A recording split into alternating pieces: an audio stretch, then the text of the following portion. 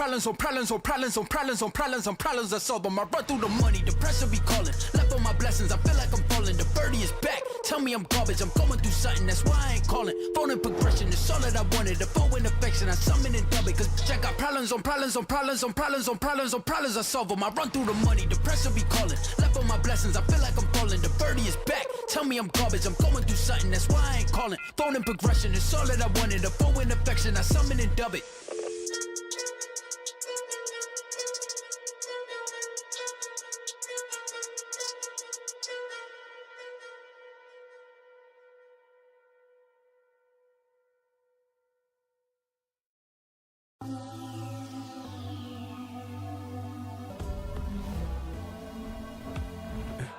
For the record, for the record, for the record, for the record. Been a little too nice to y'all. Now I gotta up price for y'all. Snake eyes on dice for y'all. Shoulders on ice for y'all.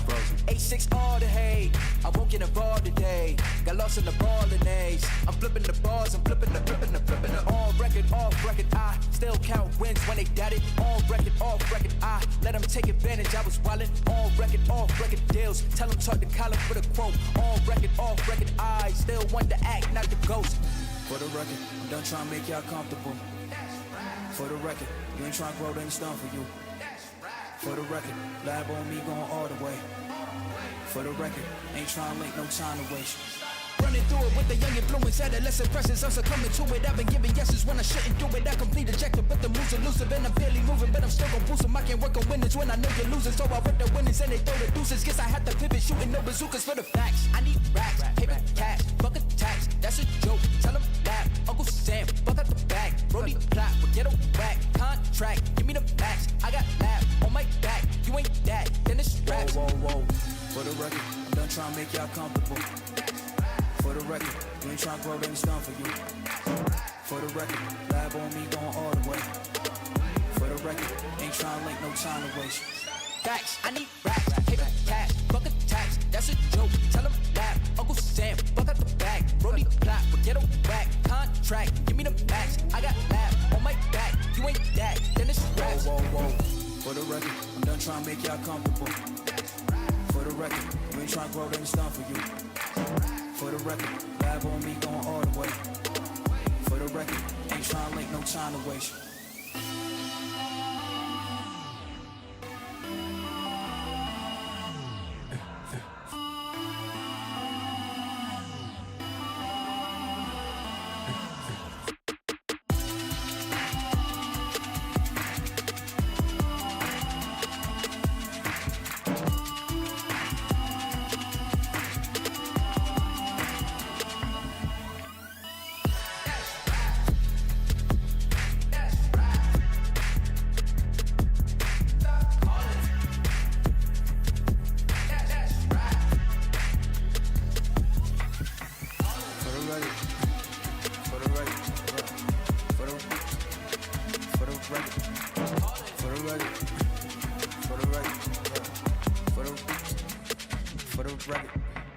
For the record.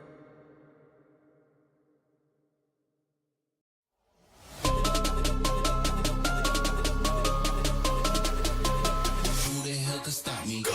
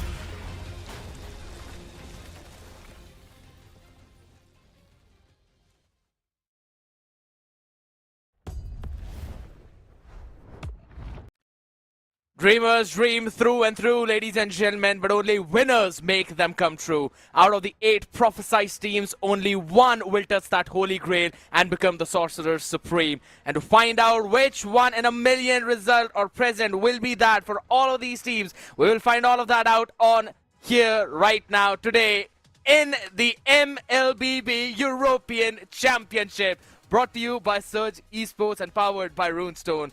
Man, my name is Kadiet. Alongside me, we've got the man himself, the big brains out here, wearing the white polo, looking absolutely locked in. Zakota, how are you feeling and how excited are you for this one? Well, Scared, thank you for the introduction. I'm feeling super excited. I think everyone is gonna feel excited because it's the #1 day for the regular season of Mech Season 2. And we have one of the best matches for today. We have Board versus White Army on the chopping block. It's gonna be a best of 3. And right now, let's see the groups. Do you mind introducing the teams? Ooh, my guy, these were the teams who eventually came in all the way from the open qualifiers. And a couple of these teams were actually invited one out here. Boars Gaming, White Army, Unix. The qualified ones, Ball Force, Vision, Light Cavalry, all of these. They, again, same journey out there from the open qualifiers. VSG and Imperial Esports. Previously, they were known as Extremely Slay. Now they are known as Imperial Esports. Are ready and locked in to face all of these teams who had to fight those hard-fought battles to be here. And we know what that means, Zakota, that these two have already proven themselves on those big stages. Oh, Scared. I mean, I'm really looking forward to seeing both of these team plays. I mean, heck, I want to see all of 8 of these teams play today, but, you know, we can't do everything at once, but we're gonna have so much to talk about today, especially about the playoff brackets. Group B, Yes. 2nd place, going against Group A, 3rd place. Same in the M2. And 10 again. I mean, look at these. Group A in the first, Group B in the first. They're gonna go head-to-head against the winner of the M1 and M2. And Yes. 10, they're gonna go the losers to the lower bracket, Scared. Exactly. So basically, the first 3 teams of both the groups will be qualified. The last one will be eliminated. So 2 eliminated teams. The team that has been seeded first after all the matches conclude eventually will move into the second stage of these upper brackets. And the ones who are 2nd and 3rd will eventually face down in the eliminator. The winner qualifies, and then we begin the double elimination bracket right now. And to kick things off today, Zakota, the spoiler man, always revealing out our secrets. We have got Boars Gaming taking on White Army. And guess what? You've got some favorite lads up for the next one as well. We have Vision and Light Cavalry from Group B next up. But now, I mean, the last game I think I'm really looking forward to the most. Unix versus VSG again from Group 8. They're gonna go head-to-head. And I think that's gonna be the match most people will look forward to. Or the second one, I mean, in the second one, we have Onoki, the hot demon lord, so I'm really looking forward to seeing him play. But Scared, who is your favorite player out of all of these teams? Who do you think is the best? I mean, why do you want to ask me that one, right? Because I'm pretty sure I'm going to say that in terms of Rome, I think so I'm going to go with Kingstar. But when it comes down to one player that I have to choose who could eventually outclass everyone, I'd probably say God Believer. But let's be brutally honest. That man has been the key for Boars Gaming in every other game. And you can see at least one of the players struggling in 1, maybe 2 games, sometimes even in certain series. God Believer is the man who always picks the team up. And that is one of the big reasons why Boars Gaming have been winning tournament after tournament. But performing in this one, getting that first place, is going to be the key to unlock that €7,000 prize. Not only the €7,000 prize pool, but the ticket to the EWC wildcard slot for Mobile Legends Bang Bang. But other than that, we have a total prize pool of €20,000. And it's gonna be spread out as seen on screen. But, you know, Scared? I noticed something, the talent predictions, that means the casters. We have a bounty as well, so the most accurate caster will win a prize. And, I mean, you know, I think I'm gonna win it. That is true. And guess what? This time, as for the audience as well, people, you know you don't really are going to be ignored or anything, right? Because we never ignore you. We always have giveaways for you. We will have the MVP by the audience as well. That means the one who eventually gets the most votes for the MVP that has been chosen by you guys will also win 200 euros. Finals MVP, best roles, all 5. We've got all of that. The things that happened all the way back in Season 1 as well, now upgraded and made better in the MEC Season 2. Zakota, I'm super excited about how it's going to fall out, how it's going to pan out, especially with everything that we've got. The slot for EWC. How much are you feeling electrified by this? Bro, I cannot wait to see what's going to happen and who team is going to be representing at EWC. I mean, I have already in mind one team, but I'm not going to spoil it because I want to keep it spicy. I want to see how their road is going to be, but I have a lot of hope for all of these teams here because all of them are strong. They've made it this far. They made it a top 8 in Europe. I'm scared. I'm really excited. I'm shaking from excitement, but make sure you guys check out everything and most out right now. The up map is gonna be Boars Gang versus White Army, but there's a secret. MLTV. Scared. You wanna talk about it a little bit? You want to explain what it is? All right, for all the people from the European region, right? One thing that Surge has done for all of you to make your lives easy is that they've launched the MLTV. You can simply go onto that website and you can see the result, matches, stats, players, rosters, everything for all the teams that are participating in the European events. And I think so this is a big milestone by the entire team, right? And I have to give them a huge shout out for this because I haven't really seen any other region do this for MLBB at all. So guess what? This is a new step, a new leap that is coming along with you guys, or rather all of us getting that EWC slot too. So I think so this year couldn't have been any more better, but you know what? Fingers crossed. I'm up for surprises for maybe M8 as well. I'm scared. MLTV just sounds so cool. You can check out, as you said, the player stats, the team stats. The best players in Europe are going to be ranked like this, so the number 1 player might get some reward, but who knows? Let's not spoil much, but you know what? We can spoil the player roster. Scared. I cannot wait to see the players here. I mean, are you excited? You can't catch that excitement right from the camera, right? Because White Army, with the roster that this team has, I'd have to say, not a lot of people were expecting them to be here, but with the way how they showcase their skills all the way up in the open qualifiers, winning game after game, ending up in that top 3, one of the players that we have to highlight will have to be Macaron in this team. Yes, you've got L9 Ghost as well in mid who likes to control a lot of stuff, Realize plays out of his mind, but Macaron eventually becomes the key. And it is on this man's shoulder to try and stop Leave Me on the side of this roster because they are the main kings to be defeated.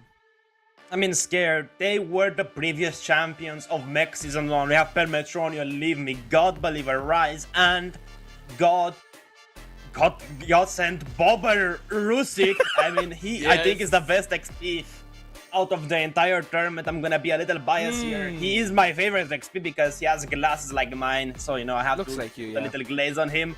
But Knew it it. is Boris Gaming, the defending champion. Scared. Big bounty on their backs and big responsibilities as well, because this roster has not changed at all for the entire year. It remained the same. Yes, it's just the names that are changed, ladies and gentlemen. Bubba was the previous name of Rise.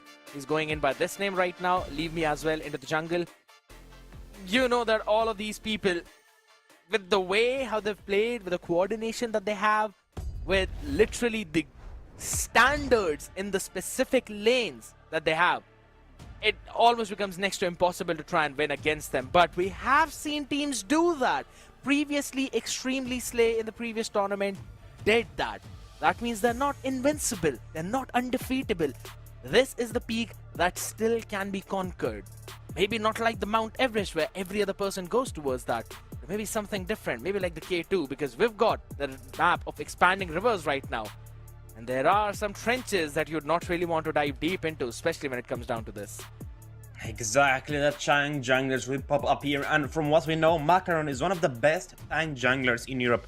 He's Fredrin and Balkshot, they are extremely strong, but we cannot leave Me out of the conversation. He also has an incredible hero pool, especially with some of the tanks. Wow. But the actual map is going to be the Flying Clouds. We got joked here, Scared. Always happens when I'm with you, man. For some reason. Always happens, Dakota. I don't know. Jinx. Bad luck charm, maybe? Jinx. It's fine. It's fine. But here's the thing, bro. You know, I mean, it's totally cool. Flying Clouds still brings out those possibilities of having early skirmishing heroes who, yes, don't really need to worry about recalling back and then hopping back in. You can simply just go back, use the Flying Clouds, back into the action as well, keep on going in early aggressive fights, which kind of leaves the room open for picks maybe like the Hildas, maybe like the Khalid, something that can really move around the map, be on your face, be aggressive, while also not worrying a lot about what is going to happen afterwards if they get poked out a lot. I agree with you on that, but we're gonna see the backshot going out already, same with the Freya. But guys, I want to make sure that you come to the Surge Europe official YouTube channel, because here we have a ton of giveaways here where everyone can participate. You just join, you just have to listen to what the caster and what the moderators say.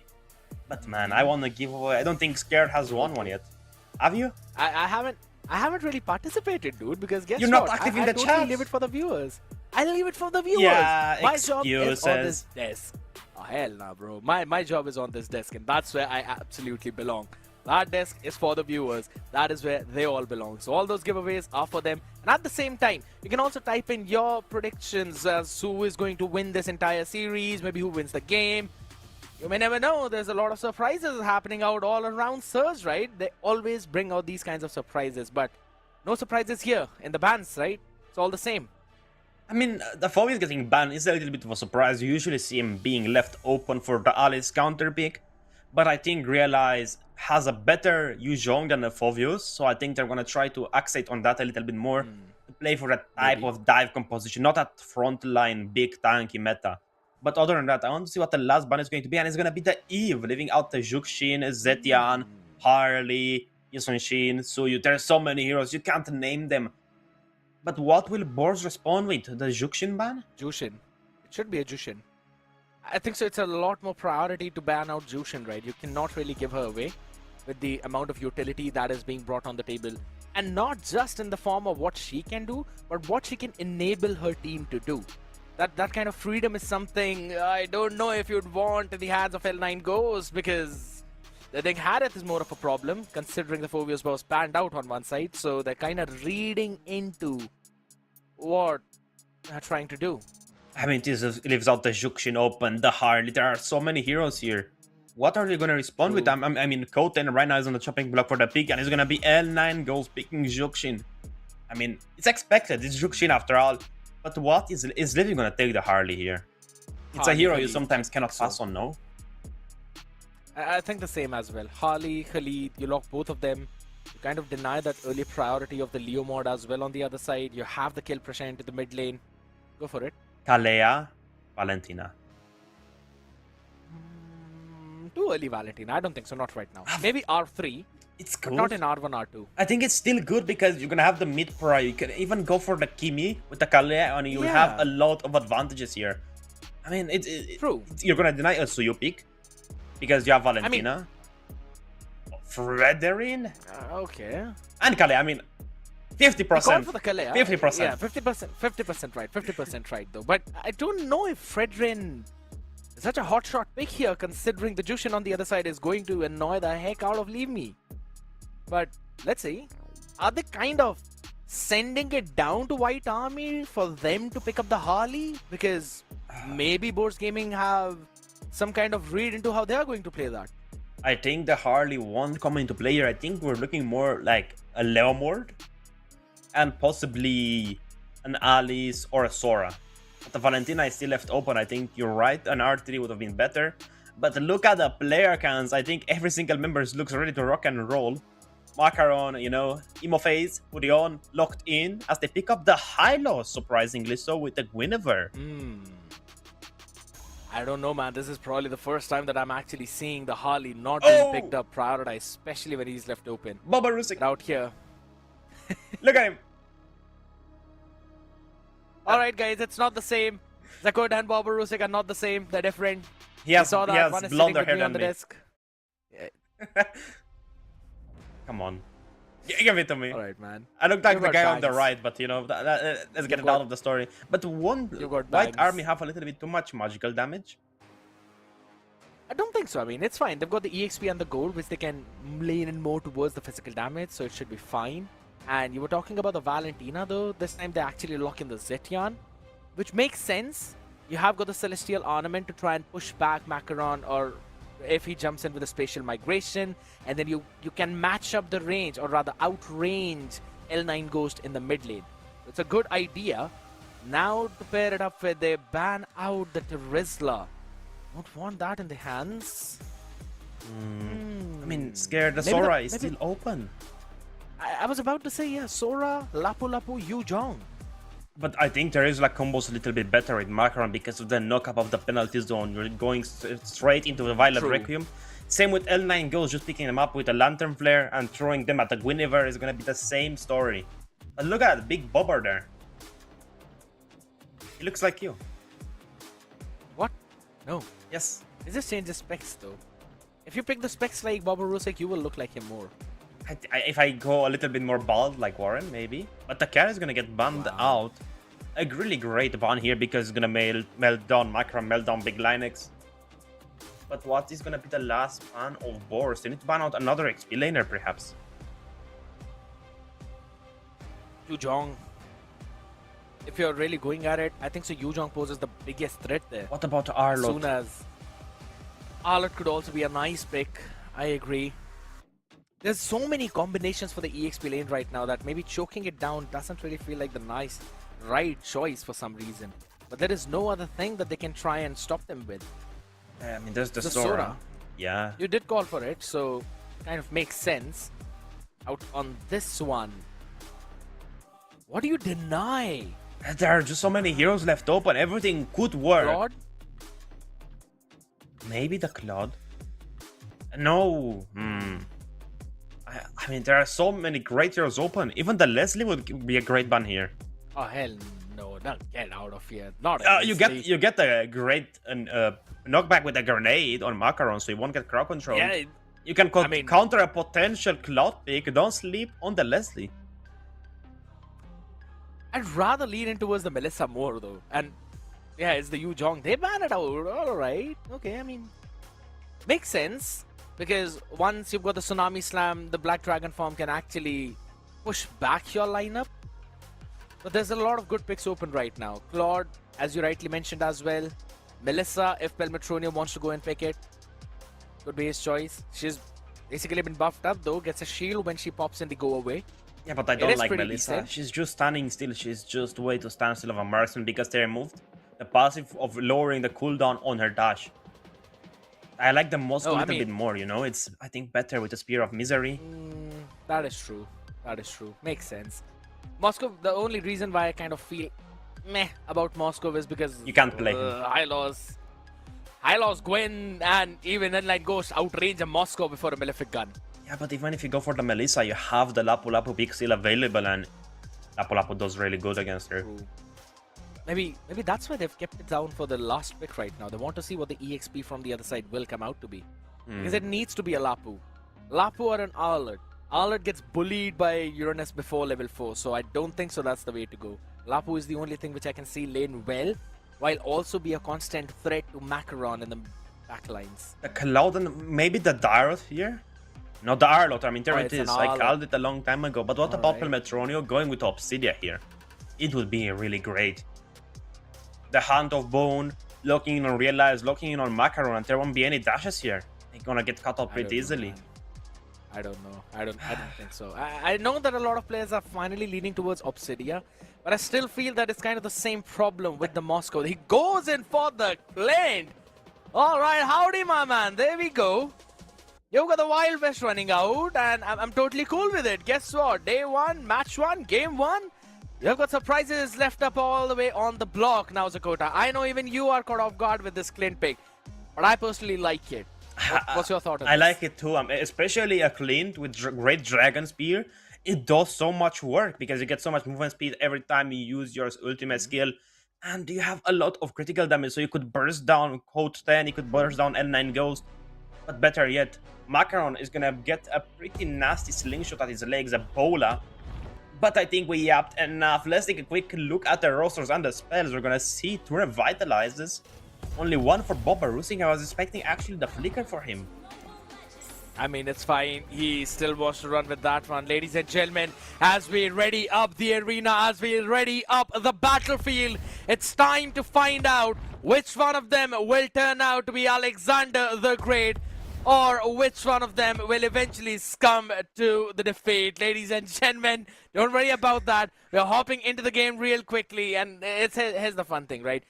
Tell me which was the app right next to MLBB. Type that down in the comment section, and maybe I'm going to give away a few diamonds for you guys, whoever says it correctly. And no cheating. You cannot go back onto the stream to figure that out.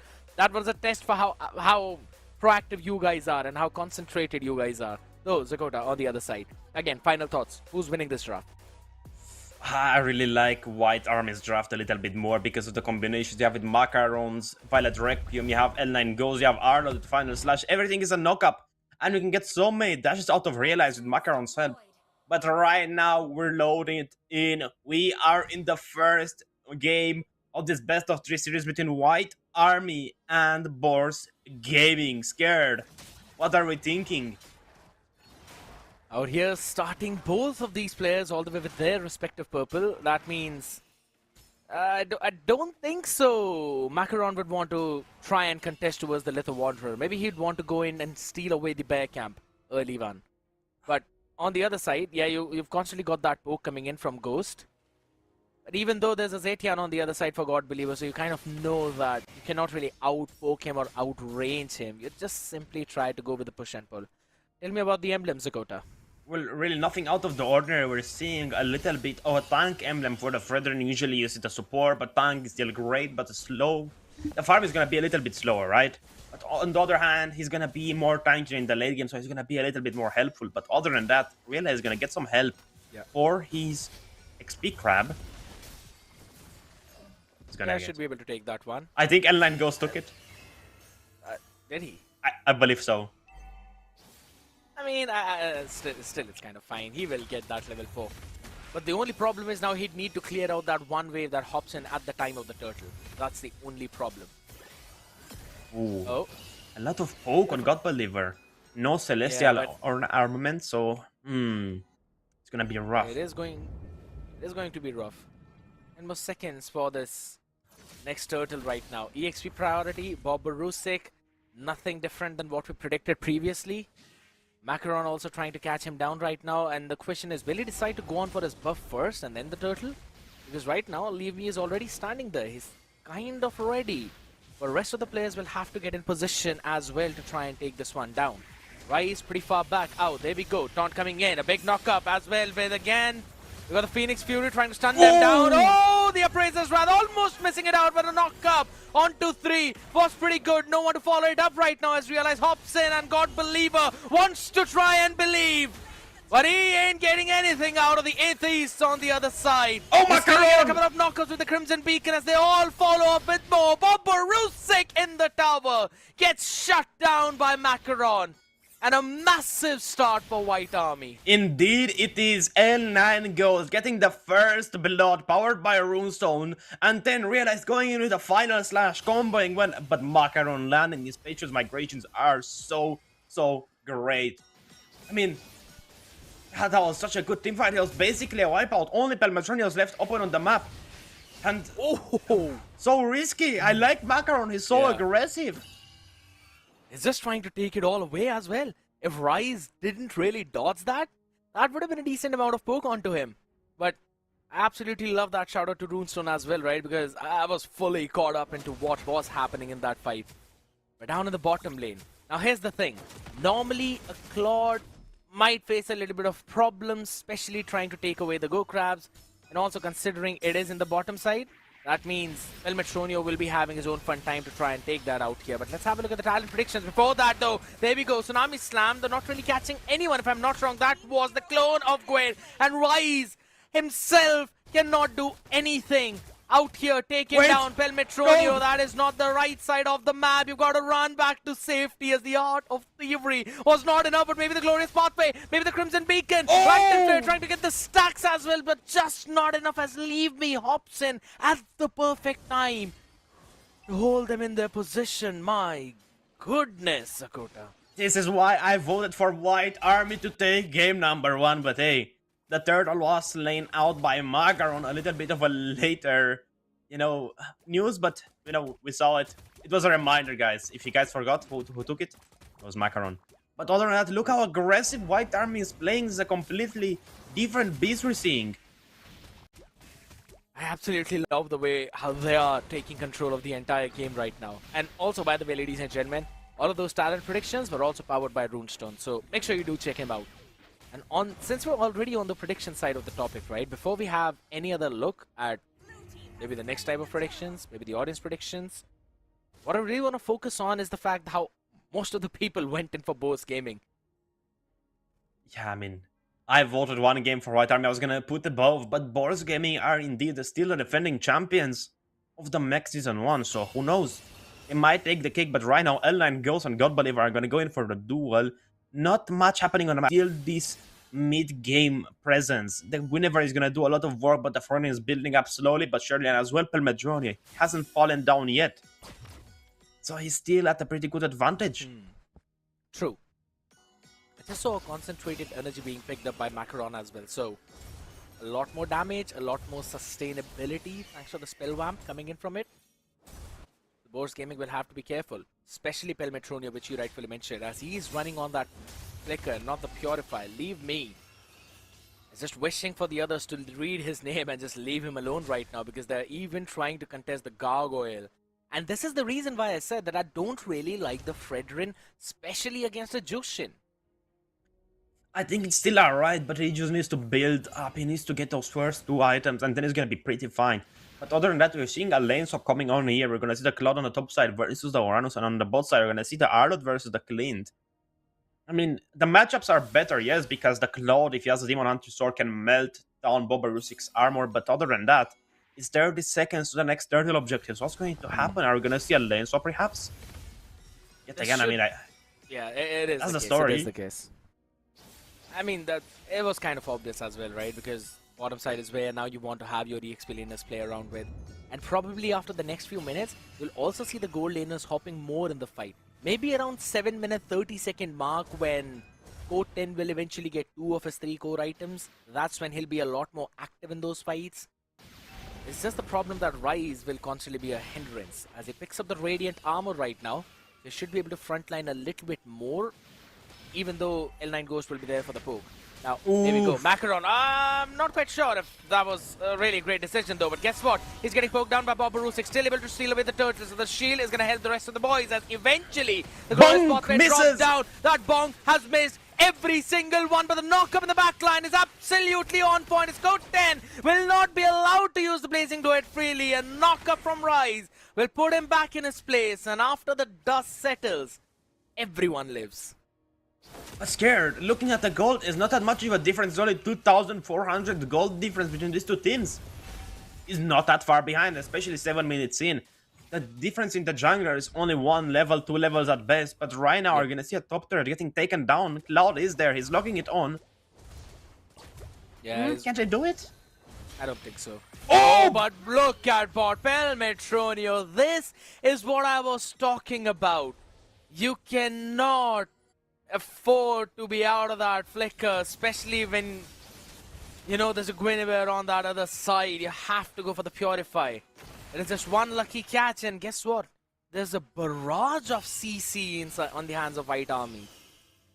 I mean, they just have so much damage and so many combos that could work all together, and now the gold gap is getting bigger and bigger, but the Tsunami Slam is there. Is it gonna lock on Linettes? Yeah, there we go. With the Tsunami Slam, you can try and take down this horse into the tower itself, as Lennox could not really run away. Even the Phoenix Fury was used up in just to get that chain CC in. Out here, as we look at the items, right before that, Macaron will be able to run back to safety now, Zakota. Talk to me about the soon-to-be-picked-up Sky Piercer of L9 Ghost. Sky Piercer for L9 goes. I mean, it's pretty late on in the game, but it's still a pretty solid item. But Metronia is gonna trade a turret in the bot side. He is getting his build going steadily, but other than that, Colt 10 is almost close to his Trinity peak right now, so that's gonna be a lot of damage upon the Uranus. Especially the Freden as well. It's 2 seconds to the Lord. 30 more seconds probably is when he'll eventually pick up his Trinity.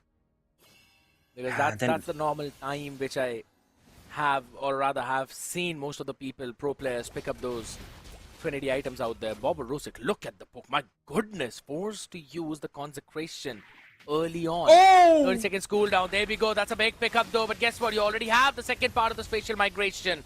So no problem for Macaron. All you need to see is now that one big ultimate is on cooldown for Rise. So he cannot go in for the engages. That means this could be a free law, though. He still goes in for knockup yet again. Eventually could be locked in a place. The final slash in the back. As with the blazing doom, it's all hell broken loose. Leave me cannot survive through the onslaught. And that's the 1-for-0 trade in the hands of White Army.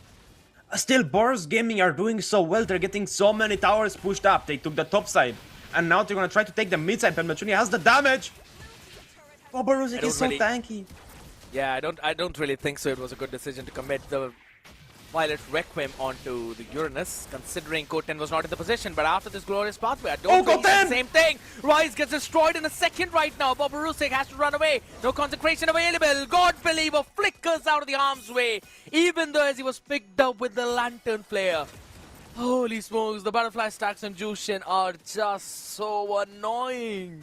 Indeed they are, but you know what's annoying? Macaron taking down this Lord. And he's gonna be... Oh, look at... They're just trying to fight. Oh, no. They don't let anything go. They have the advantage. They took the 4 versus 5. Boros Gaming are now at the knife's edge. They have defend the Lord. 10 minutes in, already a Lord. It's really early.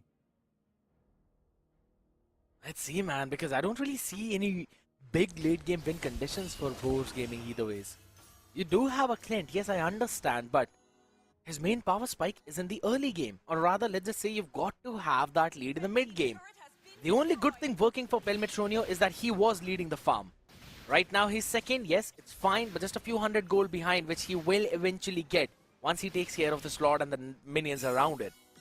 So he's getting those items. I just want to have a look at them one more time to see if he's completed the main 3. Because you need a Blade of Despair to burst through that tanky front line.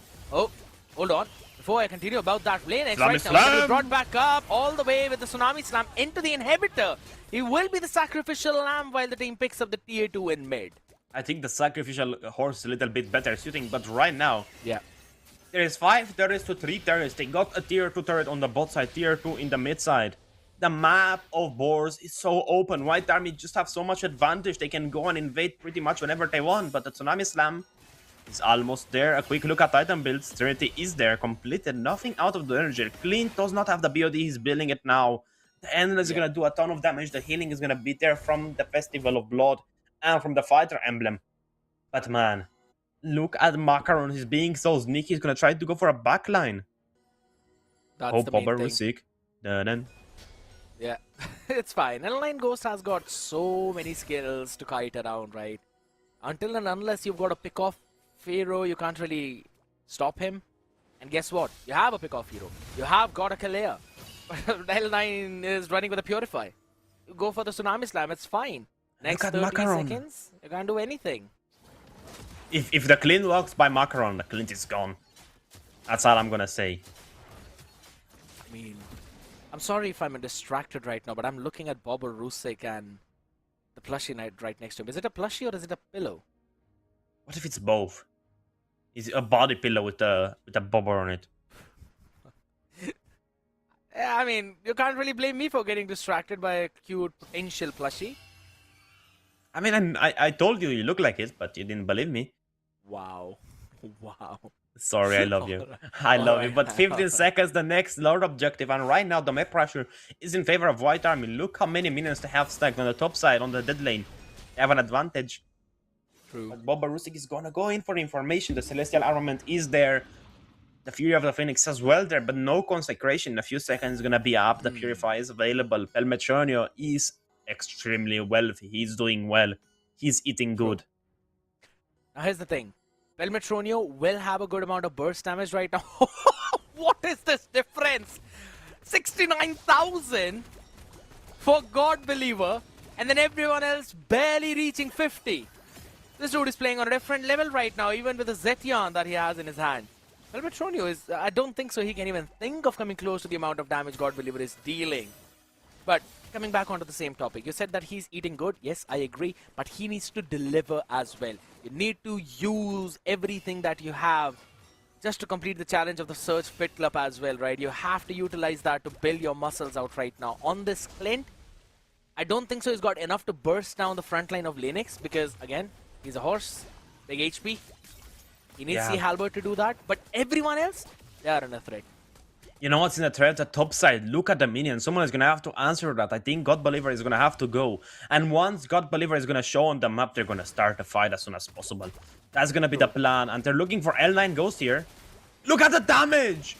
Oh my god, that is big though, but the knock-up coming in right now. Leave me still able to sustain through all of it with the backline. Here's the Phoenix! Fully zoned out, Pelmetron, you can't do anything right now. Blazing Duet was just sending him back along with Linux hopping on top of him as Leave Me cannot do anything with the bong. Rise is finally gonna rise to a different dimension, but not in the land of Dawn. He's gonna be sent back to the fine fountain though, along with Linux. In this, I think so it still is a good trade for Boars Gaming. It's a roam for roam, but right now they still have realized on the map, but they have a little bit better HP with Leave Me and Bob Barusik. Who's gonna be kiting them? Who's gonna be taking the damage? But on the other side of the map, still White Army have the pressure of the minions. Oh! Winter Crown into the Violet Requiem. Final slash to bring Pelmetronio back now. Things are looking problematic. You've got Leave Me sent back, backing home in the fountain as Macaron is ready with the retribution. But you need the great bombardment. Oh, big damage numbers right now from Pelmetronio. But still, the BMI saving the life of Code 10. But guess what? All of that poke has brought Boars Gaming to a standstill yet again. They need to answer that top wave. Somehow it keeps getting pushed further and further. L9 Ghost is gonna take care of the mid. He's gonna come back the fight. But Realize needs to somehow go for a flicker in the back hand of Pelmetronio. He needs to pull him around into the ultimate of Macaron. They need to combo somehow. Look at the poke right now. Tsunami Slam! Drop down, final slash yet again! Pelmetronio burst it down, and now the Blazing Duet is going to do the rest of the thing. Leave Me hops in with a flying cloud, but guess what? You're going to swim back right now. As Leave Me's in danger. All the way full up. God Believer will run back, but all he can do is just watch the bonk man do nothing with his bonk. It's like a tingle on the bell, and it ain't saving them right now. A big chunky wave in mid, and God Believer, you might have dealt the highest damage, but this time it's not going to be enough. This time it will be the onslaught of the White Army. This time the White Walkers will take on the Starks and claim the land of the North. Indeed, they do. White Army are gonna take game number 1 of day number 1 of the regular mech season 2 against Boars Gaming, the defending champions. What gameplay coming in from Macaron? Night and day difference here. Blows my mind. That's all I'm gonna say. Because let's be brutally honest, even in the draft we were constantly discussing that yes, Boars Gaming might have the win conditions, but White Army can actually play along with it very easily, which they eventually showed. And neither of us were able to predict out the Guinevere into the jungle in the hands of Macaron, and that was such an MVP performance from him. Well, I think L9 Ghost is gonna take that MVP. I mean, make sure to check it out on MLTV to see what actually happened, to see more breakdown on statistics. But man, he did so good. He had the the brute force. He had a little bit more HP. He had the cooldown from Frederick basically down to nothing. He was just going in, going out whenever he pleased. Same with Realize. That Arlot I mentioned did so much work with the Guinevere, with the Juxin. They just had so much combination. And look at still the most damage is God Believer with almost 120,000. That's one of the big things, right? This dude was every single way. You can think about where the Zetyan is. She might be in the top lane, but God Believer just pops in the Phoenix Fury. Boom! 5-man stun out landing in. But I like the point that you mentioned about the brute force breastplate, just to make sure that you've got, with the maximum stacks on it, you have got that extra CC reduction. And all of that played out really well. And I believe it came down to the same thing at the very last, right? Pelmetronio getting caught in the final slash of Realize. We've been talking about everyone, but I think so we haven't really touched upon Realize a lot with those final slashes. He was insanely good. I can't argue with that. I mean, he was going in, going out. He was doing whatever he pleased. But still, you have to give some props to Macaron. He was basically handling business so much. He solo killed Pelmetronio on the bot side. They got an advantage. After that, he jumped on Leave Me. They took the 5 versus 4. And they just kept on winning. It's only 5 deaths, and the 4 deaths are from Linux. 1 is from Macaron. Basically, that's the entire KD of White Army. 3 members of White Army went unkilled. That is their strength. That's what I'm going to say. The only person who was eventually falling was Linux, which you rightfully mentioned, as we will have a look at the same thing in the highlights too. Especially what happened towards that the last few fights. Look at the positionings, right? God Believer being zoned out. Leave Me wasn't able to do a lot of things even during the entire game just because he's on a Fredrin. He is behind. He got picked off early on. And what is a Fredrin behind in the jungle going to do? Absolutely nothing.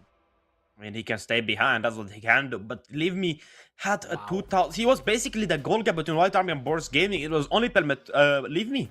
Pelmetronio was carrying on the goal statistics. And Rise went in and a pretty low HP amount, so he was just giving a kill to White Army for basically no reason. Could have went for a reset, could have played a little bit better. But still, they didn't have. Look at that spatial migration, just catching the Fredrin down. Yeah. And then came down the poke. And even though there were the bonks coming in from Leave Me, guess what?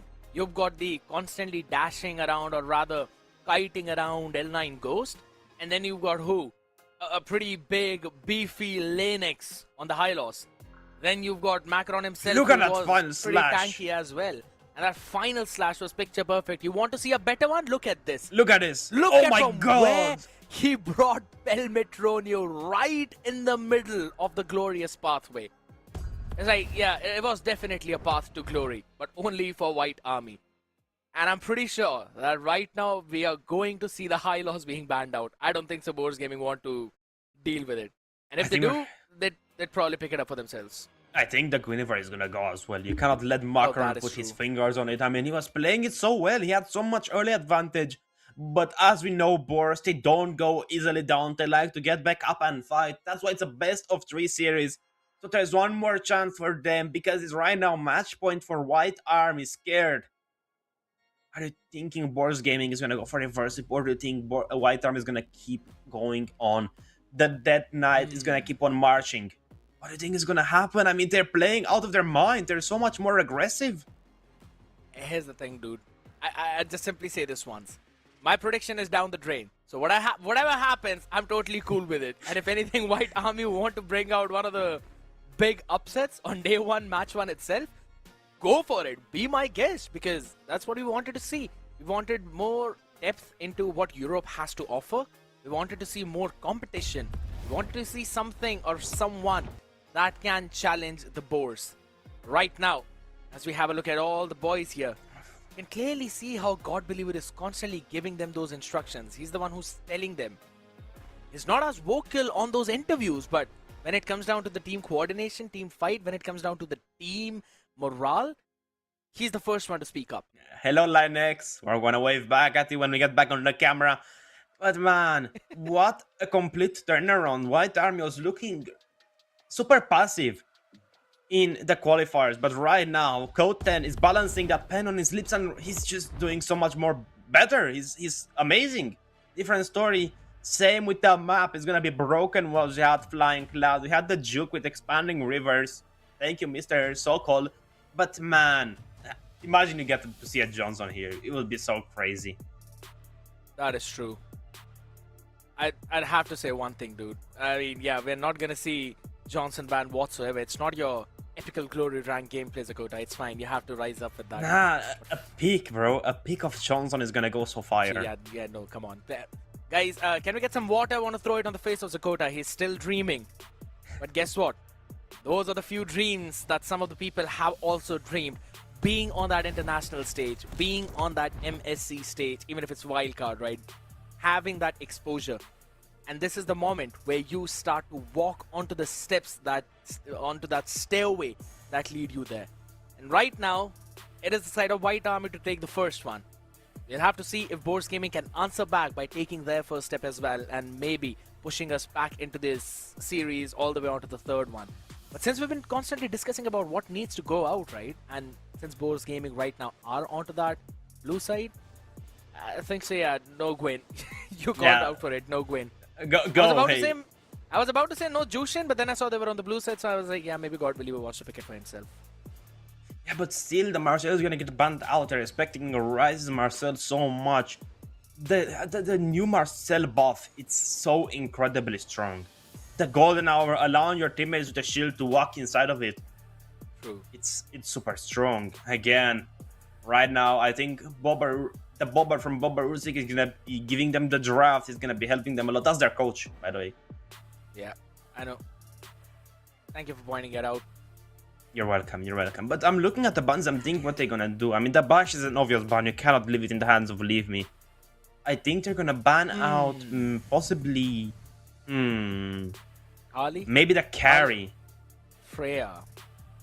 I think the carry is better ban. Because you counter her with... the Freya counters the carry. No, the other way around. The carry counters the Freya. So you're gonna force out a ban from White Army. I mean... yeah, here's the thing. Now, the only reason why I said Freya is because Pelmetronio doesn't really like to play Freya in the gold lane. Like, we have seen it multiple times. Even if it's left open and even if it fits the composition well, they just don't go for it. They still want that late game ADC in the hands of Pelme. Man, I mean, I'm thinking what they're gonna do. Realize he's doing so well, but Koten looks so much like Dazai. Are they perhaps brothers? I was about to say that as well. You're thinking it. Let's do a lookalike competition. Let's do a lookalike competition. We've already got 4 candidates, right? You, Me and Bobber, Koten, and Dazai. We'll add a few more. Yeah, we'll add guys. a few more. All right, you know what? We're gonna give this down to the audience. Chat, write down who all are the players that you think are kind of the lookalikes of each other. Ooh, scared. You see what I saw? We have a ban counter as well, besides a pick counter for the heroes. That's so nice. We saw Hard got banned in game number 1, and now Pelmetronio picked it up.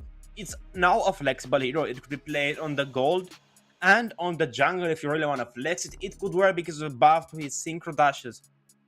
He's gonna do so much more damage to jungle creep, but other than that, Hard is a really solid choice. He has a ton of damage. But what is Linex and Koten gonna respond with? Are they gonna go in for the Kalea early? Pick off, or even Kaja carry? Oh, Phobius is banned out, so yeah, Kaja carry could work. I think Kaja is a good choice here. But it would probably be a little bit too early to show that card. It is a Harley. And it's a Kalea. Harley. Alright. I was kind of skeptical about the Kalea, just to be honest, because Harith will be running on the Purify. Tsunami Slam, a long cooldown, rather than 15 seconds of the Zaman Force is what you really need. But it's fine. I don't deny something else. Oborusik on the Uranus, leave me. Who's looking right now? Leomord? The Leomord, the Nolan, even the Lance would be going pretty well against the Harley because you can immune it. The Thorn Throws, yeah, the Suyu as well. Yeah, there are so many heroes, and it's gonna be the Suyu getting picked up. But here's the thing: Suyu's resistance to magical damage, as we know, it's been nerfed. He has 30% physical resistance, but he doesn't have no longer the magical. If he had it, I think Suyu would have been owning the meta right now because mages are doing so much work. But they have the Harit on their side. Of course, it's a Harley. He has a ton of burst damage. It is deadly magic and his poker trick. But other than that, you will need a pretty good mage to deal with the Suyu. Something that's pretty mobile to dash around because Suyu has so many dashes. Maybe it could work. I was thinking more of the Zetian just to instantly shut him down with the Fury of the Phoenix. Even the Celestial Armament. But I don't know. There's the carry. I mean, it's the obvious choices. True. I don't think so they're going to rush down onto the mid lane, considering even Boars Gaming have to pick it up for themselves. While focusing down on the gold makes it a better idea. Carry works well with the Kalea, so you have got the Tsunami Slam into the Speedy Light Wheel combination. I was kind of thinking maybe even the Claude, but yeah, that basically would have been individually good, not going good with the lineup, so it's still a nice choice. Now it's gonna go focus it down towards the roam bans again, ban the high loss. Or rather a Hilda, man. I think so. Hilda annoys Hardy a lot. Ban a Hilda. The Hilda, you think? The Valentina is a better ban because you can copy the Tsunami Slam, you can copy the Deadly Magic, and you're gonna give God Believer a chance to put the Deadly Magic for penetration to do even more and more damage to just light up that ring of magic. But the Yuzhong of Realize is gonna get respected and ban out of here. What is the pick on XP? What are they gonna choose here? The Terizla is still left open. It would work against Boba Rusik, but better yet, the Dyrod is not a bad choice. It could work. It has a ton of damage since with the new buff, it's got an even tankier, and as we know, in I believe M6, M5, Dyrod was one of the main counters to when Uranus was really strong. But the Kaja is gonna get banned out. I don't know, man. I just still feel that Hilda looks like a pretty solid pick for Boars Gaming. But there is going to be one problem. They will lack heavy CC. Yeah. Since Boba Rusik is not on a playmaking hero, he's more on a sandbag. You need something on the roam to make that play. Which kind of brings me to the place where Rise might pick up the Khalid just to counter. Oh my god, that is such a squishy lineup. Think about the Atlas here for Rise. You're denying the crowd control coming in from Big Linux. You have a lot of resistance to Macaron. Am I seeing the Beleric? That's not Atlas. He's not green. Atlas is blue Rise. You know, if you wanna. What is a grown-up Groot doing here, bro?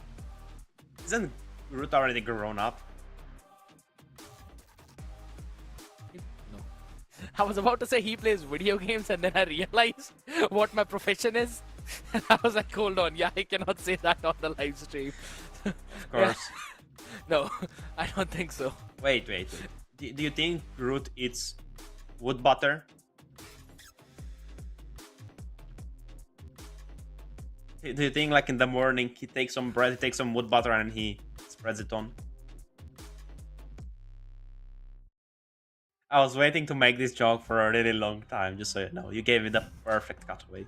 Did I or did Rise give you that perfect opportunity? I think you gave it because you mentioned Groot, but Realize picks up the Alice just to deal that extra. But look at how much magical damage they have again. They have 3 magical heroes.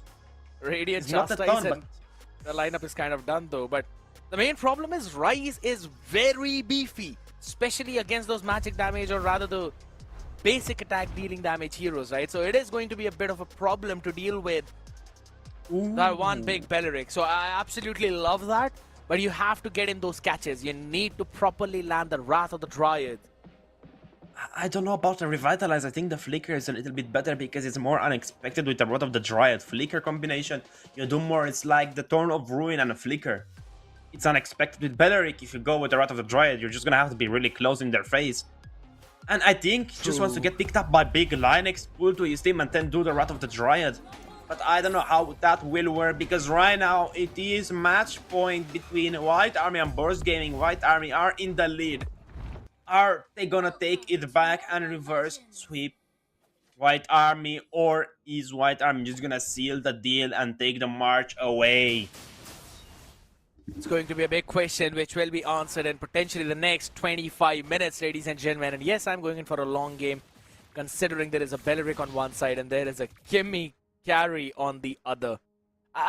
To be honest, I kind of thought maybe even the Vengeance would do the trick with Rise, but yeah, I kind of agree. You should technically go in for the Flicker to try and be a little bit more surprising. Linux, a bit out of the ordinary, my guy here. Uses up the Flicker as well just to be bursted down as the First Blood, powered by Runestone, goes in the hands of Boba Rusik.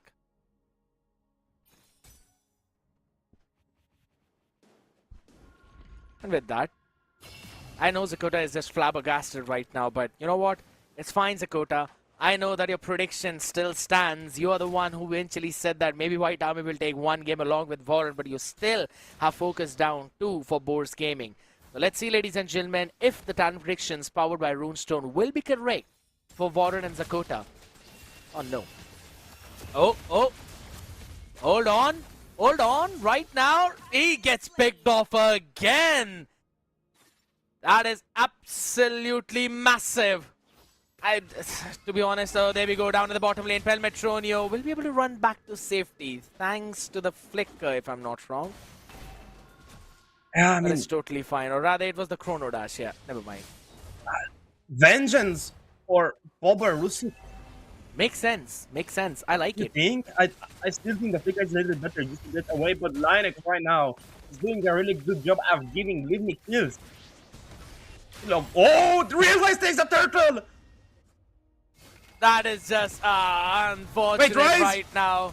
Yeah, Rise is going to be taken down. No way for the Groot to survive as L9 Ghost is traded. And I'm not quite sure if this is exactly what you wanted, White Army. This is tough. It is Boars Gaming with the clear-cut opening of almost 1,000 gold lead. Lane EXO eventually goes back in. No support for this man on the Kalea.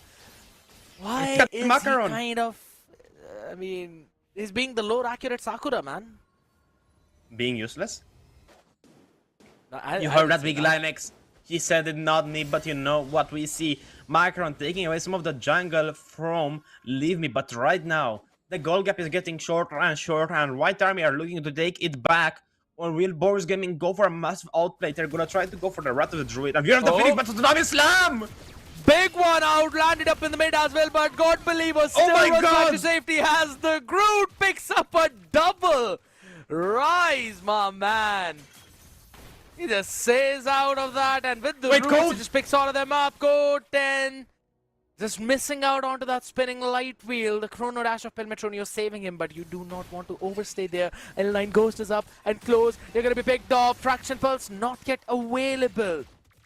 It's going to be A-okay, but man, this is so brawly. Indeed it is, but you know what happened in that fight? There was the Purify getting used. That's gonna be another prone pick for Big Linux. He needs to go in with the Flicker, take the pick of a Palmetronio. Even on God Believer has the Flicker here, not the Fury. It's a Yeah. Kalea. You need really fast reflex, and we know that God Believer does have those. But man, Rise coming with a Beleric. The Wrath of the Dryad has such a huge range. You can catch out all the time Macron if you're making a really great positioning play. But look at Pelmetron. He's sensing that danger. He's seeing how aggressive Kotan is here. And Pelmetronio understands that. Macaron instantly going back. Tsunami as Slam! Fury used up. There we go. Tsunami Slam. You mentioned about it right now. Chrono dashes right into the Salmon Force. You still will be able to sustain through with the shield. As Lennox get picked off again. White Army are trying to do everything right. Yet they're not landing at the right answer. Realize you might want to run back to safety, my man. Understands the bait. And the Indra's arrow did not really connect properly, though. He still hops in. Thanks to all of the blood he's soaking in and turning it back into his life steal, but it's fine. Scared. You know what happened in the top side? The Tsunami Slam. Oh, wait, before I say that, Kotan is just gonna be fine. But the Tsunami Slam picked up God Believer, and the Deadly Magic went upon Pelmetronio. They are going for completely different targets. They were not connecting as a team in game number 1. They were playing as one, and now they're playing as 5. But that could have been a really great pickoff on God Believer, but I don't know, the targeting was pretty True. weird. I think maybe Macron missed his Deadly Magic and it landed on Pelmetronio. Maybe. That could have been the case as well. And I believe it is like twice now that they've kind of missed off 2 kills that they should have gotten, right? God Believer in the mid once when he flickered out, and then Pelmetronio and God Believer both up in that top lane. And if anything, it was Lennox who was punished. Still level 6 onto that Kalea. I mean, it's the same level as Rise. Yeah, that's... I was about to say, yeah, that's still fine. Not that far behind, if anything. Just in terms of gold, Boards Gaming are doing good. I don't think they can deal with Bob Barusik. They don't have the damage. They need to get Kotan fed up. But he didn't fall. He's still at a really great KDA. Even if he didn't get killed, no assists, he's still doing well. Only Linux, he's playing a little bit odd. But still, that can be changed because Leave Me right now. He's gonna try to take down Realize, taking that minion wave just for the XP. But Bob Barusik is still in the lead. How is this man farming so well? He is a farmer, man. You don't ask a farmer how he grows his crops. Because that's his own trick right now. Is it? Yeah, You not put them really. in the ground, you water them, and they just come out. But you know what comes out? The third Yeah. and final turtle of the game. Oh, That's Tsunami the Slam! problem. As the problems go down, you miss out the most important ingredient. That's the love and trust right now, which God Believer had on his team, as he still gets bursted down with the deadly magic. Leave me answers back. Linux not able to survive though, but who does? L9 Ghost, Macaron still having a perfect distance as Realize tries to face tank. Leave me getting the angle, but not the perfect one. Landing back into the hands of Alice as L9 Ghost picks up the kill. Boborusik hops up in front, but the Kimmy will kite away. Oh, this is just like a single lane brawl and never ending fights, making the second one. And up top, Pelmetronio will respect the turret damage, so has to go back as Realize hops in there to make sure no one overextends. What a different thing. Let's take a quick look at the replay because so much happened here. The Tsunami Slen once again on God Believer. The Fury of the Phoenix landed down with the Wrath of the Dryad, just targeting them down. But then the Thorn of Re locked on. Leave Me took the turtle in the process, taken down Linux yet again. But there is just so many fights going on. I mean, even now there could have been a fight I didn't know about it. Scared. Yep. The good thing is that White Army are not really letting that goal lead fall to the point where they might not be able to pick it up. It's still around what, 1.5 thousand? If anything, it dropped down from 2.2 thousand, so that has been a big boost for White Army. And yes, we are seeing that Code 10 has not participated in the team fight, but you can still see he's slowly and steadily scaling up in the amount of damage being dealt, and that is fine. He's a carry. He needs Trinity to finally be activated in those fights and be activated in the game. But once we reach that 10-10.5 minute mark, that's when you'll see Code 10 shoot up in terms of the damage per minute. When Code 10 reaches minute 10, he will get 10 kills. But right now, the Lightning Transition is going to get picked up by God Believer just to get that extra bit of bouncing around damage from the Way of the Phoenix and the Fury of the Phoenix. But right now, it's 5 seconds, the first Lord objective of the game. Right now, Boars are still in the lead with 2,000 gold. Can White Army take it down? I believe they can. They still have Macaron. And God Believer has a pretty good spot there. Oh, the damage! The main problem. Yeah, that's a big damage right now from God Believer. Both of this duo, right? God Believer and Boborusik being at the perfect. Look at Linux, look at Linux. Celestial Armor and popped up. God Believer uses the flicker to run back to safety. And now Linux slam pretty far. Flickers forward to put him up in the place where he doesn't want to be caught. That's a massive overextension punished by Boars Gaming. You cannot hop in the territory so close, even if you are a Pride of Lions. Boars are just too difficult for you to handle, as this is basically the free lord for Boars. What is Linux doing? He did so well in game number 1. Now he's just going in. But God Believer goes in as well. He's gonna go all the way in as Macaron is gonna take the kill on him. And Pelmetronio is gonna take down turrets. What is happening here? Constant back and forth, right? And out of everything, finally Macaron found the angle to shut down the Zetian that he's been looking forward to. Yeah, here's the thing. No matter the amount of turrets you were able to push down in the bottom lane, now all of it will be equalized. And if this push comes to show, it is possible to lose even the passives of a couple of your inhibitors. I mean, it's still 2 minutes, still those go away by themselves, but right now the Lord is marching down the top side and no one is thinking of answering towards it. Tsunami Slam comes through, Wrath of the Dryad. Yeah, that's gonna be big though, but guess what? This Groot is not surviving. Shut down finally as L9 Ghost picks it up. And that could be the play that eventually allows White Army to sustain through this Lord attack. But the tier 1s will fall. Indeed, they will. In top side, I think as well a tier 2 went down, but the quick look at the items tells us that Pelmetronio is on his way to building his Holy Crystal. And the Lord indeed does take the turret in the top side. On the bot side as well, I think they're gonna lose. Leave Me is gonna secure it. Can Big Linus catch him? Still, he didn't have the Tsunami Slam. He did not have the ultimate. Exactly. So that was the main reason why he did not even go in for that kind of play. Makes sense though. But out here now as Code 10 picks up the Demon Hunter sword, this is the point where he will start to hit like a truck. Yes, there are Chastise Pauldron in the hands of Rise as well as in the hands of Boborusik, but I don't think so that is going to be enough to save them. Now comes down to how White Army plays around with the Tsunami Slam.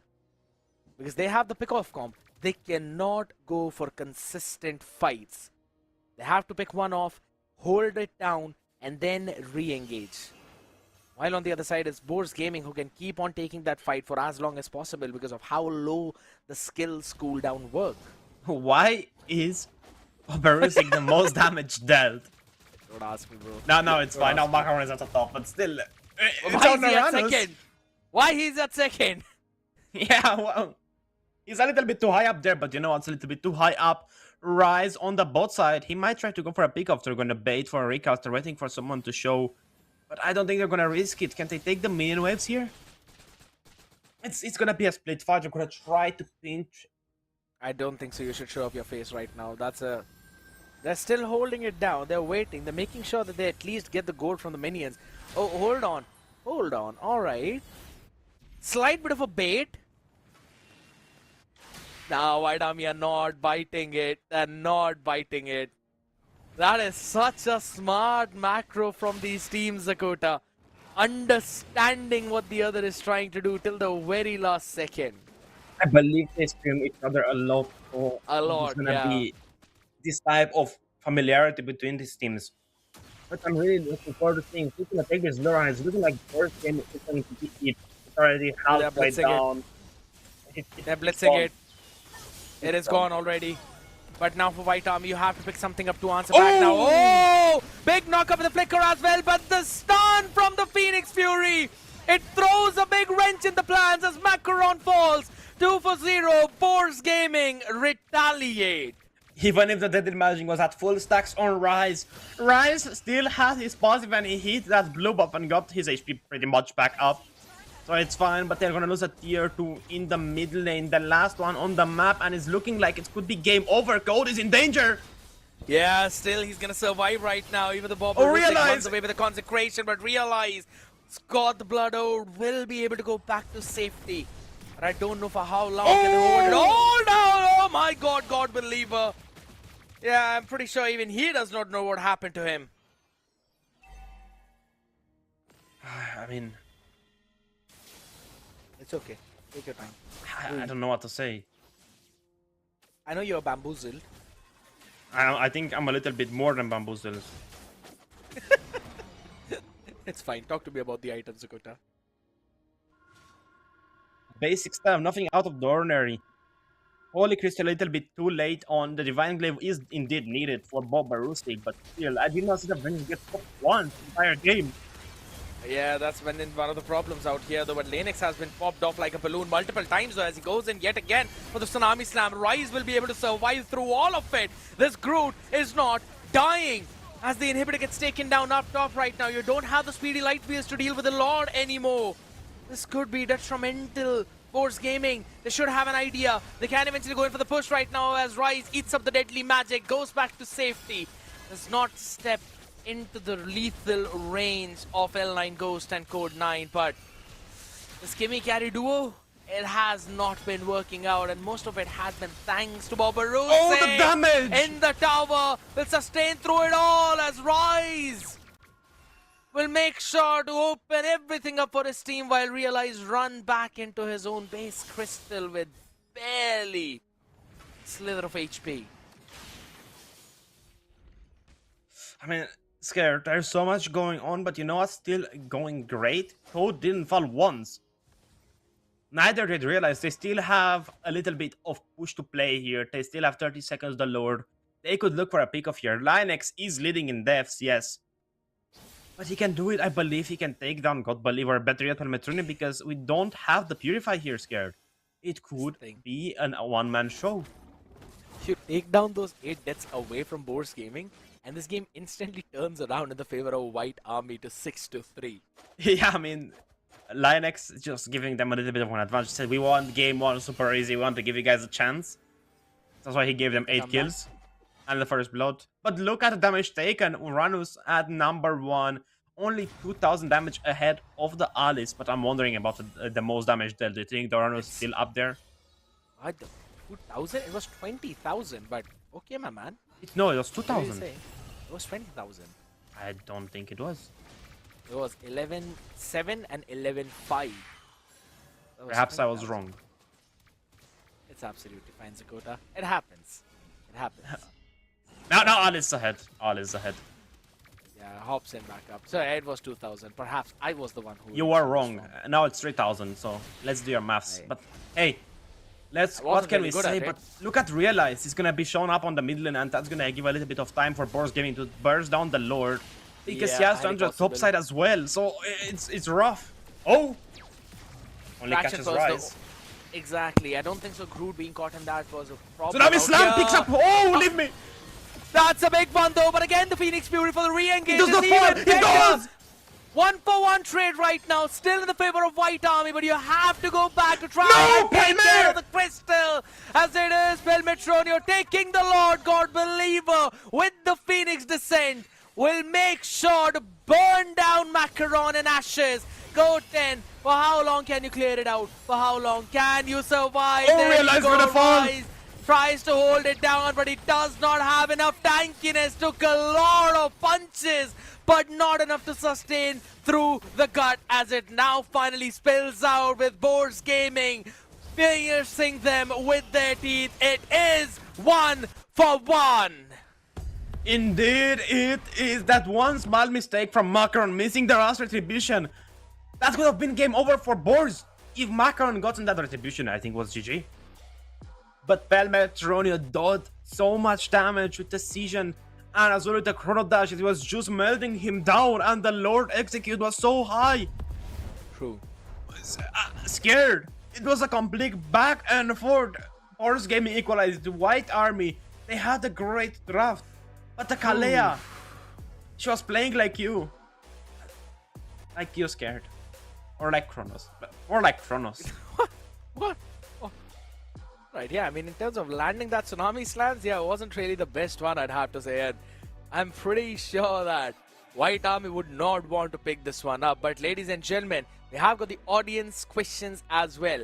Why are Scaredet and Zakuta so handsome? Holy smokes, that has been one of the sweetest compliments that I've heard in my life. I will not lie. I think they were just being nice. Thank you, Lucas, for putting up this question. I mean, why are we so handsome? Because we're in the Because we do Search what Sheet we Club. love. Exactly. Same Yeah, thing. Search Sheet Club Same is better. Same thing. But yeah, I mean, that's one of the big things, right? Joining the Search Fed Club will eventually lead you to be super buffed up, super beefy, and be as strong as Rise on that room position out here. With the Radiant Armor, Chastised Guardian Helmet into the Blade Armor. This is what I absolutely love. Pick up the Blade Armor when there's a Kimmy on the other side, and the Kimmy is going to kill herself. Oh, War Machine, God Believer 69869. Funny numbers, guys. But believe me, did get the most kills. 5 kills, and I believe all of them were on Linux. Yeah, I think Linux was the one at the end of the blade, but right now, a quick look at the statistics and everything else on the table. Koten did not fall. I mean, Linux did a really questionable job. He has the Divine Glaive and the Holy Alright, Oh, alright. He's got everything. yeah, That's he all has I'm a gonna little say. bit of everything in my life. He's got everything. But man, that could have been game over for Boros Gaming if Macaron did land the retribution on the last fight. But still, Boborosic only in the entire game, 17 minutes, 34 seconds. He used the Vengeance only one time. At least Just- that's when just we in saw case. It. It Yeah, was just- I agree. I you know, agree. It was just he had in it case. Just in case. I You know, mean, if I take the You know what? boop. I've picked it up. Might as well just press it. Oh, why are you It's fine. mocking God? Why are you mocking Boborosic? He does not speak like a beaver. I don't know, man. Wait, what? That did not sound like a bomb. Oh my Have you ever God. heard a beaver? Have you ever seen a beaver in real life? No, I have not. Exactly, so I don't know how they sound, but you know what, we do know that Wow. Linux is, every time we're gonna see a new highlight, his damage is gonna be increased by 1. I mean, God Believer is doing so much, and look at his play coming from Realize and Macaron, just landing it perfectly together, and then Leave Me coming from the turtle objective straight to the team fight in mid lane. But as I said, Linux, every time we see another highlight, he is one more ref up. And here, it was a really questionable play. He was really far away from every single member of his team. Exactly. So I don't know what he was If- thinking. It just got way too deep into the enemy territory, and then he did not know how to hop back. And guess what? Boros Gaming take no prisoners. Instantly capitalizing on the gift that was given. And White Army, after that, I think so it is going to hit onto Look their at this last mentality. fight. Great This Tsunami was Slam from big. Linux. I absolutely loved that one, but As you can see, Macaron was pushed so far back, and now Look. he hopped in, tried to He get misses the it. victory. Unfortunate for him. I think so. He could have got that. Yeah, I agree. He could have got that. It's just the fact that the Harith also gets a pretty decent execution line, especially with the buffs on the magic items, and now with the Synchro Vision that deals 1000 damage at the hit. And then along the way, it also deals some extra damage. And then you add in the Stallium side and stuff like that. Yeah, it kind of gets a little bit difficult though, but let's be honest. Yeah, in these situations, you have to land in the Retributions. In this game, but if you want to take a closer look at what actually happened, a closer look at the statistics, you can do it on MLTV. Everything is there. Just check it out in the chat. There are gonna be a few links. You can see a little bit better of a breakdown. You can actually check it out for yourself. The itemization, the damage dealt, damage taken, every single thing. It's live, check it out.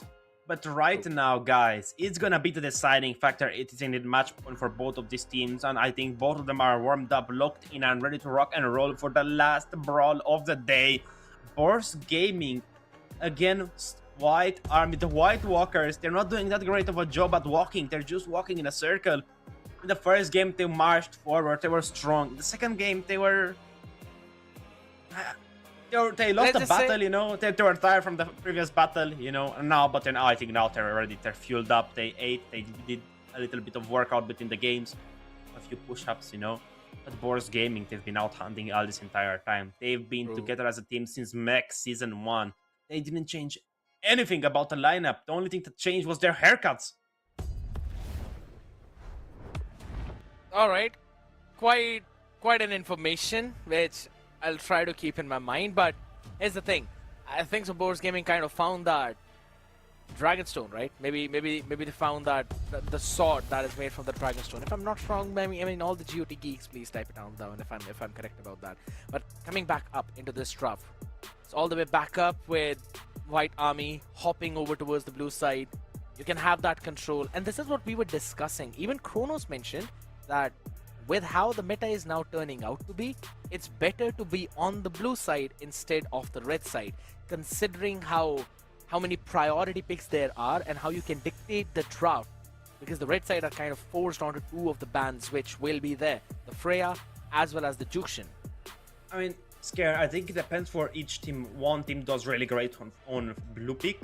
True. One team does really well on red pick, because some people like to counter draft, and I think that's more of the specialty of Boars Gaming, to like to counter draft a little bit more. That's why God Believer is so good at what he does, because he can play every mid lane, he can play every comp he wants.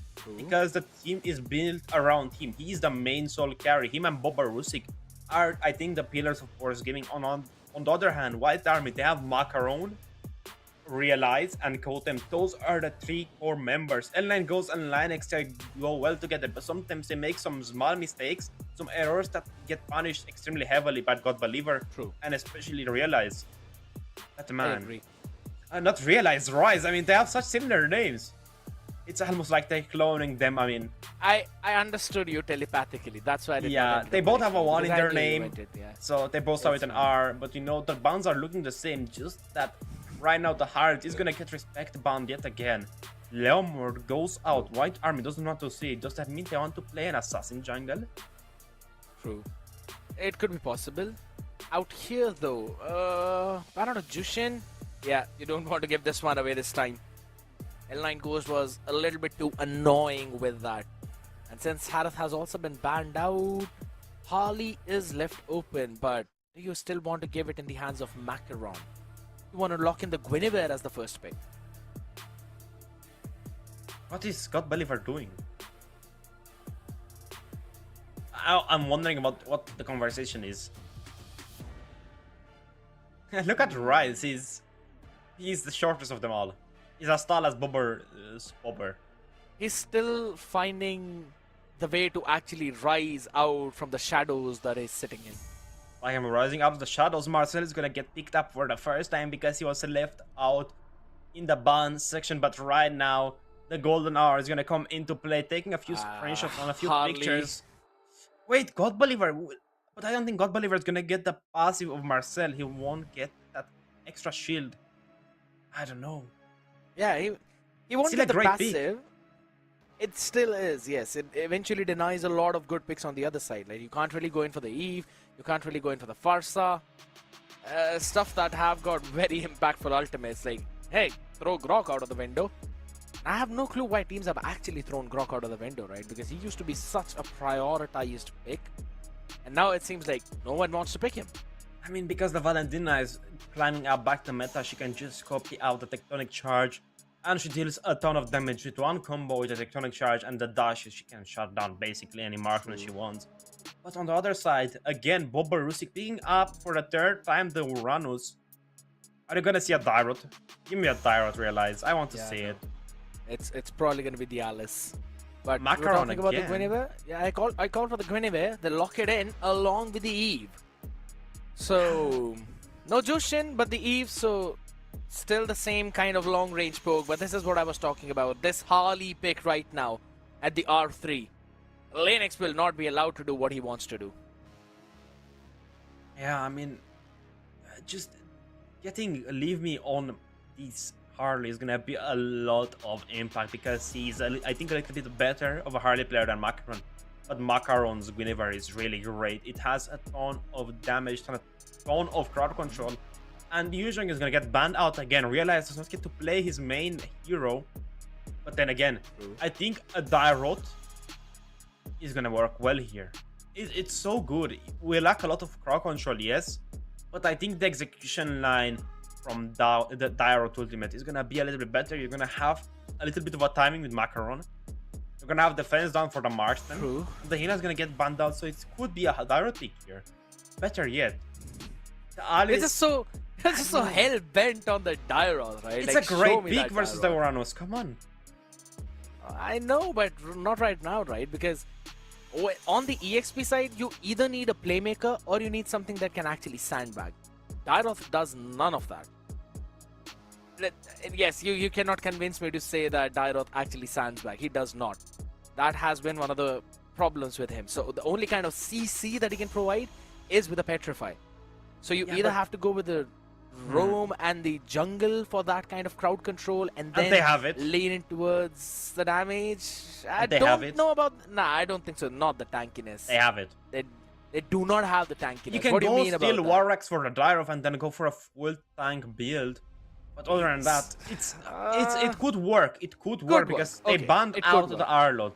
They have a ton of potential, and the guy in the front is gonna be Borusik, and if there's gonna be the Hylos, not the Hylos, the Dyrov to match him up, I think they could do a lot of work, especially with the Linux's golden hour. You freeze them up, you're gonna lock in the damage, you're gonna be able to do basic attacks, and I think the passive is gonna be able to stack on him.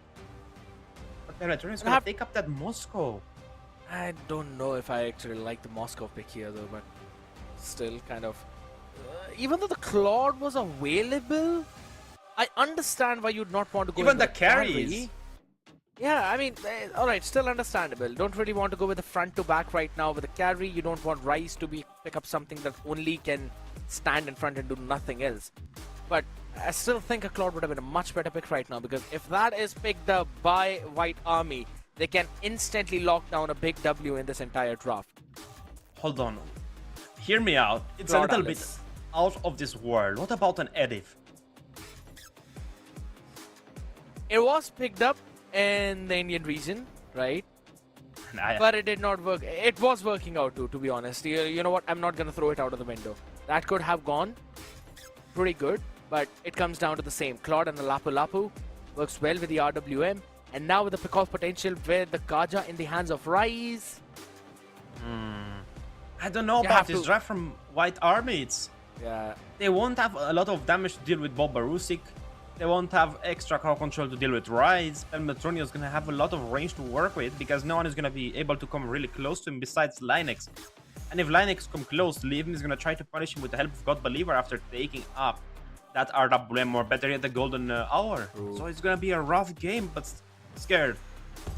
This is the final game out of the best of 3 series for the day 1 Mech Season 2 match number 1. I mean, a quick look at the emblems is basically the same. Again, Vengeance for Bobarusik.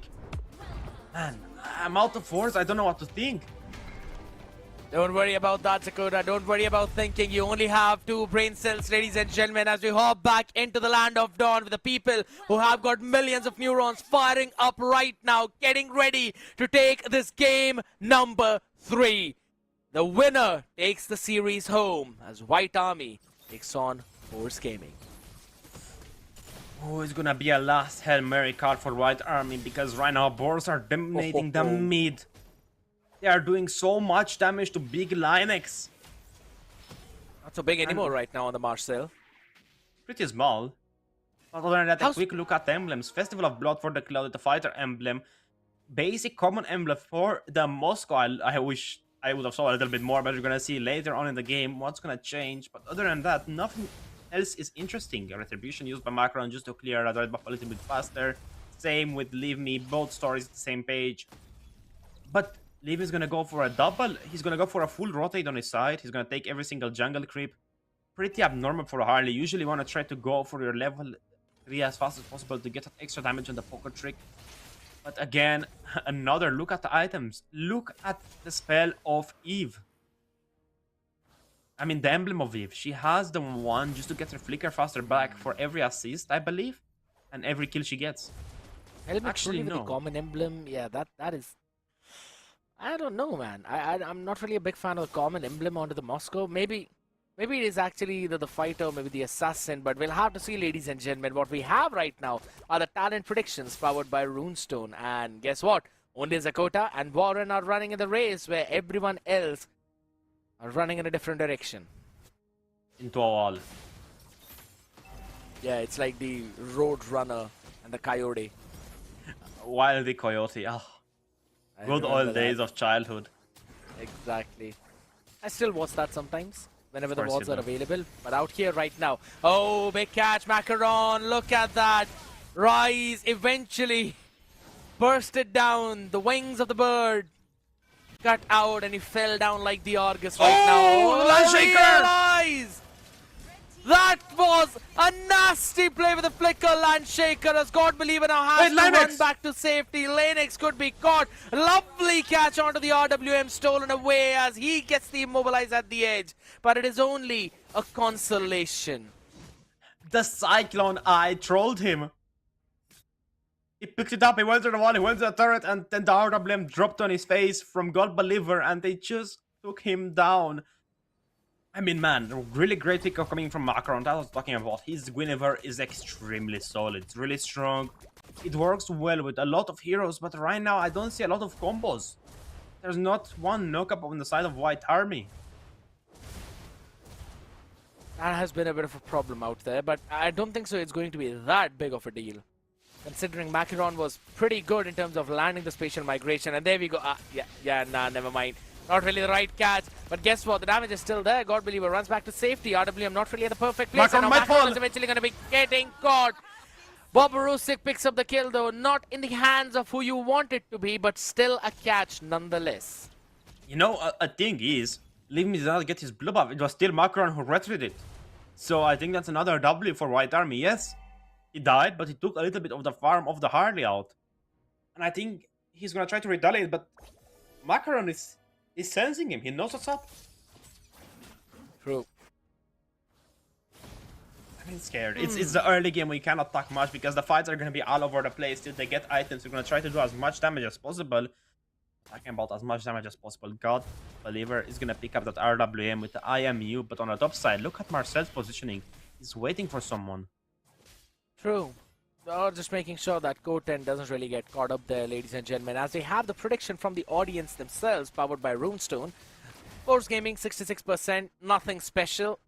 Most of the people were expecting that to happen. White Army, though, did surprise by taking that game number 1 right now. The surprise can still be kept alive. Demon Hunter Sword are ready for code 10? Yeah, under 5 minutes, that is big. Indeed it is. It's going to be melting down as much as he can on Pelmetronia. But look at RWM, dropped a little bit too early, but still right now Linux is the main target. Boborusik is gonna walk him down. The consecration is in use, but still the divine judgment is still in the hands of Rise. Oh, Yeah, Wait. and guess what? This time we Vengeance. finally see the vengeance being popped up early. The Lancer He's did not fine. really correct. Realize missing out on that as he goes in for the raging slashes. But the bird is flying a bit too high right now to be caught up. But the RWM dropped down just to force out a flicker off the Kaja. All of that right before the turtle. And guess what? This fight started with Bobarusik. Dude is full HP. And now bursting down and line ghost in the back line towards Macaron. Runs Oh, out there's to save OD. to the SOD. Almost connecting though, but it gives the room for Boars to pick the turtle. If that SOD connect, Pelmatroni have gotten a double kill, would have gotten his already almost his trinity, but realized he's gonna use the Land Shaker just to push the Harley off his revives. And God Believer is gonna take down Macron with the help of Rise. Will Rhinex try to get some revenge for him? Could be possible right there. now, but I don't think so. They have anything to actually go for it. The first few items are now being picked up by both of these teams, right? 6-minute mark, White Army kind of delayed in that, but still fine now as Linux picks up the Thunderbelt. He will start to get those stacks. Indeed, he will, and the 99% slow is gonna help him a lot, especially because of the passive. He's gonna get even more stuns. You're gonna get them slowed down. The basic attacks are gonna lock in, and Marcel does a ton of damage naturally. Now the big thing is, how are you going to stop Bobarusik? That's what I was talking about in the draft. They need someone for 10 to get ready to rock in and roll. Code 10 needs that full trinity as soon as possible. But still, he's gonna be at the edge of two swords. Either deal with Bobarusik and try to escape Rise somehow, but it's difficult. I think that's why they pick Linux, because it denies a lot of dive. And that's True. the usual business of Marcel. If you go in the Marcel is gonna deny dive, you're gonna get stunned. But it's gonna be rough because you can get in from so many angles, and you have to worry about Leave Me and Rise. And as well, Bobarusik is just gonna be in their face with a vengeance. My god. That is so much damage from God Believer. Just the arcane shade as well. It is a Lord. problem to deal with him. That is 2 levels behind Linux. I mean, behind God Believer. L9 Ghost is on level 7, and Leave Me is in a pretty good spot. Oh! It just Gotta scared run them. back. Jump scared. The jump scare. It's fine. They're safe. They're okay. It's alright. Out here though, again, most of the map is being controlled by Boars Gaming. It is red all across the board. And considering they are running with a bird, you will have the Divine Judgment ready up though. Again, talk to me about the items. We'll talk about that. Big knock-up though, but at the back line, you've got everything opened up as Realize gets suppressed though, but the bird cannot fly away, or maybe no, it Linux. can. A big photo being taken of Leave Me, but he's alone there. So he still secures the turtle with a retribution, and it was all frozen in the golden hour. And as the dust settles, it is Boars Gaming with the win. Indeed, it is Bobarusik is taking all the damage because he likes, but in the top side! Solo Massive kill trade from Code 10! on Did he take down Pelmetrolio. Maybe it's possible. Bobarusik barely breathing along with Rise. They are A-okay. But this is what I wanted to point out as we saw the items. That Code 10 will pick the second one up. And as soon as he gets that, he will have a major power spike. Considering there's no Demon Hunter sword right now for Pelmetrolio. That means Code 10 with the double item power spike in this mid game has got more priority. I mean, still, even if Code 10 did get that kill, they're still even on gold. They're only 10 gold apart. It's only like a small difference. Not even 1 million, like even 1/4 of a million is gonna be enough to even them out. But right now, who's in the lead? It's gonna be Leave Me. He's doing so much work. He solo killed. L9 goes in the mid lane with Deadly Magic and with the help of God Believer, and they still have Rise to go for the potential disengage and to try to pick off Lapu Lapu. I think that's gonna be the story. Lapu Lapu is gonna go in with the Bravest Fighter. The Land Shaker is not gonna connect. He's gonna try to go in with the Raging Slashes, and then he's gonna get picked up by the Divine Judgment, and then he's gonna get bursted down. Yeah, I think that's gonna be the story. agree. That's gonna be the main plot. We'll see, man, because right now, yeah, I don't really see any major ways of White Army to actually win, especially when it comes to those neutral objective fights, right? Yes, you have got the Marcel. If anything, you can eventually zone out the rest of the team. I mean, this was one of the big ways with which, if I'm not wrong, Smart Omega was playing against TLPH, and they were able to constantly stop the GOAT to hop in and steal away the neutral objectives, be it the turtles, be it the lords. He was playing the Fredrin, and Marcel was just sending down the golden hour after golden hour, trying to push Kaltizi away from those objectives. And I kind of wanted to see the similar idea from White Army to do that, but they haven't really had any kind of, let's be honest, potential positions which they can utilize to do that because of the presence of the Kaja. Rice can instantly get that suppression in if in case Lennox overstays his welcome. And we saw what happens if he actually does that in the previous game. But as we come back to the stream, nothing really happened. It went just people getting back to lane. But on the other side of the map, we're seeing a line swap coming through still. Lead me in the boss side, taking away those minions just for the extra XP. Look how far ahead of Macaron he is. He's 2 levels. That's a lot. That's, I believe, 306 damage on the Retribution. But Lion's gonna go in super aggressive. Permatrinian's got a stack as well. But still, Realize is gonna pick up that Oracle. God Believer is gonna get that Divine Glaive. Wow. And the Macaron! Yet again, the knock-up right now with the golden hour being dropped down. Boborusik still will be A-okay. Oh, was he actually healing back up in the golden Yeah, hour? I think he oh was. My god, that is... It's like a kryptonite Lennox is power gonna for fall. yourself as Lennox will fall, rightfully mentioned. The deadly magic was just enough. Not even any requirement for the poker trick right now. It's Boars Gaming with a 3k gold lead. Talking about the gold lead, they're gonna have a cooldown lead. Rice picks up that fleeting time just to give him that extra boost. And before we got on the stream, I was gonna ask, will Linux pick up as well the fleeting time just to get more golden hours because it's 30% cooldown reduction? And Macaron is gonna fall! The damage! What's happening, Scared? The scaling numbers is what the main problem is. With the Eve in the RWM, you do not scale as well as you can with the Valentina in the RWM. That is just how the numbers work. Oh! And I think so Divine that is with the Judgment. problem. Exactly, onto Lennox right now. It could be bursted down instantly, but there's the picture. Clicked up, but it's only Rise. You can't do anything with that. It's only for the disengage. No Macaron for any retry steal. It's Pelmetronio picking the Trinity. You talk about a single thing, and guess what? Boars Gaming are taking the advantage of that. I mean, Coach 10 is still in the game. He has not fallen once. He's doing really well. And they have the Eve. They could go on a defense for as long as they want because of the Lapu Lapu and because of Linux. He could freeze the Lord from charging. But right now, the damage profile coming in from God Believer is out of this world. Just a few shadow dashes and that's half of the HP of Macaron. He already has no magical defense. I was just going for the Radiant because they have 3 magical damage dealing. 4 actually. 4 magical damage heroes. And I think Radiant Armor is gonna be great, not on the list. You play it on Lapu Lapu, on Linux, on Macaron. They're all gonna need it. Heck, even Code 10. I agree. Because this time you would Oh, eventually realize want to the go in for damage. it, but right now look at the angle from Leave Me. Insane damage coming in, and that is the EXP laner. He's supposed to be tanky, he's supposed to be beefy. And Leave Me doesn't care about that.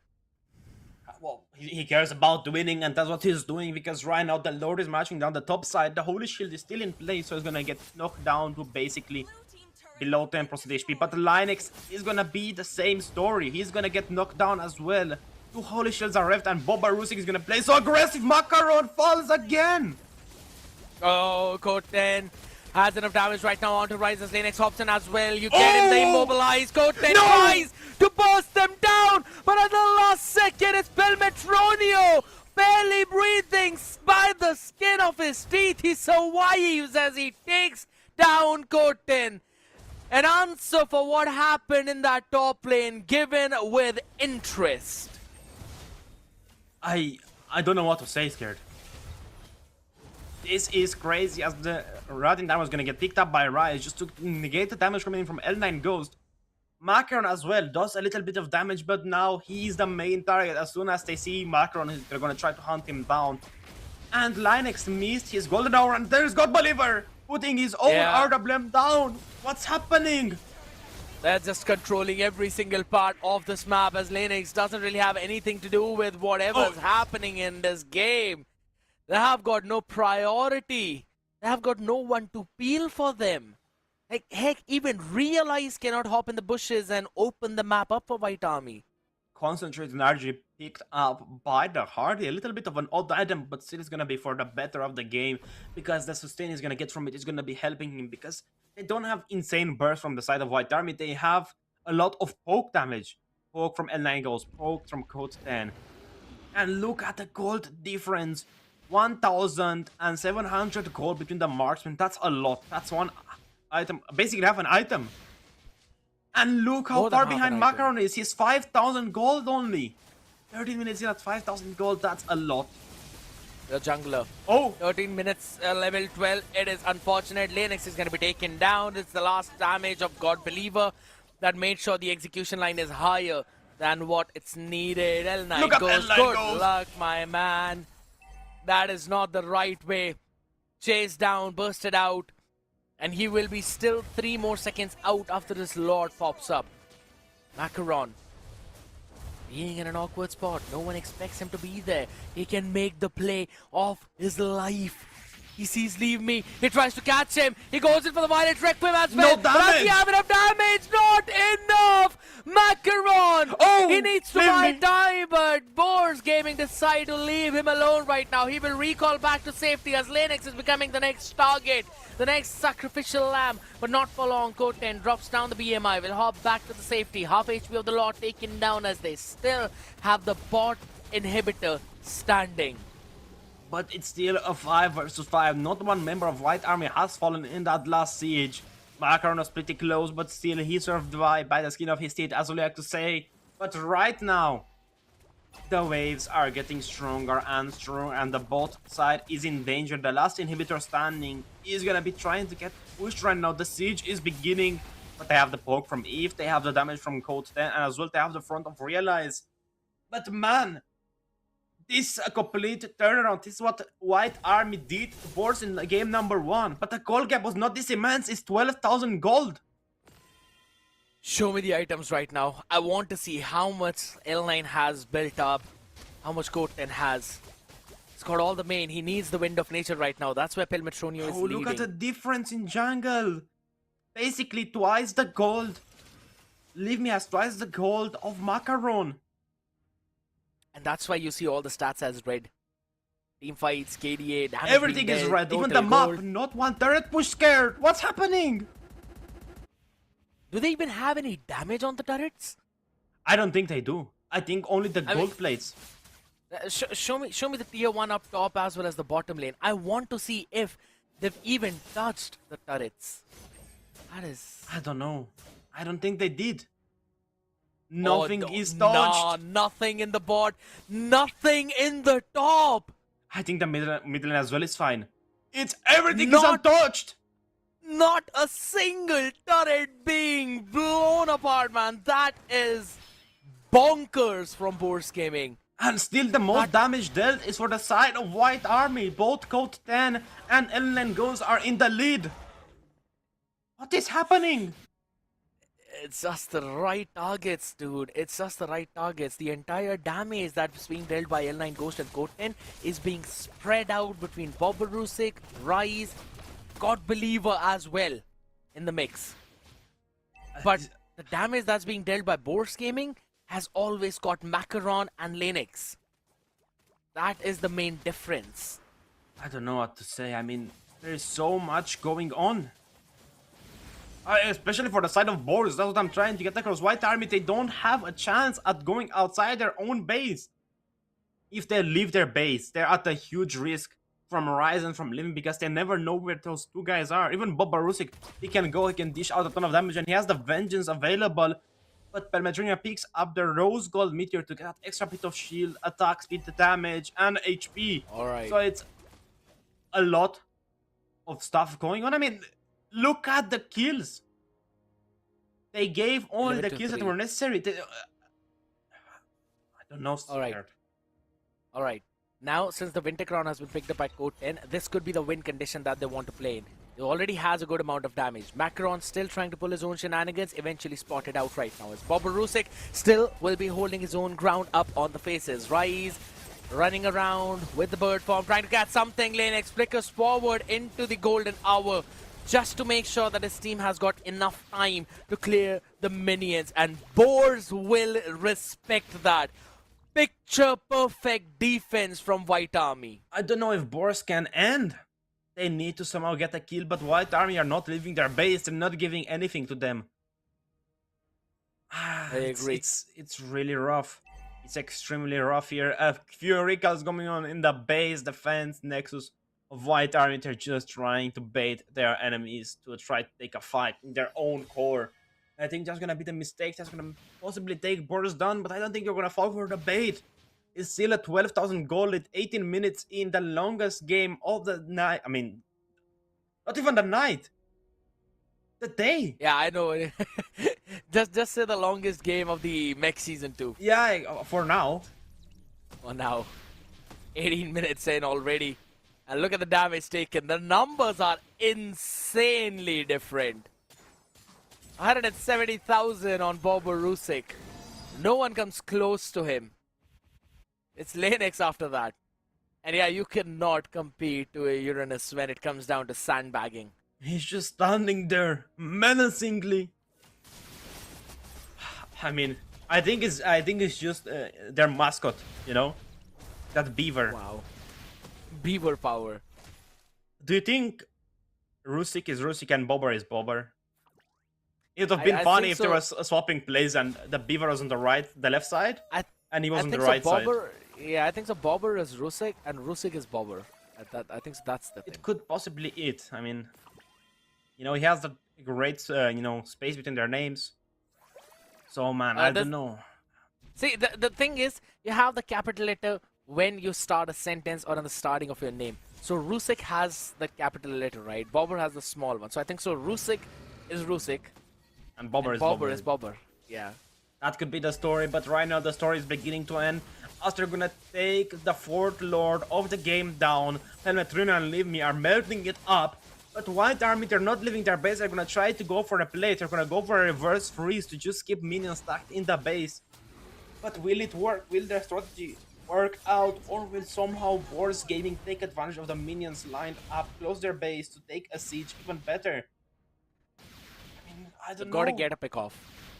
Somehow, either of the team have to get a pick off. And I think the only way to do it is by using the Golden Hour, then Code 10 going in and stacking all the damage with the Winter Crown and the Blazing Duet. I think that's the It only doesn't choice. work.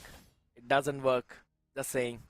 I know that you've seen a lot of reels on Instagram and TikTok of the Golden Hour Blazing Duet working, and trust me, it does not work. I have tried that. Yeah, but you're in like Chocolate 3, you're in metal ranks. Sure, absolutely, man, absolutely. That medal is more precious than whatever gold you're keeping in your hands. But out here, it's gonna be the thing. Lord marching from mid. Has cleared out. Full house on both the sides except for Linux. It's totally fine. And Holy L9 goes as Crystals well. picked up. Oh, yeah, the right SOD now. connects. It's going Look to be at a the big problem. damage! Macaron low on that HP. RWM drop down in an awkward space though, but there we go. Do we have the Blazing Duet out of the open? It's still in the hands as we finally go for it. Into the picture, clicked up. Linux still survives with a Lord. Well open the crystal up as Leave Me God, picks up a damage! couple. And with that, Boars Gaming will end a hard-fought series. Indeed, they do. The first winners of the Mech Season 2 European Championship. They're gonna be the first winners. They were, after all, in the seed #1 spot, and they just showed that they deserve it. True. I 100% agree. This reverse sweep, we were discussing, right? What if we finally see that reverse sweep happen? That's absolutely nightmaric out here. But there's another question out there from the audience, and this is going to be by Petri33. How do you speak that fast in English? I mean, Zakota, I'm pretty sure it's for you. I don't know, like, from when I was a young boy, I really like... I'm kidding. You just have to believe in yourself. You just have to be confident in what you say. And even if you Alright. say some lies, you have to be confident about it. You have to be keeping that confidence up, because that's the job of a caster. We're here to entertain you guys. Wow. A few mistakes here and there are gonna make the games even better, because that's what makes Mobile Legends bang bang. If everyone played perfect, how could you cast perfect games? It would be impossible. True. And here's the thing. Now to give the serious answer to the audience for that one, you have to speak longer. You speak slowly first, make sure you articulate every word clearly, and then over-exaggerate on speaking those words, over-exaggerate on the pronunciations. That's what will eventually get your, let's just say, muscles in your mouth to get habitual of speaking the words. and then you can continue it for a decent amount of time, it's the consistency which will help you with that. And then slowly and steadily you'll develop the ability of speaking faster, just like how slowly and steadily we have got God Believer develop the ability to get those MVPs. And this time on the Valentina, whenever he gets his hand on that, you know for a fact that he will be there as the MVP, even if he's not there as the stars of the match.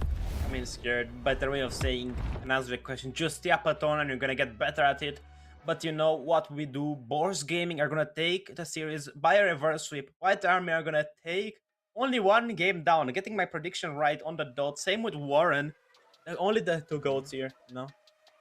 Warren, you are missed. I hope you get better, man, because a lot is going on. Because it's Surge Mech too, you know, you're getting so much excited. I mean, who wouldn't want to cast this series? I mean, I don't know. I would love to cast it every single... I mean, like, come on. Imagine casting for 24 hours in a day. That would be cool. Yes, well, there is a dude that I know who will be up for the next two series, and he has been doing that. Heck, if anything, I have been doing that previously as well. But coming back onto this one, right? You have got... we saw the emblems as well. Everything picture perfect. Boborusik able to sandbag all of that damage. 206,226. Like, is it something from the players of Boars Gaming where you had God Believer dealing 69,869 damage and then Boborusik tanking 206, 226 damage? It's like always something with the numerology. It's fine. I always rent as a go to speechless people. But coming back onto the team fight participation, you have got Rise being up, and this was the main win condition for Boars Gaming. You need to have Rise. Holy smokes, my man. It seemed like you were looking right into the soul of every single person, but alright. You always needed to have Rise to start things up, especially be there to stop Lanix from hopping in, right? Because there was the divine judgment, there was the threat of being pulled back into your team, which was the main problem for White Army. And even though they picked one game up, they could not capitalize on the next two. Wow. Wow, Zakota. I know you're trying to telepathically send the signals down, right? But the audience does not really receive that, so it's fine. You can try and get those abilities back up in your mic. I know that you're a sorcerer. You'd be able to do that pretty soon. But in the meantime, you've got me to yap around with, so I can still go back onto that audience prediction question. Or you know what? I think so I'm going to give my throat a rest as well. I'm pretty sure we'll probably go on a short break, ladies and gentlemen. But don't go anywhere. We'll be right back after Zakota gets his voice.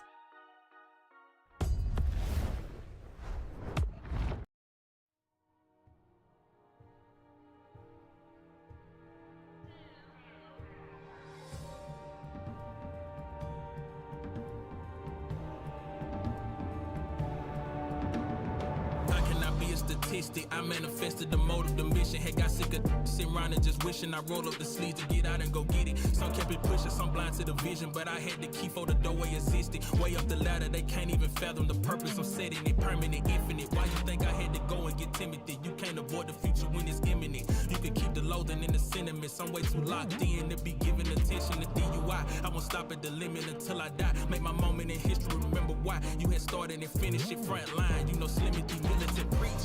I'm back off of the collar of the leash.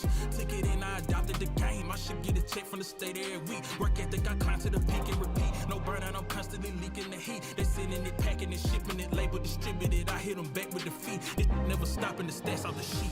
I lay all of this on the table. I did all I did for the crown. Can't be nothing less than what I'm made for. They won't give it to you, gotta take it. Then separate all the good ones from the greatest. And all the realest from the fakest. The game is all I know. The game is all I know. And I can't let it down. My ego won't allow. I'm still fulfilling dreams of my inner child. I know it make them proud. Sometimes I think it's wild. Could've chose a lane that wouldn't have took as long. Without the up and downs, what would I have found? I guess I never know. But this is now. I've been at the check. I've been in the lab. I've been in and out. I ain't weighing in. I'm the biggest I done been. I'm the biggest all around. Ain't no room to doubt. Cause the second that you let it in, it's never moving out. Tell them move around. If you ain't trying to make it big, you better make it out. Point is, no, I have no time. I have no time to waste, no time to slack. The point of this, I want to keep pushing. I want to go hard as I can, as much as I can. Do everything I can with the time I have. I can't waste a second.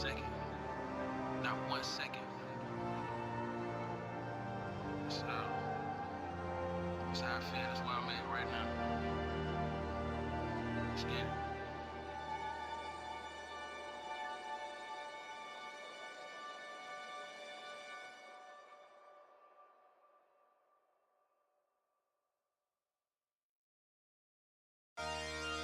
Hey, yeah.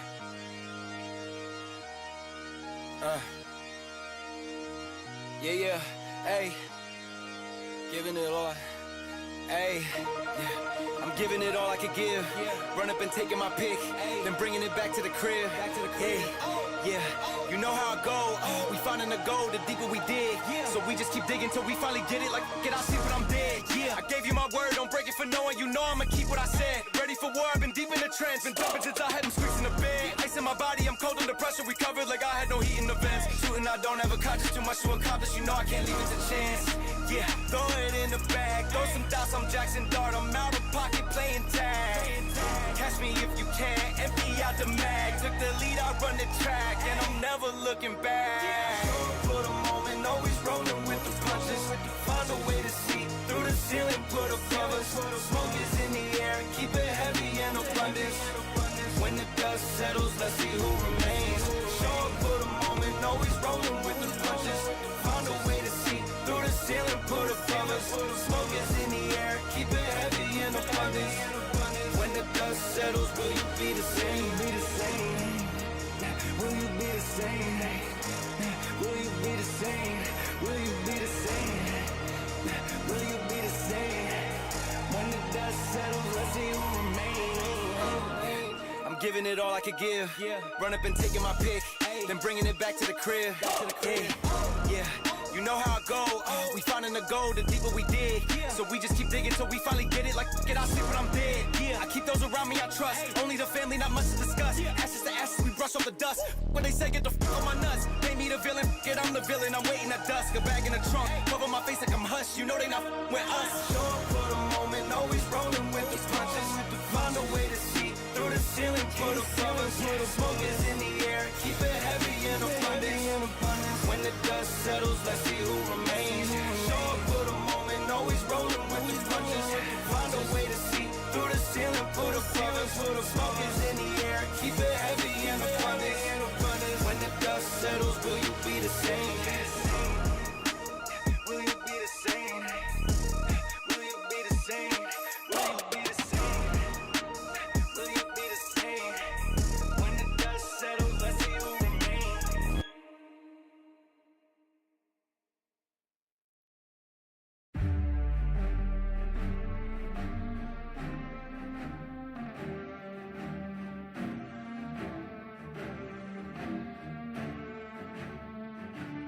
I'm at the mark spot. It take blood, it take sweat, it take time. I won't stop. I'm in mode. I'm on go. I'm gon' die for my spot. I won't move. I won't shake. I won't drop for my spot. Been too long, been too strong. I won't bend, I won't break for my spot. Your hands in the air for this. Hands in the air for this, hands in the air for this, hands in the, you should have your hands in the air for this, hands in the air for this, hands in the, hands in the, hands in the air. I ain't in it all, wanted 10 cribs, wanted 4 cars, wanted more ice, wanted more grills, set it in stone, told myself life, better damn gear, before I get ghosts and it get real, when the best set, bet it on slim, manifest twice, I had nothing left, ain't do nothing right, but when all in, loaded up dice, know I'm gon' win, work it out later. When the odds lean back in my favor, ain't no taking back wages. Pay it up full with a paper. Running after that. Running after that. Running after that. What a comers at? Running after that. What a comers at? Running after that. I'm at the mark spot. It take blood. It take sweat. It take time. I won't stop. I'm in mode. I'm on go. I'm gon' die for my spot.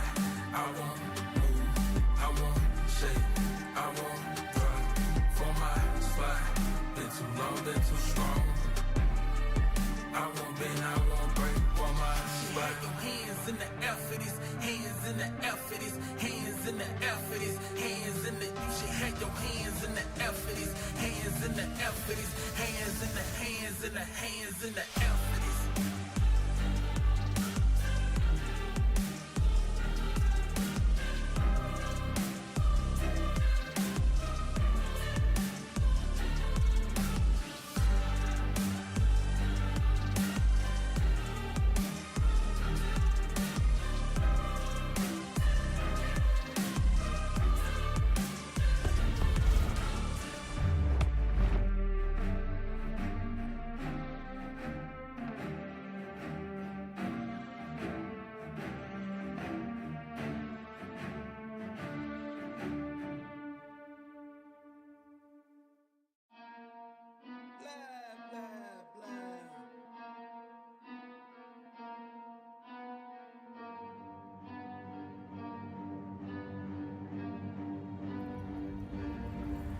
I got problems on problems on problems on problems on problems on problems I solve them. I run through the money, the pressure be calling. Left on my blessings, I feel like I'm falling. The birdie is back. Tell me I'm garbage, I'm going through something, that's why I ain't calling. Phone in progression, it's all that I wanted. The phone in affection, I summon and dub it. Cause I got problems on problems on problems on problems on problems on problems I solve them. I run through the money, the pressure be calling. Left on my blessings, I feel like I'm falling. The birdie is back. Tell me I'm garbage, I'm going through something, that's why I ain't calling. Phone in progression, it's all that I wanted. The phone in affection, I summon and dub it. Why you be all on my line about nothing? Why won't you go get you $1 or something? Don't hang with it who line for nothing. I see that we different, you riding, I double. I don't do discussions on bragging about hundreds. Don't go to your places, I know that they sunken. Don't call me your brother, I barely could trust it. I talked to a shorty, she bagging the bucket. And I'ma need all of my dollars on corporate, so hand me the money, I divvy the pie. I'ma give all of my people a portion to build them a fortune. I'm flipping the ride. I can't be mixy when iffy the vibe. And 40 on 50 is really the time. Why is you all on my phone like you want me? Like you wasn't pushing the kid to the side. I don't know if you thinking I'm blind. Cross on my crosses and doubt on my eyes. Done with your efforts, I'm dealing with pressures. I know it's a lesson, that's word of the wise. Dubbing the mixes I'm mixing, I know I've been missing. I needed some personal time. All the pictures, dimensions, I don't with your digits. I mean it, I'm staying inside. Cause I got problems on problems on problems on problems on problems on problems I solve them. I run through the money, the pressure be calling. Left on my blessings, I feel like I'm falling. The birdie is back. Tell me I'm garbage, I'm going through something, that's why I ain't calling. Phone in progression, it's all that I wanted. The phone in affection, I summon and dub it. Cause I got problems on problems on problems on problems on problems on problems I solve them. I run through the money, the pressure be calling. Left on my blessings, I feel like I'm falling. The birdie is back. Tell me I'm garbage, I'm going through something, that's why I ain't calling. Phone in progression, it's all that I wanted. The phone in affection, I summon and dub it.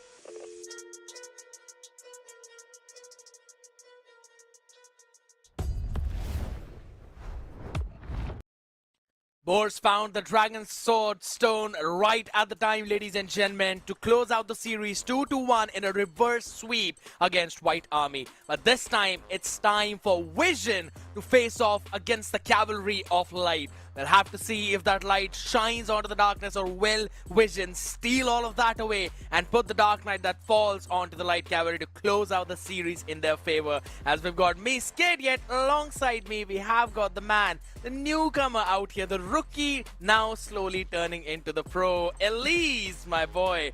How are you feeling? How excited are you? Back on this desk right now with the Surge.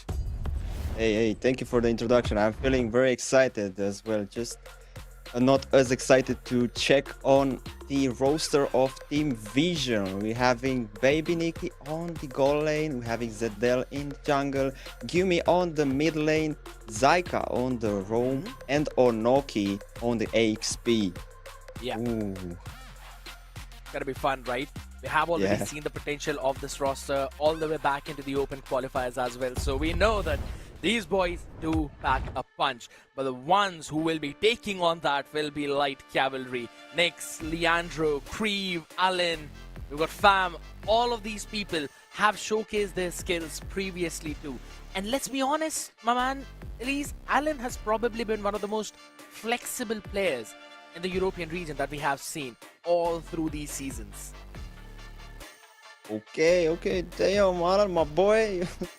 Very nicely of him, I'm actually curious how are they gonna perform today against Vision. We've seen both of them so far, but today, now they're gonna face into a BO3 to prove who is the better team for now and who is gonna advance with the points in the next round. True. Out here though, the main thing that we will advance towards will be the map pick out, right? Because Yeah. I think so. Dangerous grass. What's your call? No, looks like it's not the dangerous grass. It's gonna be the expanding Wait, river, my guy. Wait for it. Wait for it. Wait, hold on. It is the expanding river. It's not changing, huh? I mean, so cool. You've been pulling tricks on me, dude. He got Did you. not He got invite- you. Not once though. Apparently, it's twice. According to him, I was not even supposed to be here on the desk. I see what you're trying to do. But all right. All the jokes kept aside right now, as we have got Vision moving all the way towards the blue side. Ban out the Phobius. On the red, we know the straightforward bans. It'll be the Freya. It will probably be the Jushin. They started off with the Marcel. I honestly want to see that Harry taken out because it's gonna be dangerous, as well as the Harley. Those two picks here are starting to shine too much, and you kind of want to take them out from the banning phase, from the first banning phase. But let's see if they consider those two are gonna be dangerous. The Marcel, honestly, I've seen it so far. It was a dangerous pick, but last BO3 we witnesses it wasn't quite there. But it looks like the Harley is taken out after all. Yeah, that mean, to be honest, it's also one thing which we normally see the red side banning out because of how prioritized it is on the blue one. But it's totally cool. Don't want to play around with it. You don't want to give more opportunities for light cavalry to go in with like what you take one, we take two. So that potential has been dropped off. Now straightforward ban, Jushin, Freya, nothing special from that side.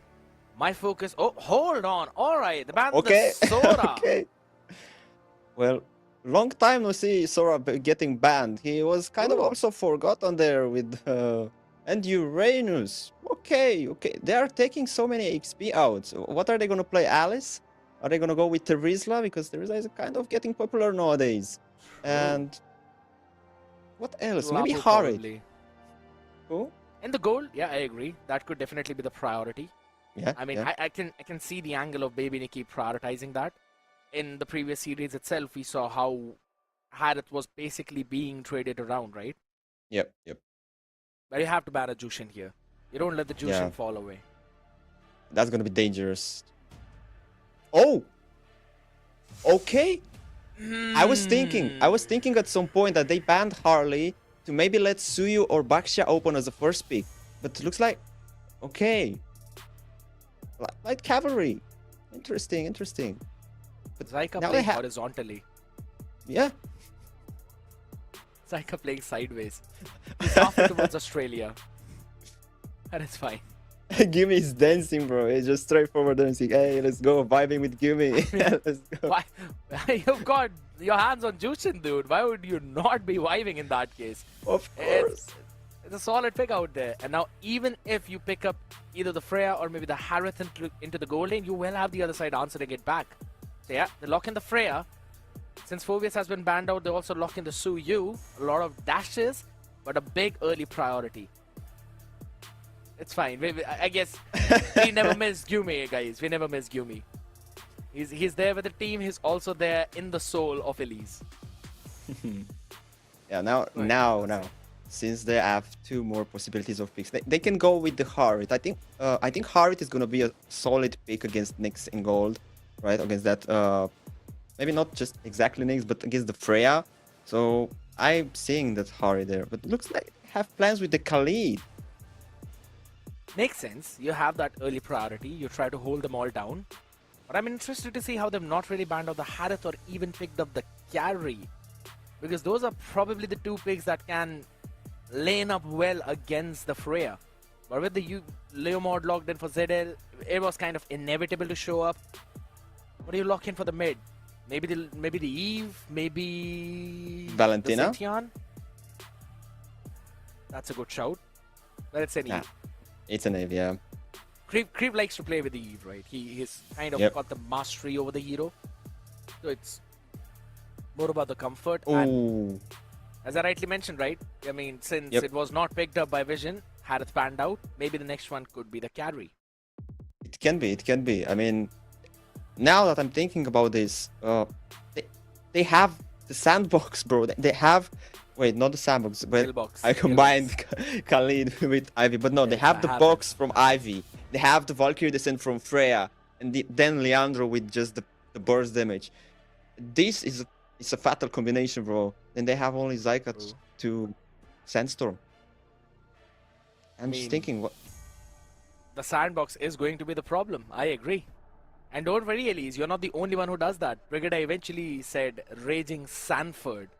And now that has basically become yeah, a I big know term. it. Yeah, and I know, right? Nice. It's been one of the most famous clips that has been rolling Yeah. around. And Yeah. it's just how natural it is. So yes, the sandbox is there for the side of light cavalry now. The question is, how well can you bring down an oasis in the middle of that box and maybe grow a few palm trees and add an extra bit of water?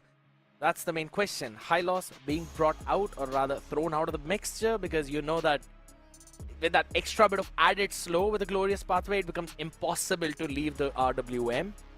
And the Harith carry banned out. That means they're kind of forcing Baby Nikki to pick up the Claude. Yeah, either Claude or maybe there's a possibility of playing Granger. I've seen him playing Granger so far, and he's doing quite nicely. His positioning and his, I don't know, maybe just knowledge of the game. He's just making him a dangerous Granger, you know. But yeah, they've taken Harith and carry as you predicted so nicely. Now honestly, they took Hylos off Team Cavalry, so now they can maybe go with the Gato or maybe for some pick-off, Kalea, Kaja, you know. I don't think so. I mean, yeah, it kind of makes sense as well. You have got the Suyu. Okay, all right. Now that is basically a full denial composition from Light Cavalry. Yeah, they're like, yo, you know what? Go ahead with the Granger. We don't mind. We're not giving you the Claude. That is quite a hard choke down onto Baby Nikki's hero pool.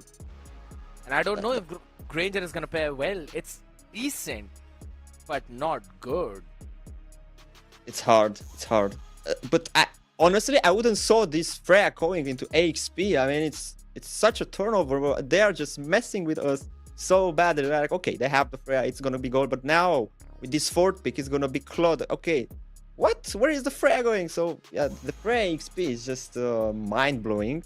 And see, I told you it's gonna be the Granger and the Terizla. That penalty zone is gonna hit hard. I can see that already. But you need something with a good amount of crowd control in the roam position. That's the thing, because you don't have enough either sandbagging or enough setup potential with the Freya in the EXP lane. That's the only thing.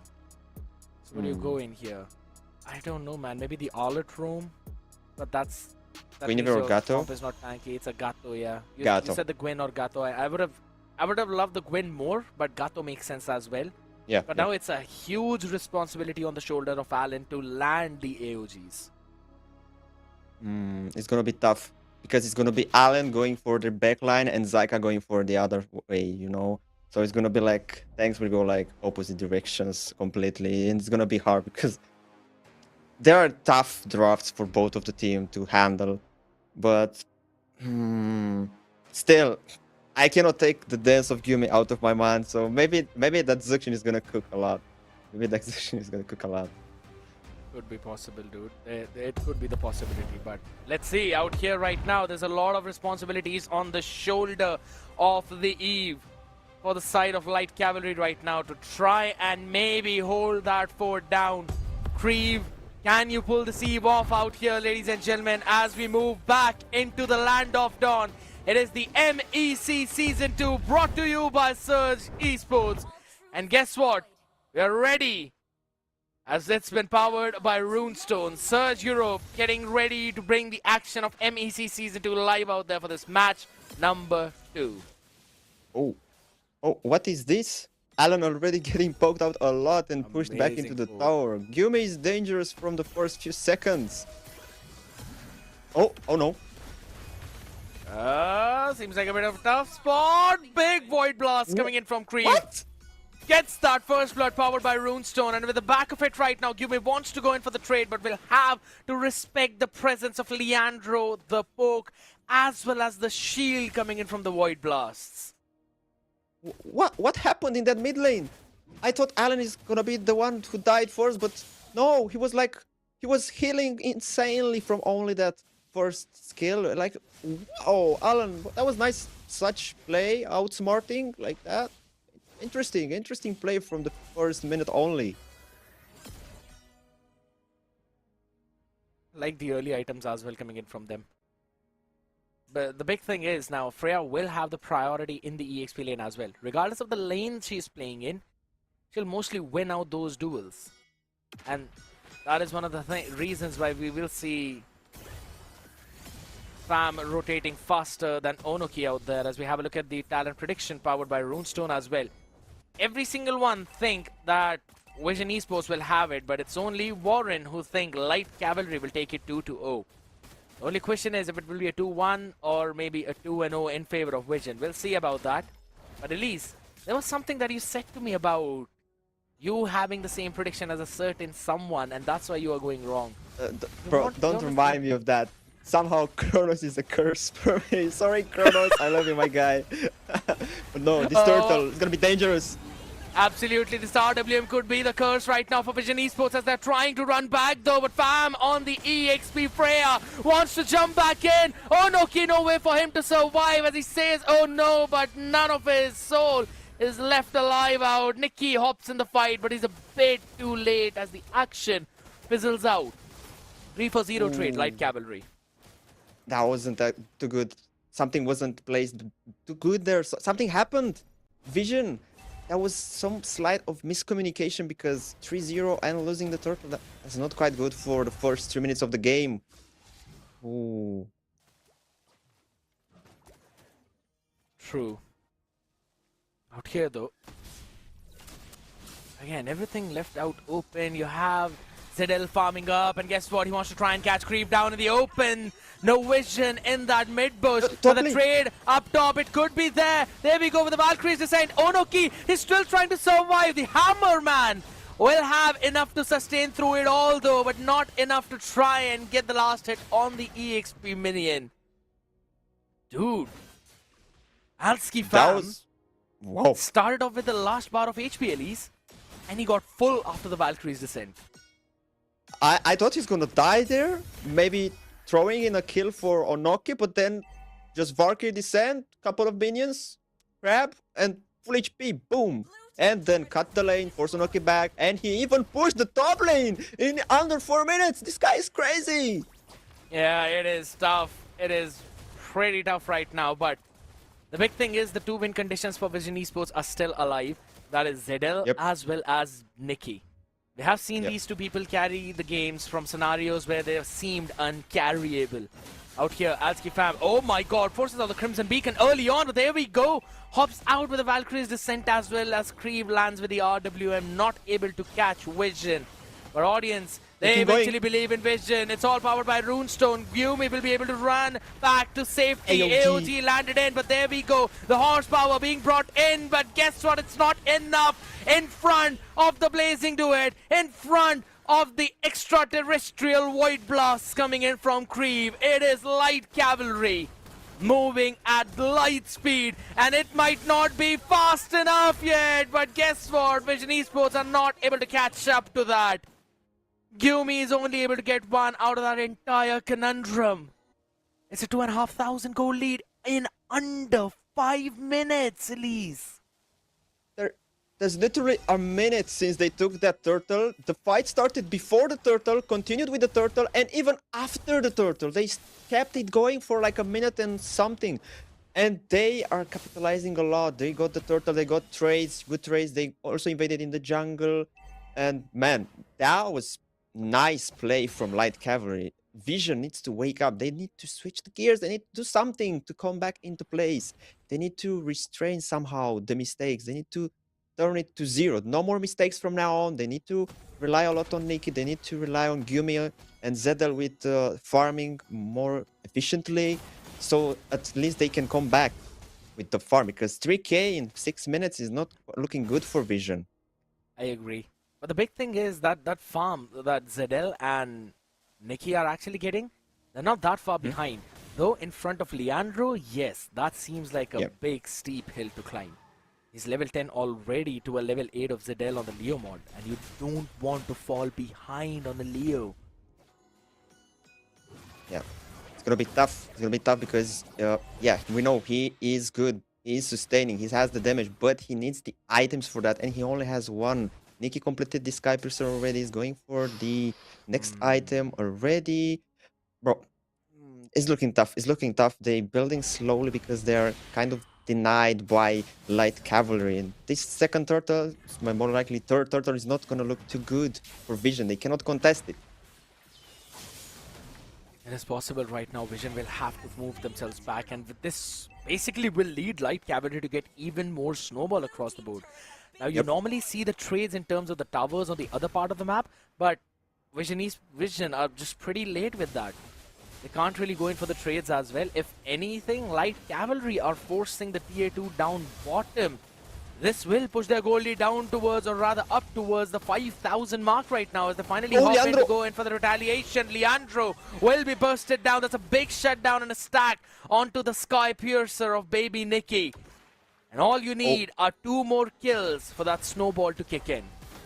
Oh, you don't want Nikki on the Sky Piercer, on the Granger to just stack up. You don't want, because if he's doing that, his positioning is going to become more dangerous for you. He's going to become aggressive, and the Sky Piercer alongside with the Death Sonata is going to be dangerous. It's just going to be madness. It's going to be tough right now. Solar Staff picked up Nyx.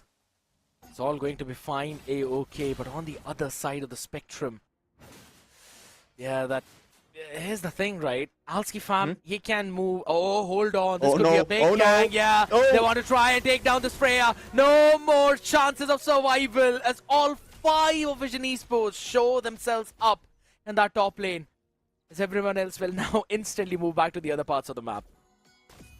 Okay. I think they were kind of mad on Fam just moving around like that with the Freya and making the life of Onoki hard, you know. I think it was harsh. So, but still, using 3 ultimates just for a Freya, kind of much. But still, you're getting some of the space from the map, and okay. Look at the Nikki and Nyx difference. Yeah, exactly. I mean, the amount of fights that Baby Nikki has been a part of, it's just outclassing Nyx on the other side from the light cavalry. But here's the thing, with the Claude, you wait for around that 8.5 minute mark, somewhere around the 9.5 minute mark as well, to try and then get activated now. Alan. But this pick on Alan could be big. Still has got the AOT available, so he can go all the way back though. But Baby Nikki has got nowhere to run, as when Nyx joins the fight, he destroys them out. Yumi doesn't have the Sky Piercer right now, so he cannot land in that last bit of damage. Void Blast flickers forward by Creep to shut him down and recalls on his dead grave. Light Cavalry are hopping up with a statement. Oh man, Zedel is not looking that happy. Gumi as well, bro. That flicker from Crave, I wasn't expecting that. I mean, okay, you got the advantage, but no, you want even more. It doesn't matter that you just burn a flicker and you're gonna have it in like 2 minutes later. But now with the advantage, they can push even more. They can just open the map more for them. Just more possibilities. Ooh, well, I don't see that orange buff there too good if they're going too close. Never happening right now. Nyx though, this is the thing. Nyx has joined less fights, but the time that he has joined them has been one of the most impactful moments. Yep. He did his job. You mentioned earlier, right, that the 9-minute mark is gonna come in and gonna do a lot. Yeah, he came in one time. He killed Nikki because he was chasing him down. He was having only 20 stacks on the Sky Piercer, but he was pushing back. Yeah. And now you need that level 12 on Nikki as quickly as possible to get the maximum potential level damage and output of that Death Sonata. It's already got the Malefic Roar as well out there. Now AOG pushing all of them into the RWM right now as the backline seems to be open. Zyka taken down, and Baby Nikki is nowhere to be seen because he's zoned out by that Blazing Duet. Lord pretty healthy as all 5 still up and ready for Light Cavalry, and they do respect the wave clear. They do respect the damage as they move back into the mid. Oh boy, that's not looking good. It's nearly 9k gold. No, it's going above 9k gold lead for Light Cavalry. 8 kills ahead, 3 turtles out of 3. They took a Lord. The next one is coming in like more than a minute. They have some time to farm something, to maybe farm some minions. But look at this. Look at this again, bro. This pure madness on this bot tower. He just simply went in with the Valkyrie's Descent, and that created such a good opening for Nyx on the claw to run with the Blazing Duet. And after that, after everything went down, Light Cavalry simply just were like, all right, we've got what we wanted. We're simply backing off now. We do respect what you have to show. Yeah, I wasn't expecting this outcome to be so much in the favor of Light Cavalry, but man, I don't know, but Fam is looking this Freya be so, it's making it to be so tanky, so it's having so much damage. It's like, okay, if I do that I'm just gonna lose my guy. I'm just gonna be dead the minute I enter in the tower. But this guy is sustaining. It's pushing back all of the enemies, and it's creating space for his team to push that tower with the Lord, and then he's having the flicker to disengage. It was perfect playstyle for him. Because we don't have players like Alan as well as Creve in our own ranked games, right? That's the only reason why you can't pull a Freya like that off. Otherwise, you have got the Fair enough. Fair enough. Fair enough. Yeah, just blame it on the teammates. It's fine. Always works for me. Okay. Bro. Out there though. This could be a bit of a problem for Vision if this Lord goes away right now, which will be blitzed up by Light Cavalry thanks to the 9,000 gold lead which they have. Level 13 on ZL right now, same for Nikki. Onoki is not able to sustain on the Terizla. We haven't seen any good penalty zone, and one of the big reasons for that, Elise, is that how do you catch the lineup of Light Cavalry? It's tough. It's tough because it's always Fam there trying to bait you to come in, and then he just Valkyrie descend away or coming even closer, and then it's Alan with the AOG. He's just coming with Avatar or Guardian. He's coming on top of you. He's just forcing you to either stay and get taunted or just leave. So those two combined is just making a very hard life for Onoki to come in with the penalty zone. How can you compare this with those two big, massive CCs from Light Cavalry? So that's why it's harder for him. Look, he's coming again, Fam. Oh, it's a big one with the RWM dropped in, and the penalty zone which we were talking about finally catches Nyx. He has to go back as well. BMI, yes, hops in though, but it eventually gets a good amount of life still back as well. Guess what? It's down to full HP right now, and the only loss is Zyka as they clear out the Lord as well as the wave. You talk about Onoki, and instantly he shows you what he can do with the Terizla. But you need to do it twice more, my man. If he does that, Vision Esports can bring themselves back in the game. Oh, they have a chance. The chance is slightly, but it's there. No more inexistent. Now it is here, the chance, because it's like he heard me. It's like he heard me. Yeah, I cannot do anything against this. Watch me. And he was like, penalty zone, flicker into 5 enemies. Yeah, Valkyrie Descent was used, so he could use the penalty zone without problems. But Alan was trying to target with the AOG someone from the opposite side as well. But still, that penalty zone was clean. And Nikki with the cleanup on that kill, it was a very, very good trade for Vision, if you ask me. I agree. On the back of that, man, I mean, Caster's Curse working at real time. I don't think so. There's anything better. There's any other better proof than that. Simply say that, yeah, Onoki's Terizla hasn't been impactful. Boom! 4-man set. On to people like who? Oh, Onoki, yeah, he's fine, he's okay. On to people like Creve, who's got the Eve, who's always out of the range of a Terizla. Nyx, who's got the BMI Purify. Leandro, who's basically got 2 major dashes and 1 skill with which he can iframe everything. Alski, unlimited dashes on the Freya.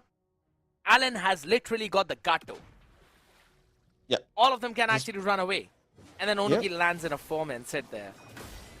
Insane. Big W on that play on Onoki. That was clean. That was clean. That's what you want to see in your team. And Terizla flickering penalty zone on top of 5 members. Conceal. They want to go into Let's see. right now. They can do it.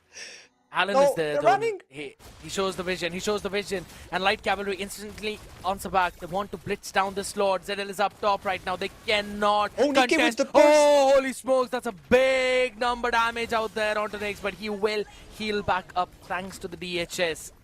Vision were just not in the position to contest it. Solid decision making from Light Cavalry. Oh, it's like they felt something is coming for them, for Leandro, for Alan, and they instantly repositions themselves while Fam, while Nyx and Kriv, they were just securing the Lord. And Onoki, bro, he was going there, but he just turned around. He made the 360 and run away because Nyx was melting him down alongside Kriv. They just didn't have any chance to survive. And honestly, when I saw Nyx coming in and Nikki bursting him like crazy, I was like, okay, maybe a kill, but no. He just went back instantly, right, with BMI, and just held on the Lord, and it was all good. Could be, that still could have been a 1-for-1 trade right now, but guess what? Onoki, can you pull that thing again right now? Flicker available, penalty zone available, no inhib up top right now, as finally Barbiel's been called onto the field as well, though not really enough. Zedel is going to be bursted down to that 1v1, but even before that happens, the crystal gets destroyed right from under the noses of every single one as Light Cavalry will secure game number 1. Oh boy, that was harsh. That was harsh for Vision. They had a slight hope. They just had to play alongside Nikki to give him 3 stacks on the Skypiercer. They did it. They did it so far very nicely because he was getting a stack here and there. But then when Nyx was no more passive and when he joined into the fights, that was the end of it because he was having the damage. Bro, that blazing duet on the Claude, ooh, too much to handle. Even for Onoki, that was tanking a lot. I mean, you can make the chastise pauldron, but after that Trinity is brought up, yeah, good luck sustaining through that. And good luck sustaining through what Kriv had to offer. You go in for the glowing wand, add the lightning truncheon, just so the void blast's burst actually hit you, and then adding in the blood wings to get extra bit of mobility when the shield is up with a surge of magic damage. Surge. See what I did there? That is the big reason why he's got the war machine. Okay, that was we saw Onoki being the iron wall of his team, but that wasn't enough. Even I think if he would have been able to replicate that 5-man setup with Terizla multiple times, it would have been very huge for Vision and would have been very or more easily for them to come back in the game or to not lose into a huge gap of gold, right? Because we see they dealt a lot of damage. Nikki was top damage of his team, but still, Kriv with that nearly 80k damage. My guy, chill. And Onoki with nearly 100k tanked. Fam was not that close. Yeah. But still. All the way again. Now, this is the disparity that you can actually see, right? Alski Fam had 77% teamfight participation, while on the other side, yes, you had the Terizla. He was not able to have the similar impact because of the mobility that a Freya offers you. That was the big thing. The draft was a major advantage for Light Cavalry, but can they keep that up in game number 2, ladies and gentlemen? We'll find it out after this short break. Don't go anywhere.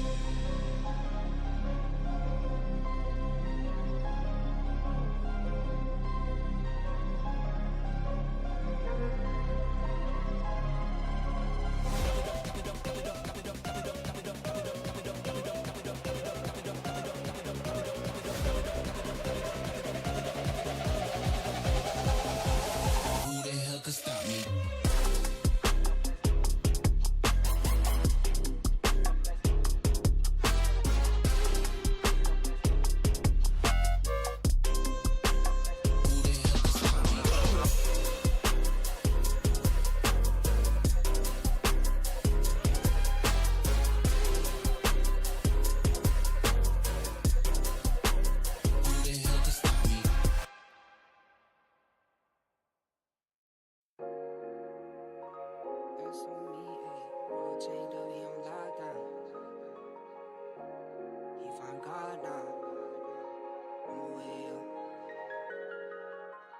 highs with the lows. That's life these days. World chained up, he on lockdown. Phone call 3 ways. I just pray that he find God now. It's no replay. On my way up to the top now. That's on me, ayy. The highs with the lows. That's life these days. World chained up, he on lockdown. Phone call 3 ways. I just pray that he find God now. It's no replay. On my way up to the top now. That's on me, ayy. Any day could've been dead. High school price on my head.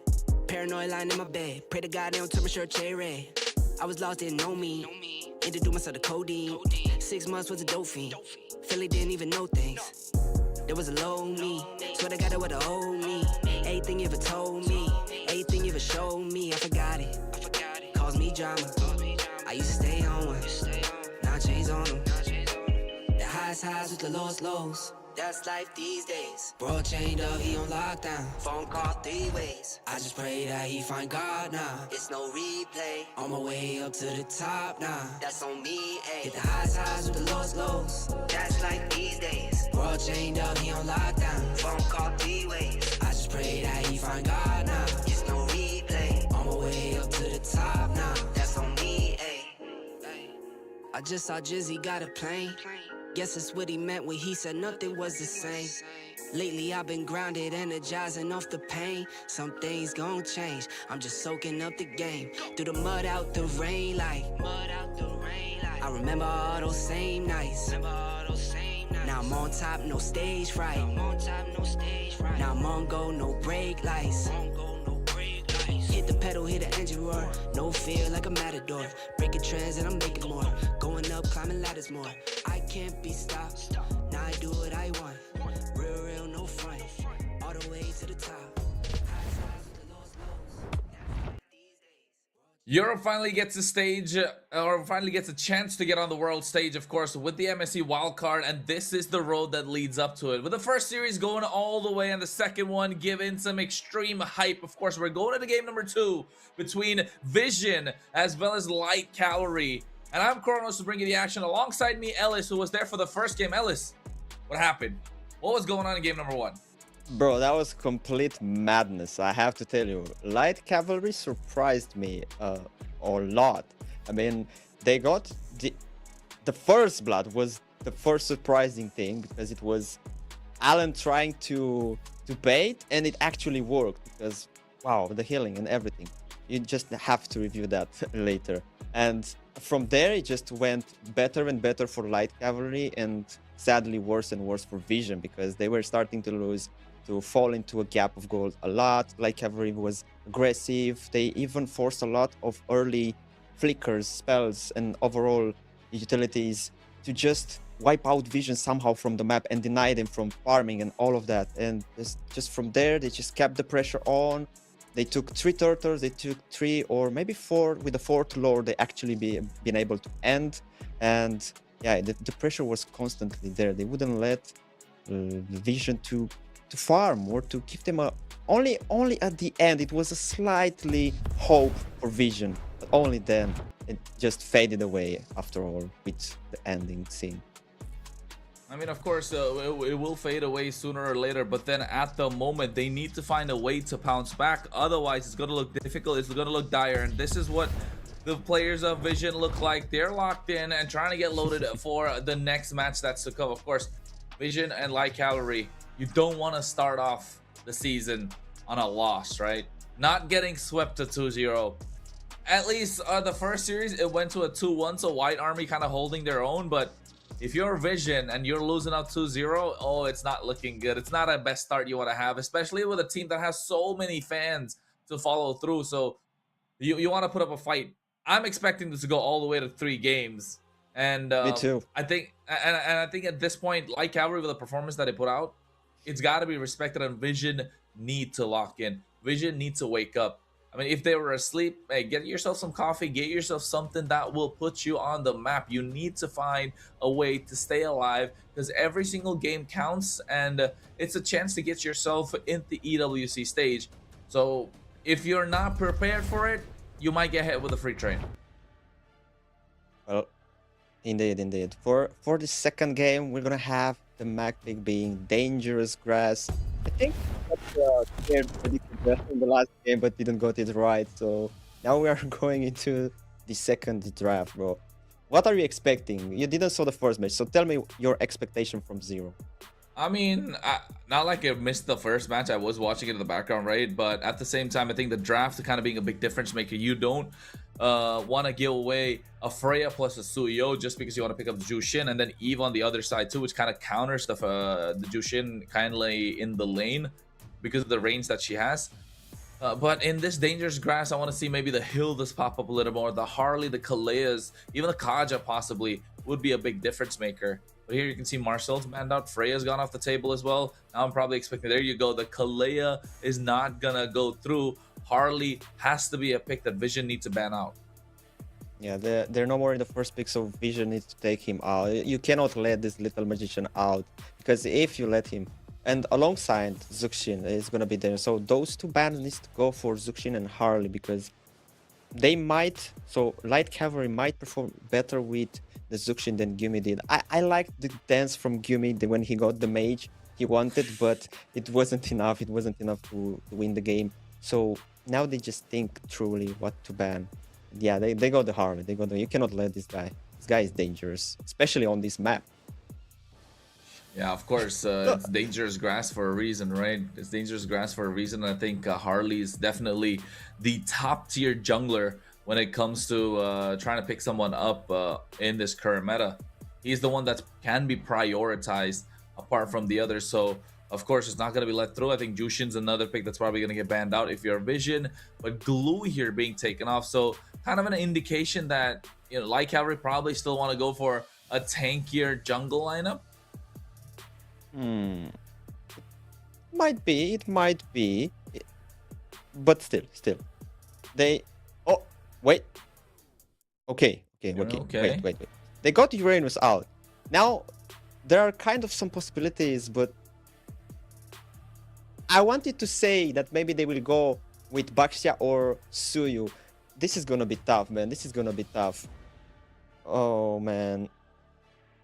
What can you play against the Baxia in the jungle? Because you have Harley out, and then maybe a Suyu can be playable, or you know what? Just go crazy. Play Harit in the jungle. No, I think for Abaxia, we've been seeing a lot of trends pop up of the Nolan, which keeps up with the pace of the jungle clear that the Abaxia provides, even the pace of the rotations. But here I'm guessing it's going to be Jushin plus Harith. No, they go for the Phoveus just so that the Harith doesn't get countered. I like it. You're covering your bases, but at the same time, now you're giving this power pick Jushin in the hands of Light Cavalry along with this Baxia, and it's not going to look good because that mid trio is what kind of takes the pace for Light Cavalry. And if you give them the comfort picks or overpowered picks in the current meta, yeah, you're looking for trouble. So Vision already, I would say in the first half of the draft, they haven't cooked. It's not looking good. Maybe if in the jungle they get the Nolan, could consider something, but there's also another option of the Hilda that can be picked up right now. Imagine the Hilda plus the Jushin coming here for Light Cavalry. It could be so much aggression that Vision will not be able to handle. Okay, none of those, but okay, they are still letting open the Zuxin, so they can Gumi can still go with the Zuxin, but will he wants to go with that? It has the it didn't perform too good against Kriv. Kriv last game was insanely good with the Ivy, with the damage, with everything, positioning. He even flickered. I don't know if you catch that one. It was also on the replay. He even flickered for Gumi to take him into the tower to send him directly to the base. And okay, he's confident. He's confident enough. Okay, Gumi, show me that dance you made it. And also, you were arranging your hair into the mirror. I saw you. Maybe you have something else prepared for the second game. You never know. You never know. He probably was, trying to take a look and see who looks better, him or Jushin. But at this point, I like the Eve still being picked up. That the Eve is still a slight bit of a counter to the Jushin in the laning phase. You have the range to kind of outpoke Jushin. It's one of those mages that can really go toe-to-toe against her. But also at the same time, it shows that Light Cavalry want to play inside a kill box. They have the BMI Blazing Duet that could come through. It could be a problem for Vision to deal with. Gatot Kacha being banned out, Guinevere being taken off the table as well. So they're covering all bases. I think Leomord is another ban. Light Cavalry can go for it. But if you're Vision, I think Hylos is possibly one of the better options to take off the table here. So you get your hands on the Khalid later on. So Khalid plus Jushin is a good combo, but you want to go Hylos plus Jushin. So you want to ban out one or the other, so you get your hands on either. And never mind, they go for the Yu Zhang. Not sure if this is a great idea, but I think still you're given a lot of options to the other side. Yeah, that's kind of tough. I mean, they can choose from a lot of picks. Oh, they're taking Suyu out. See, so they are thinking that Suyu might be performing very nicely into what they're drafted so far and might be dangerous for them. And it for real it can be dangerous because you have a Kriv that is going to be standing in one place when he's going to use the RWM. So Suyu is going to be dangerous. Just come in, use the all combo, go out, kill, you know. But still, this Grok. Okay, first time seeing the Grok for today. Interesting from the roaming. Okay. Oh, Esmeralda. so Straight count. On paper, it's supposed to be a counter to the Harriet and a counter to the Phoveus, right? But then, is it the best hero? It's even a counter to the Jushin, but is it the best hero? Again, it's a lot of work that you got to put in. The Purifies need to be on point. Even possibly running the sprint could be a different angle that they could choose. But they get their hands on this Cho. Even though they pick up the Cho, they go for the Fanny. This is a statement coming out from Vision. Absolute cinema with the draft that they're going in. And I think they want to prove themselves here. okay, the Fanny out of the pocket from nowhere. Zedel, show us some cables, my man. And Nikki on the hurry. I want to see some nice damage. Still, it's gonna be hard. It's gonna be hard because Allen can again just put the kills on the table if they are not careful. You know, I mean, careful with the Cho. You don't have to play. It's gonna be tough, but maybe they can go through and maybe they can equalize the score. Vision, they need to do something because otherwise it's not gonna be looking good. Well, they need to find a way, all right. They need to find a way to make this work, and they need the early game in their favor because you want the Fanny to pop off as much as possible. And then you get a sort of a mid-game power spike with your offlaners. But of course, ladies and gentlemen, boys and girls, friends of all ages, get ready because we're going straight into the Lion of Dawn. Game number 2 in this match number 2 of MEC regular season. We're talking day number 1. Powered by Runestone and presented by Surge Europe. Oh, this is looking good already. I'm seeing Zyka trying to freeze the lanes a bait for his team and kill me. Oh, actually, so both of them there. Okay, they tried to be sneaky, but not that sneaky. Well, you know who's sneaky a little bit? Tell me. It's Warren today. Warren's the sneaky one. Ooh. Predictions powered by Runestone, ladies and gentlemen. He's the only one who kind of went 2-0. Everybody else 2-1. Scared yet 2-0. So Scared already lost his prediction. We don't talk about that. But on the other hand, I think everybody else looking for this to go 3 games because these teams are so good and evenly matched, right? Okay, it might be that on the paper, but still, it's all coming down on how they're gonna perform and how the pressure is gonna affect them. Because so far, okay, emblems. I'm watching the emblems, and you know what, Kronos? I'm not seeing anything out of the blue. I'm not seeing anything different in particular. But you know what I want to see?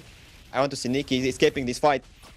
Yeah, he's trying to get out of harm's way, but a lot of damage being dished down already. BMI from Nyx to make sure he gets out. Zedel comes in, steel cables. So, adding some time. He needs to play aggressive, not afraid to pounce on the opportunity when it presents itself.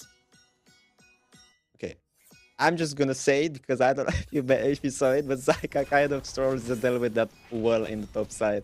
It was nearly killing, but then the flicker force. Only from Baksha coming there. Oh, wait, goes under the steel cables on top of Creep. That's first blood in the hands of ZL. Vision able to get popped off, and now Allen, Bobbin, and Weewin. Jeet Kundo, Shunpo out of there in the jungle. And now all of a sudden, Vision do have the numbers advantage, but they're not able to get control of this turtle pit because they're going up against a Boxia and a Cho. ZL needs the purple buff at the same time. You can see 4,000 HP on the turtle. Gumi goes in with the Crimson Beacon. Allen's going to take it down low. ZL going to get the finishing blow. Leandro secures the turtle. A lot of damage being dished down in that turtle pit. RWM drops down as well at the same time. ZL gets the pick off, but Light Cavalry got what they came for.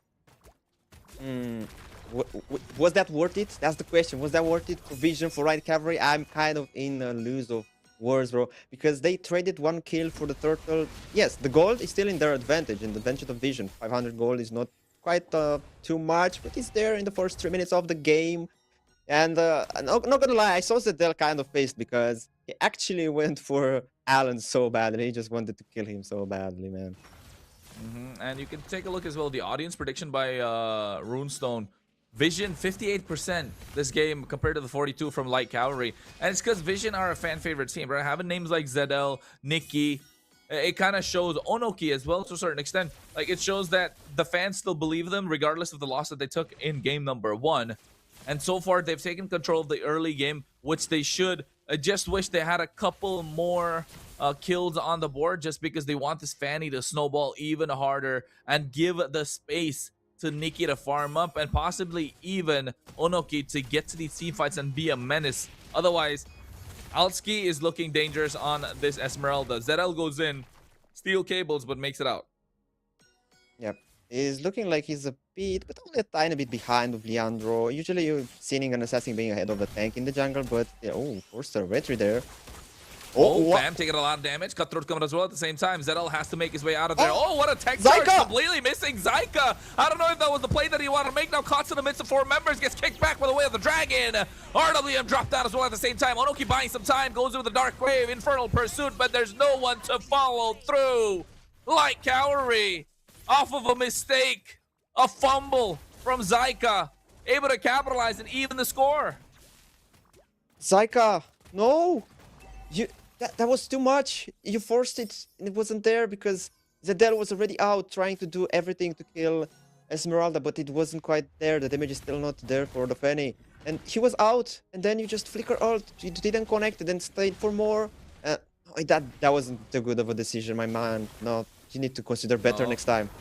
There he goes, the Monforce drop down as well. Nikki dancing Oh. around. Nice tech charge, but this time they get the better of Onoki, able to get that kill, and now Zedel comes into the fray. They get the can force turtle it. in the hands of Leandro. Versus Poissons to go for a disengage. Meanwhile, on the bot side, Nyx is hacking away at the tower, and look at Zedel. He's doing everything to be omnipresent on this map. Okay. It's literally in the mirror of the last turtle. They traded again. Ooh, but Alan. No, he's not looking good for Alan.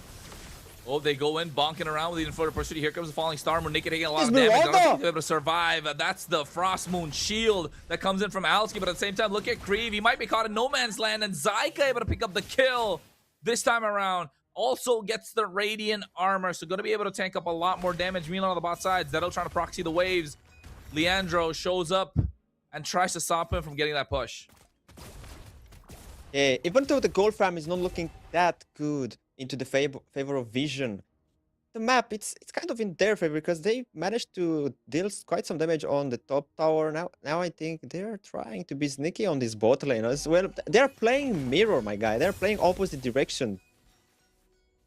Yeah, they're playing opposite direction and it's working out to their favor as well. If you ask me, so far, I think Vision have control of the game, but look at the goal lead. It's not in their favor. Zedel goes in, tries to steal a purple buff away. Zyka needs to make the space, but he's not able to do so. Fam gets stopped. Krieve trying to come in. Alski flickers out of harm's way as well. Zedel able to get the steal. Meanwhile, Leandro doing the same in their jungle. Gets a steal into their purple buff, and they're trying to proxy top tier 2 for the bot tier 2, but Fam goes in with a Falling Star Moon, able to get the clear. It's not looking good for them. They're not able to respond to what's happening on the bot side. Nikki taking too much damage. No one's able to stop this Esmeralda. Need to take a look at the items and see where they are. Do they have a dominant size? Do they have the glowing wands that's necessary? Oh, no, not even one. Not even one. Vision, they're not having any anti-heal for this. Only Cho has it. And also Ivy. They're only ones with... Oh, anti-heal. RWM drop down. They go into the way of the dragon. Now Zyka looking to get a tech charge. Massive Nice. one. Finds 2 members, but Krieve got out of harm's way at the right time. Blazing to it coming from Nyx as well. Onoki looking to get taken down. Fam coming from behind. The Frost Moon shields for them too much to take. Yumi goes in, but look at the rest of the damage dealers. Nikki drops his Demon Force just for a disengage. Zedel comes in with the steel cables looking to take them down, but he gets caught up in the wall. And Alski gets taken down as Zedel, the god, is on a killing spree. And Vision have more kills on the board, but the map is working against them. Okay. Zyka, it's coming closer and closer with those walls, with the tech charges. He's setting more and more, better and better.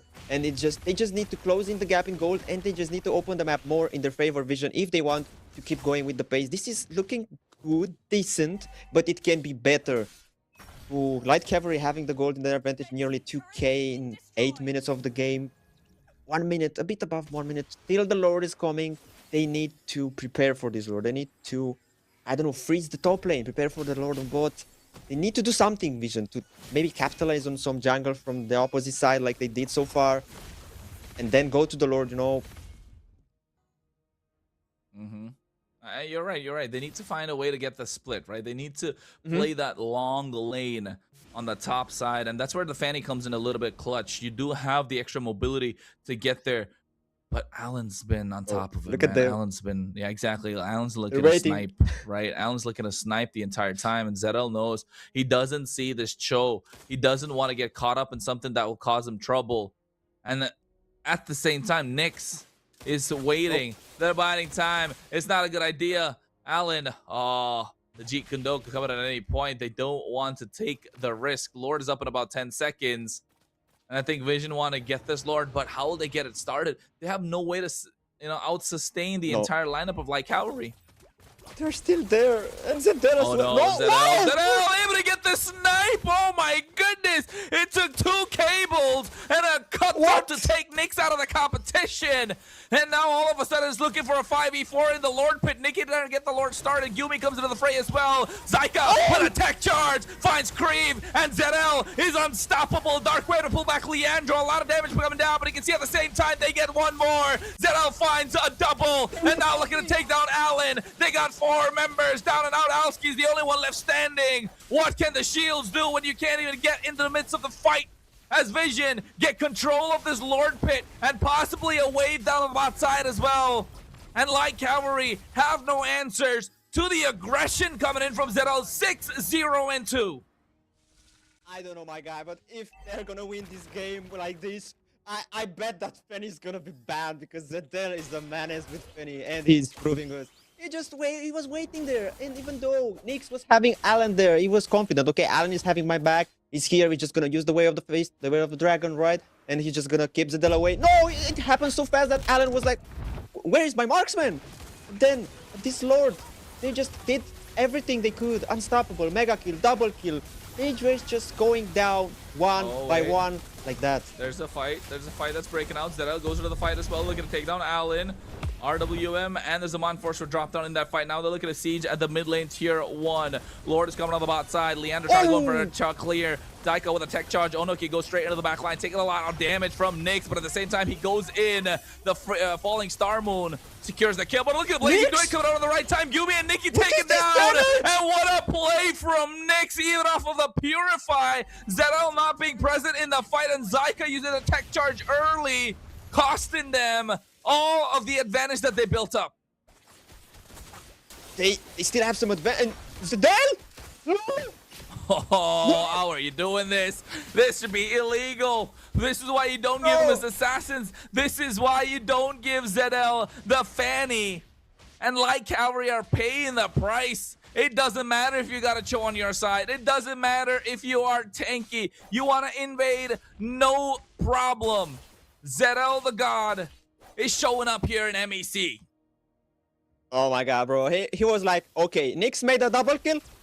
Let me arrange this better. Let me just go there with the Lord. They're just cleaning up. They think they're safe. No, they are not safe, because Fanny, 3 cables, ultimate, RWM. and not even Well, Zyka with a tech charge, catching 2 members, along with a beacon as well. Allen gets taken down, and that's 2 down and out, but they get the clear, so they're able to buy some more time. But the wave's crashing in again, and Vision are losing patience. They want this mid-tier 1, and Light Cavalry are doing everything that they can to get this defense mounted. They go in, Blazing Duet coming out with the BMI along with the Falling Star Moon, and they look to get on top of Nikki. He's dashing around. He finally able to get that kill. Yumi able to get the stack on the Sky Piercer, finding 2.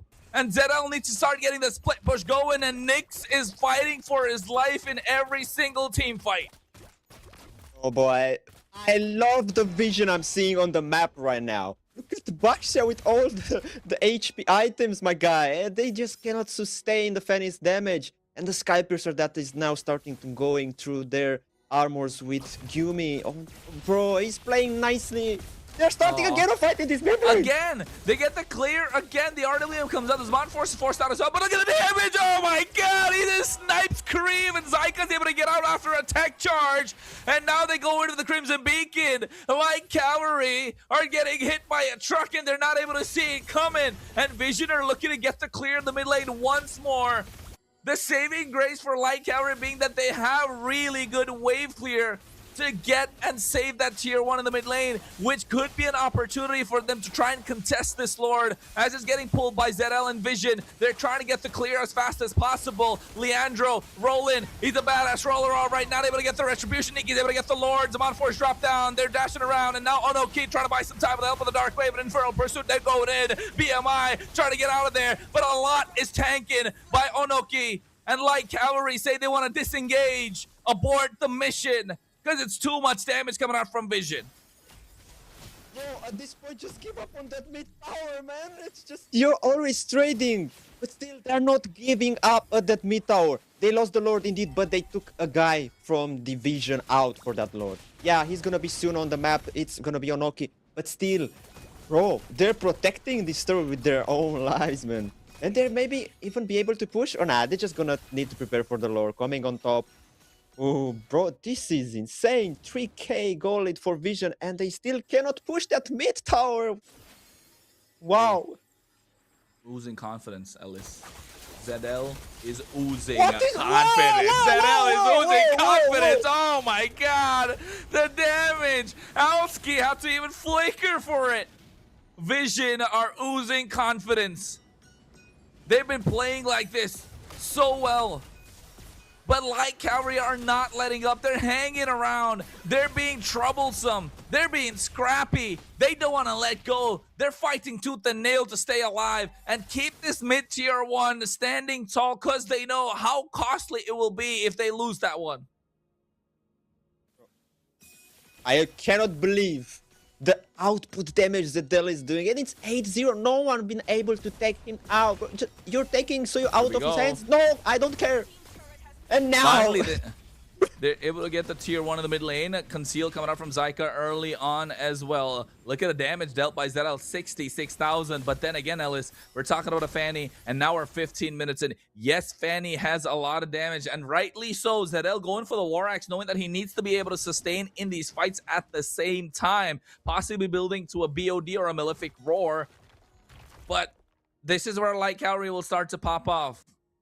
The Claude will be able to go in. BMI Blazing Duet. Kareev has not had a good game. 1-5-5 on a Eve. But still, the RWM is going to be a massive tool when they want to get any sort of sieges, when they want to get any sort of team fights, when they want to control a certain part of the map. And Allen can pick off ZL at any point. And if ZL falls, that's a big shutdown. That's 8 kills. That's what, 1,000? If Zedel falls out somehow, if Allen is gonna catch him, because he's slippery with those cables, he's not showing himself too early, he's doing that freeze on top lane, and bro, it's just this guy is coming when everything is finishing, but not quite yet, and it's picking someone, and he's just somehow safe, because he has the tech charge from Zyka, and I told you, at the first he was a miss, but he's getting better and better. The longer he stays on the map, the better the tech charges are becoming. And as for Allen, he's not quite setting too good because he's not having the space to set for them, you know? No, look at this! Oh my god. He was looking to take That was down fast! Alski. That's not a fast, that's an Esmeralda. Esmeralda is a thick hero. For Fanny to just melt her down, ooh, I don't know. The damage is overwhelming, man. The damage is overwhelming, and Light Cavalry, even the tankiest of members, are not going to hold up. Vision getting the Lord started, and will possibly be able to secure it as well. Leandro is not in a mood to contest. They're trying to find answers. They're scratching their heads. Bro, they're looking at the map at like a cheese board and like, bro, what can we do here? What is our next move that they can use it so it can cut the advantage that Vision is just building up steadily, but is building up and building up. Now it's coming closer to 5k goal lead. The Lord is coming again on the top lane. And yes, indeed, they took a while to take that mid lane. tower, the first one. What? Zedel was just saying hi to Alan into that bush, bro. Yeah, I think at this point you need to respect the damage that's coming in from ZL, and I think Alan has a big part to play. This is where I think it's going to be difficult for ZL to go in because Alan has the Way of the Dragon, so you need to find your target and pick them off. Oh, look at that. Trying to bait out the Way of the Dragon. Yeah, he was trying to bait it out, but not coming out yet. Lord is still healthy on the top side. Mid-wave marching in, so tier 2 should be able to get secured. Yep. No holy defense present since we're already 18 minutes into the game. They're maximizing what this Lord can do. Oh, Nyx is going to be the target. No. Cutthroat coming out, but he gets taken down before he even get out of there with the help of the BMI. And now Zaman first drop down. Nicky's going in, and Gumi with the Crimson Beacon able to siege at the inhibitor on the top side. Leandro trying to buy some time. Curtis Poissons goes in, and Fam with the Falling Star Moon tries and gets to clear the wave. How will they find a way to respond?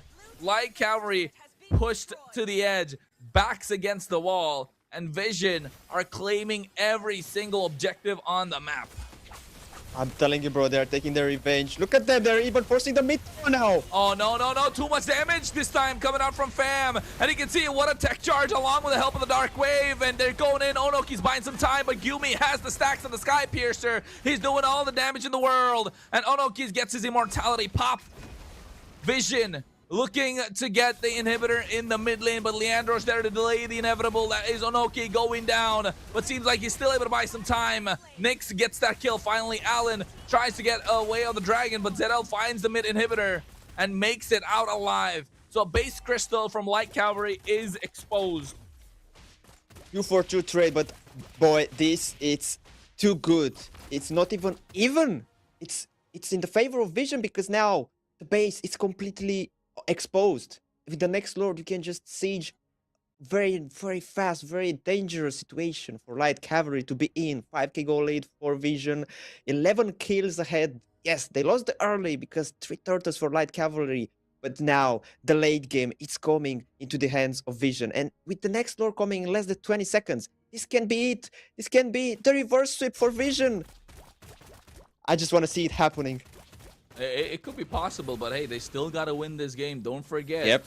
At the moment, yes, Light Cavalry are behind in terms of towers, but 56k gold basically means they're full items, and so are Vision. So gold lead's not going to matter a lot unless it comes out as fast item swaps. They definitely have more control when it comes to the Lord Dance because they've got a Boxia, they've got an Esmeralda that can zone out members, and even a Cho that can pick somebody off. So Vision, regardless of how ahead they are, they need to still respect what the heroes of Light Cavalry can put out. So they need to play the map, and you see on the top side, they have a wave crashing in, and that's what they're waiting for. The moment they see someone trying to get the clear on the top side, they will start blitzing this Lord, and now is the time to go for it, because they see Nyx on the top side. Nikki is trying to get the clear. Oh, Leandro not let to go, but here comes ZL as well. They're picking up and putting him down. Steel cables left, right, and center. Leandro's going to get taken out, and they try to tank in, but you can see a lot of damage being absorbed at the same time. Alski trying to go in, has the Frostmourne shield, able to find Nikki, a tech charge, but a little too late. Gumi doesn't have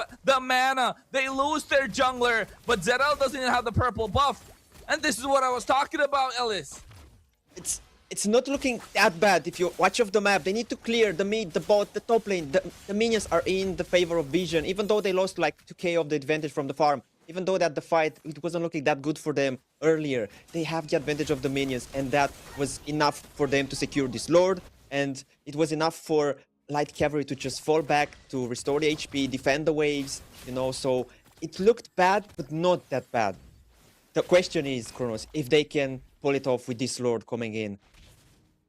I think it's definitely possible to try and get the end if you're Vision, but if you're a Light Cavalry, Zyka not having a dominance ice, I don't know. It looks kind of sus, but he gets a tech charge. 3 members. Creep able to flicker around the harm's way as well. Look at RW, beautiful position coming in. Onoki going in, bonking around, and a lot of damage being dished up. But here comes ZL trying to clean up shop, but takes a lot of damage. Nyx able to find the shutdown as Nikki comes into the fray. Zaman forced to drop down. He's trying to dash around, dish out the damage, and Fam goes down first. And now looking to get Nyx and Leandro to follow. Yumi's there in the back line, but he doesn't have a lot of HP. Zyka is the frontline tank, trying to do a lot, but the waves are crashing in. The Lord is still looking healthy, and I think Nikki wants a piece of this base crystal, and they're calling for the end. Nyx taken down low, trying to get the clear, but Zyka's going in. Nikki with the Zaman Force, again, looking to lock down the base crystal. The minions are crashing in. Nyx dishing out the damage, but able to get a shutdown onto Gyumi. He's on a killing spree, and I think right now the tech charge able to save Nikki,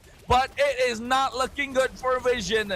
They have lost control, and oh my god, the Blazing Duet coming out as well, locking on the base crystal.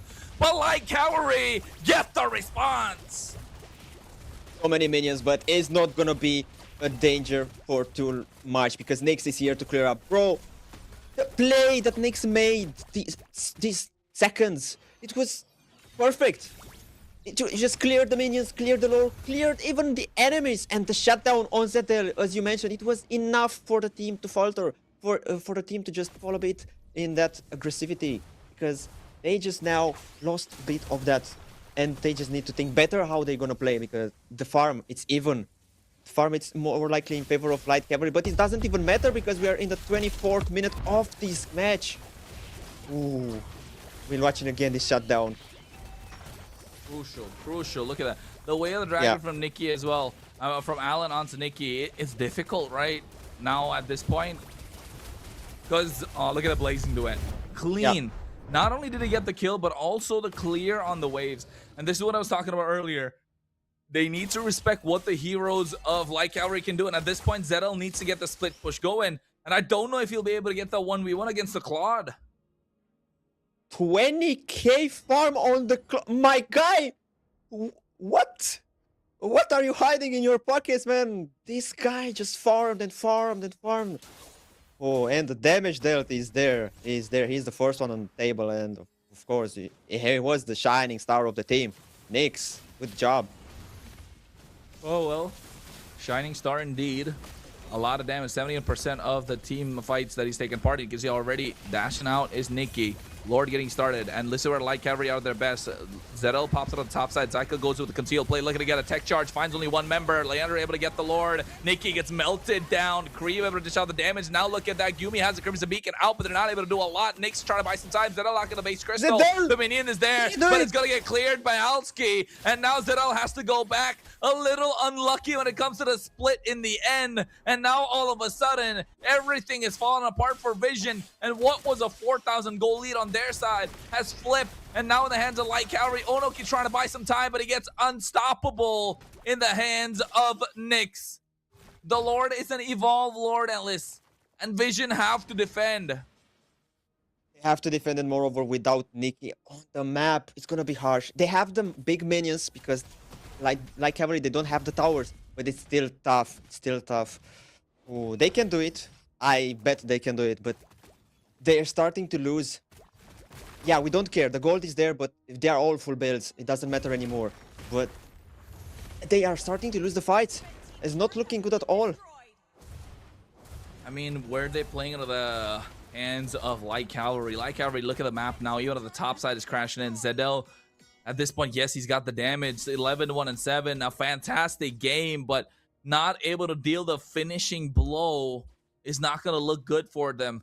Not the way they want the season to start. Light Cavalry, on the other hand, are finding opportunities to get things on the map. It's all come down to the composition. Not a lot of niche win conditions. It's simple. Keep it straightforward, and you will find an angle to get the end. Look at Creeve. Nice RWM coming down. Yumi as well in the back line. Goes with the beacon. Looking to push them down, but Zedel comes in. Looking to pick up a fight, and they get the tech charge missing. But at the same time, a lot of damage being dished out. They lose one. Looking for the second. Nyx goes in with a Blazing Duet. Immortality's pop for Zedel. A lot of damage coming down. Winner crowd plays. He's looking to get the buy and sell. Allen gets taken down, and now they're looking to get Alski, Nikki, Icky, Chicky dishing out the damage as they get finally Alski. Only 2 members left standing, but Zedel doesn't want to let Leander recall, missing him out on the brush. As finding a way to defend, no inhibitors from both these teams. 26 minutes in. Ladies and gentlemen, you're watching the MLBB European Championship. Oh, this game here so far is insane. It's actually insane. They can either force the mid open, or they can go for the for the Lord. But no, they are looking like they want to force. They have the advantage. They are 5 versus 2. Can Nyx and Leandro do the defense here? He has everything ready, Nyx, Leandro. But can they do it? Can they do it? Is there time to shine, Nyx? You have to do it. Nyx You have blazing to do duel it. with the winner crown as well coming in, but he can see Zedel. There's not a lot of damage. Goes over the steel cables. Nyx able to use the BMI to get out of there. Leandro buying enough time. Torres is Poissons, but seems like he's gonna be next on the chopping block. Nyx comes in. RWM drop down from Kriv. It's beautiful. Yumi gets taken out, and now all of a sudden Vision have to scramble, or they look for the Lord. Leandro is still alive after taking so much damage. Vision are losing control. They're losing their heads, and Light Cavalry are answering everything that Vision are throwing at them. 70 seconds were on the clock for Yumi. 70 seconds. In 70 seconds, you can't lose the game. And now the Lord is looking like Leandro's gonna secure it. If not, Zedel is coming here in time. There's no way. There's no way you do it. There's no way, Zedel. Oh, No! Retribution not able to get it. Leandro finds it, and now Kriv gets that L as well. And now with the RWM drop down, they're looking to get a little bit more. And Nikki Chicky's the biggest piece that they're looking for. He's dashing around. Zaman Force not available, but you can see Nikki's trying to buy some time, but gets kicked back by the way of the dragon. And Nyx is a monster on this Claude. 10, 3, and 4, and they have no way to stop it. Onoki gets the immortality, but it's only 2 beefy boys that's trying to get the base to be cleared, and it is looking dire for Vision, a fan favorite team, starting off the season with a 0 games and 2 in the hands of Light Cavalry. Oh boy, what an ending! Nearly 30 minutes game. The Lord, HP was going so wildly high. And bro, how Light Cavalry stayed so composed? Nyx, the star of the team. I don't care what people say, but Nyx, and even Leandro, but Nyx, us with the MVP of the game. 10-3-4, bro, 74% teamfight participation. This guy, with the Purify, with the Blazing Duet, he was unstoppable. This guy, nobody could stop him. Zedel stopped him at some point, but then he was no more there to stop him. He was a menace. He was a dangerous marksman, the most dangerous from Light Cavalry. And once he would not be stoppable at all, yeah, that was game over. Because, bro, wow, I'm speechless. It was tough, right? It was super tough if you are Vision. Honestly, they tried. Zedel played a fantastic game, had the highest kills, 11 kills in the game, but look at Nyx, a monster. 168,000 damage. Oh my god. And look at Leandro, same thing, taking 377,000 damage. It's insane at this point. But the thing for Light Cavalry being, everyone played their roles right. Vision, with the early game draft that they kind of had with this Fanny, they needed to get a lot more done. And to be honest, they found their openings, but it just wasn't there. Not to the point where they can take down what Light Cavalry were showing or throwing in front of them. The macro ability of Nyx on the BMI with the Claude with the BMI is definitely more online. Kriv had a terrible game to start. He was 1-5-5 and now ends with a 4-8-11 and looks somewhat decent. But the problem came in with Fam, Alski Fam being a problem for Nikki to be able to tank quite a lot. And not having the dominance ice in the hands of Zyka as well could be a problem. But Leandro, you can't take anything away from him. He was there in the front lines, tanking all that damage. 377,000. Alski Fam tanking 259,000. Allen 277,000. That's a lot of damage that they've taken. And Leandro being present in these fights with this tanky build of this Baxia, this is one of the reasons why Baxia is a mainstay name in the meta, since M2. Bro, this Baxia pick, I think it was the most inspired pick they could have done, because everything was happening on the map. It's just thanks to Leandro securing for Nyx to do damage. But yeah, wow. And now, Kronos. I know, it was pure cinema, but coming back to what's happening right now, we have a question from audience, from Valley New. Who do you think is going to win M8? M8? Yep, that's what the M8, question say. M8 is far off. M8 is far off, my guy. Who do you think is gonna win M8? M8 is far off, to be honest. Valley new. I think this is a question you gotta save maybe 6 to 8 months later, my friend. We're still around the MSC. At this point, there are a lot of regions that are still looking to get that for themselves. So yes, if you ask me, I think you're going a little too, off the grid with that question there. Not gonna lie. So at this point, if you want to find out who is gonna be winning M8, let's look at who's gonna win MSC first. Fair enough. Fair enough. What do you think? What do you think, Ellis? Come on. No, I think your answer is valid. I mean, it's too far in the future. I mean, I may predict some of the things, but that it's too way in the future. Let it for more months to pass. But yeah, for the MEC, I don't know, bro. For today, I was shocked from the first BO3 to the second BO3. I actually thought Vision is gonna pack this and move on, but no. Light Cavalry was having something else prepared on the table, and it was like, okay, we're showing you. And I'm just still amazed how they stayed composed, how they resisted under the pressure that Zedel was putting on them with the Fenny. 11-0, unstoppable. And they come back. So you're telling me Warren got all his predictions right today? Yes. Nah, man, this is not fair. This is not fair. You know what, Warren? We got our eyes on you, bro. We're coming for the prize. You're not gonna get it, and if you get it, you gotta share it with everybody else. That's how we know you're a good guy, Warren. I'm happy for you, Warren. I'm happy for you, bro. Folks, I'm proud of you. Yeah, well, we are, of course. As casters, we have our own thing going on, but at the same time, I know you're here. Make sure you like, subscribe, and stick around, because we're gonna be back after a short break for the next series. So don't go anywhere. Stay tuned.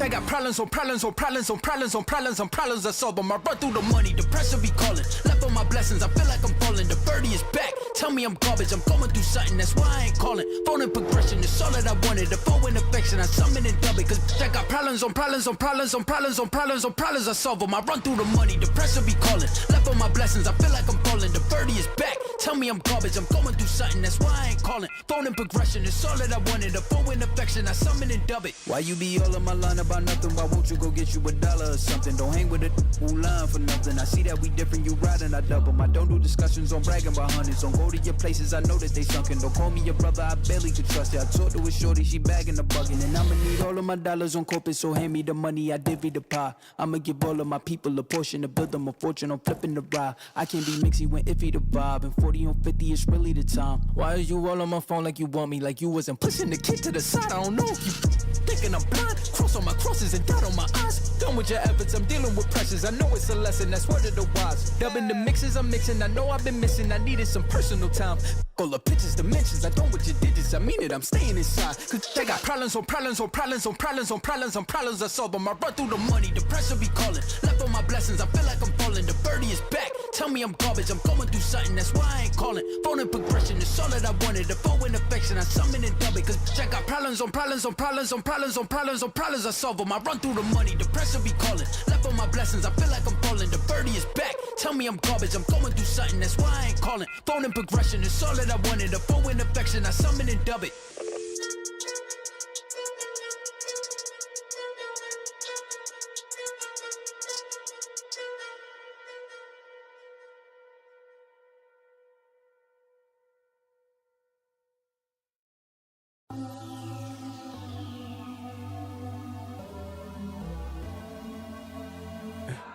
For the record, for the record, for the record, for the record. Been a little too nice to y'all. Now I gotta up price on y'all. Snake eyes on dice for y'all. Shoulders on ice for y'all. 8-6 all the hay. I won't get involved today.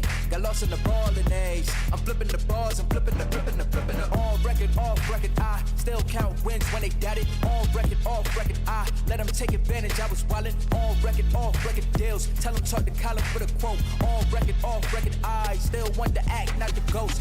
For the record, I'm done trying to make y'all comfortable. For the record, you ain't trying to grow, then it's done for you. For the record, lab on me going all the way. For the record, ain't trying to link, no time to waste. Running through it with the young influence, adolescent presence, I'm succumbing to it. I've been giving yeses when I shouldn't do it. I complete ejected, but the moves elusive, and I'm barely moving, but I'm still gon' boost 'em. I can't work on winners when I know you're losing, so I work the winners and they throw the deuces. Guess I had to pivot, shooting no bazookas for the facts. I need racks, paper cash, fuck a tax. That's a joke. Tell 'em laugh. Uncle Sam, fuck out the bag. Brody plot, forget a whack. Contract, give me the max. I got laugh on my back. You ain't that, then it's raps. Whoa, whoa, whoa. For the record, I'm done trying to make y'all comfortable. For the record, you ain't trying to grow, they ain't stunned for you. For the record, lab on me going all the way. For the record, ain't trying to link, no time to waste. Facts, I need racks, paper cash, fuck a tax. That's a joke. Tell 'em laugh. Uncle Sam, fuck out the bag. Brody plot, forget a whack. Contract, give me the max. I got laugh on my back. You ain't that, then it's raps. Whoa, whoa, whoa. For the record, I'm done trying to make y'all comfortable. For the record, you ain't trying to grow, they ain't stunned for you. For the record, lab on me going all the way. For the record, ain't trying to link, no time to waste.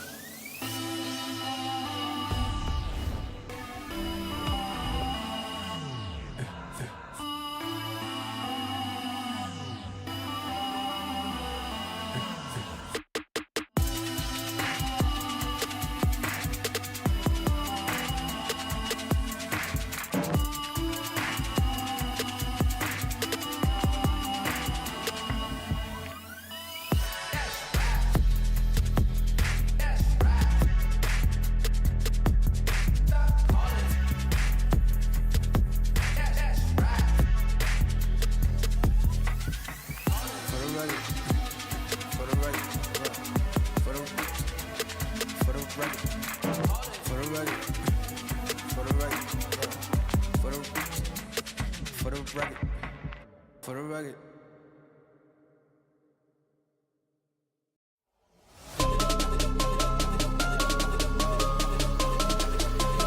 Who the hell can stop me?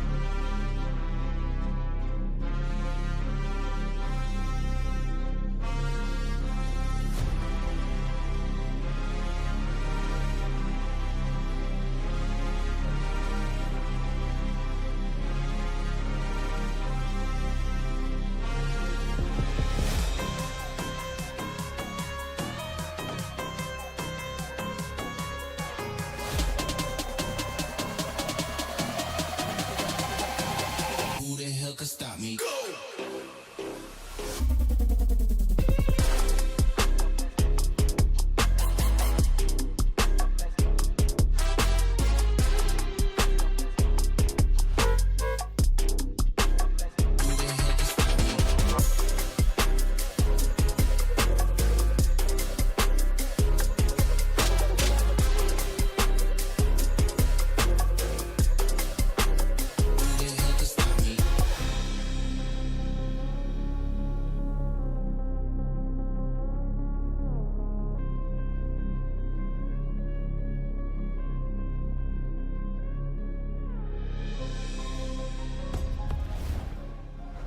Open. Well, folks, we are back for the next match of the MEC Season 2 regular season road to the Esports World Cup. We're talking the mid-season cup. That's going to be happening in Riyadh at the moment. So we saw what happened in the previous series, 2-0. The first series went 3 games. Are we calling 3 games again now, Scared? Ooh, it's a tough one if you actually look at the names up on the screen right now. Yes, Unix, pretty solid team, no doubt about it. Made it through the open qualifiers. They basically surprised us quite a lot. If not for Ball Force and Vision, I would have said that they were probably one of the favorites all the way from those open qualifiers too. But we've got the VSG lineup as well. We've got Boro, we've got Carvi, we've got all the boys finally returning back, man. So I don't know if this can be a 2-0. I think so. This probably is going to go the distance. Yeah, I'm expecting this to go the distance as well. Although at the same time, taking a look at the scores, right? A loss for Boris Gaming, not something that we'd see. So, hey, the favorites are beatable. That's what the question is. Although, if you're Vision, you're kicking yourselves, right? 2 games back to back, mistakes. They need to find a way to clean up their presence in the game, of course. Well, this is a match that's gonna be for Group A, Unix versus VSG, Victory Song Gamers. And you know what, Scared? I want to see a lot of Eagles in the chat. Honestly, just spam. You know, give George a run for his money at the moment. You know, just work him overtime. Just spam Eagles all in the chat, ladies and gentlemen. And then, you know, we know that you're gonna be a VSG fan, but for those of you who are looking to support you next, put that eye emoji, that single eye, that creepy one. But at the same time, you're right, Scared. Talking about VSG, they have a star-studded lineup. On paper, they're arguably the best lineup that we have in the MEC. We got Boro, we got Carvi, right? We got Mark TZ, we got JM. A lot of experience coming through. And of course, Dixon, a fan favorite, and a lot of experience as well. Yeah. In the mid lane, though, that's the question for me. Can he still pull it off in the mid lane, right? And does Carvi have it still? He is a goal laner that is experienced. He's been to the MSCs. He's been to the M Series multiple times. Not once, not twice, multiple times. But does he still have it in his arsenal? That's one of the things, right? And those questions will be answered in the upcoming series. But the question that's in front of us... Are you Scared? Yeah. That's for you. Wally New has asked this question. And I don't know, man. This could actually be for Elise as well, though. But the question is, are you married? All right, you first, man. Yeah, it doesn't say, it doesn't ask Kronos, are you married? It asks, are you married? I'm not married, I'm Kronos. I'm not married, I'm Kronos. Yeah, guys, can we please kick him out of the desk for a while? And I mean, this dude is cracking jokes like Zakota when he's sleepy, but out here, Hey, though, look, yeah. We're both you single, can't- people. We're both single. Zakota is the one that's married, right? Zakota is the one that's married, if you ask me. So, hey. Is he? Yeah, he's married to his grave. That's where he's gonna be for the rest of his life. But anyways, folks, we're looking at Unix, and by the way, I'm not single. So, Unix versus VSG in this game. It's gonna be a BO3. Unix get the blue side, VSG on the red. I want to see the draft. Carvi has a deep hero pool, right? He's been playing since M4, if I'm not wrong, in the M series, and he's been a name that's constantly there. Right, a Norwegian. Have you ever thought, Scared? A Norwegian in M Series or MSC? Have you seen it? You haven't, because you don't pay attention to these small, minute details. You're only glazing these big names. But taking a look at some of these players coming out from you next, we got Starboy, Lager, Yukasa, Meiku, as well as Sargon. Right now, they're all locked in. And you know what? Sargon looks like he's here to get his precious. I absolutely agree right now. All of these people locked in, as you rightfully mentioned, though. But this is just the lineup of Leo next. We also have got the lineup of VSG ready to fire on all different cylinders. And before we move that, though, I want to say that Lager, Miko, we've seen both of these players play all the way in the previous season as well, right? MLBB European Championship Season 1-2. We did see both of these players play out, and we know the potential that they have. But is it enough to stop the lineup that we have in front of us, man?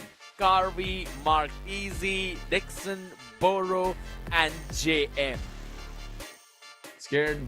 You wanna go down a history lesson? Let me tell you something about these players. You don't know them a lot, but I know them for a while. I've been following their journey, every single player. Mark Teasy included, he has been playing at a high level for a very long time. We're talking about Boro though. He's been there. He's seen it all. He's played for some of the top teams in the MENA region. He's also played for Versatile, right, in EECA. He's played for Falcons. He's also played for Elevate, if I'm not wrong. And at the same time, he has played in the highest competitions of Europe. He's been there in the SBS multiple times. But on the other hand, we have JM, who has the experience of playing in MPL Philippines, MPL Indonesia. So definitely has what it takes. He's been in the MDL Season 1 also, getting a 7th to 8th place finish, but it was difficult for him to stick around. In MPL Philippines, he was in the lineup of AP Bren. He's been with TNC. And if I'm not wrong, he's also been with Blacklist International. Wow. So, yeah, I mean, the experience speaks for itself, right? The experience speaks for itself, and do we really need to doubt him? The only thing is, are they going to be able to gel well together? And same thing with Carvey. He's been to the M Series, M5. He's been to M6, right? I know you didn't even know about this.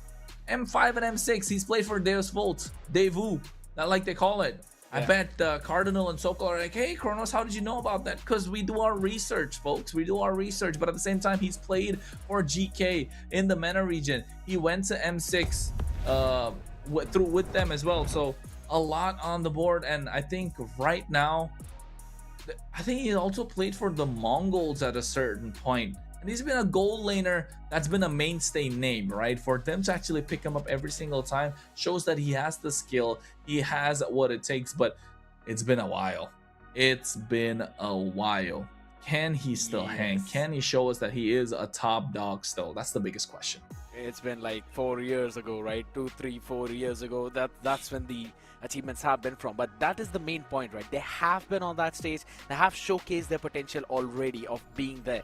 But the question is, can they continue it right now in the current matchup that Europe has to offer? That's going to be the first step out here. Unext. And I think so this is a really solid hurdle for Unext as well, considering the competition that they eventually have to face out in their very group as well, which includes Boars Gaming up in front of them. It's going to be a big task out here to perform in front of VSG. You have to take down on those old kings in order to make sure that you are the next emperor of the empire. But will that happen is the big question out there. I do expect a lot of things from them, because if you look at the lineups like of Ball Force, if you also look at the other teams as well, like Light Cavalry, you got Vision, Unext has basically got the strongest potential out of all of these teams. And that is one of the main reasons why I see that the coordination kicks in well.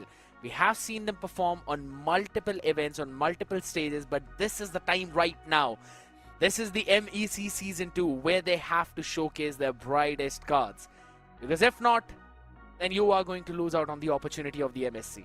Otherwise, yes, if you perform here, that's where you eventually land up. This is basically what? The first step into a potentially very long journey for the entirety of Europe. And I think so that is something Unext will have to focus on. Yes, it's a lot of pressure onto the shoulders, but you need to know how to handle that in order to become the champions, because the stage that is being offered by Surge Europe, let's just say that it is the best that Europe has had in a very long time. Hey, for the first time too, for the first time at the moment. And I think it comes down to the way that these teams will be playing and how they'll be able to hang against each other. Of course, Unext, like you mentioned, a team that can pull off multiple upsets here.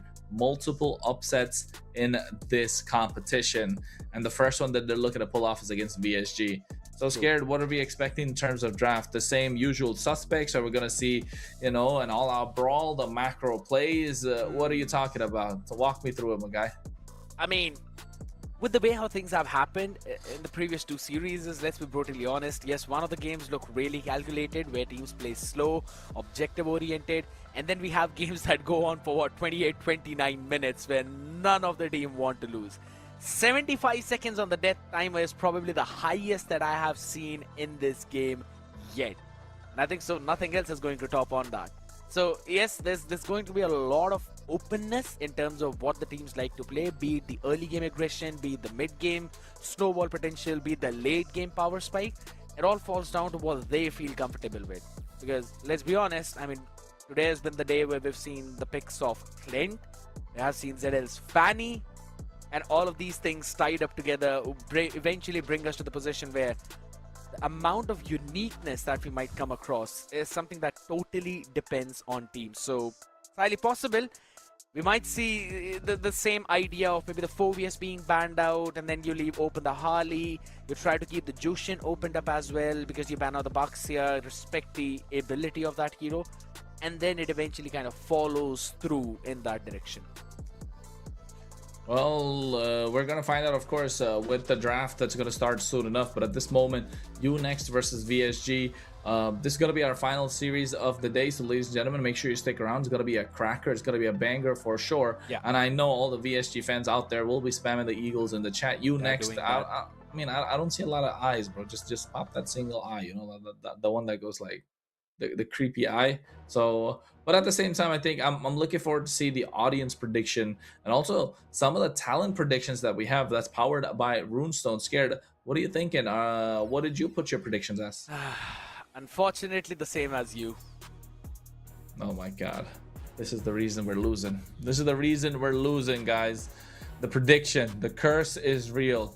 Scared yet has the curse. Danhausen cursed you, didn't he? Yeah, sure, bro. My prediction was different than yours of Vision and Light Cavalry. Guess what? Light Cavalry surprised us because you went in for a 2-1 for Vision. But guess what? It's all fine, man. Elise also agrees with the same thing. Warren agrees with the same thing. Zakota agrees with the same thing. Democracy is the power, my boy. But yeah, I've basically gone 2-1 for... is it a 2-1 or maybe a 2-0 for... Yeah, it's a 2-0 for VSG. But I know that you're pretty excited about hopping in the draft. I know that the audience has been waiting very patiently. So give it a shout out to you guys as well as we move back into the drafting phase right now. And before we move towards that, we land in, move through with the Johnson car, and between those walls, those extra pathways, Kronos, as the map will be broken walls. The map will be broken walls. We gotta find out how they're gonna play this. Next on the blue side, VSG on the red. Lager, Starboy, Meku, Sargin, as well as Yukasa for Next. JM, Carvey, Marktezi, Dixon, and Boro for VSG. The bans are loading in, folks. Don't worry about it. We'll be taking a look. Just want to see if the first two bans were missed by Next or... Yeah, no, you they know, have done it. no, they did. There we go. It pops up right now. Carry as well as Khalid banned out from Next. VSG taking out the Baxia, taking out the Jushin. I'm assuming the Freya is going to follow through as well. And they ban out the Phobius, so they might get the Herod in exchange. And I think so. Back in the first series itself, when we were seeing Boards Gaming play, they banned out the Harith after seeing the Phobius ban on the blue side. So it could be possible that the R3 ban is probably a Harith though, but you called out for it. It's a Freya. Taken away. That means you got the Harley open, you got the Harith open. One of the two priorities, and it seems like a Suyu. Alright. First pick Suyu. I don't know if I'm a big fan of it. You're giving Carvey a Herod, bro. Like, at this point, I don't know what to say.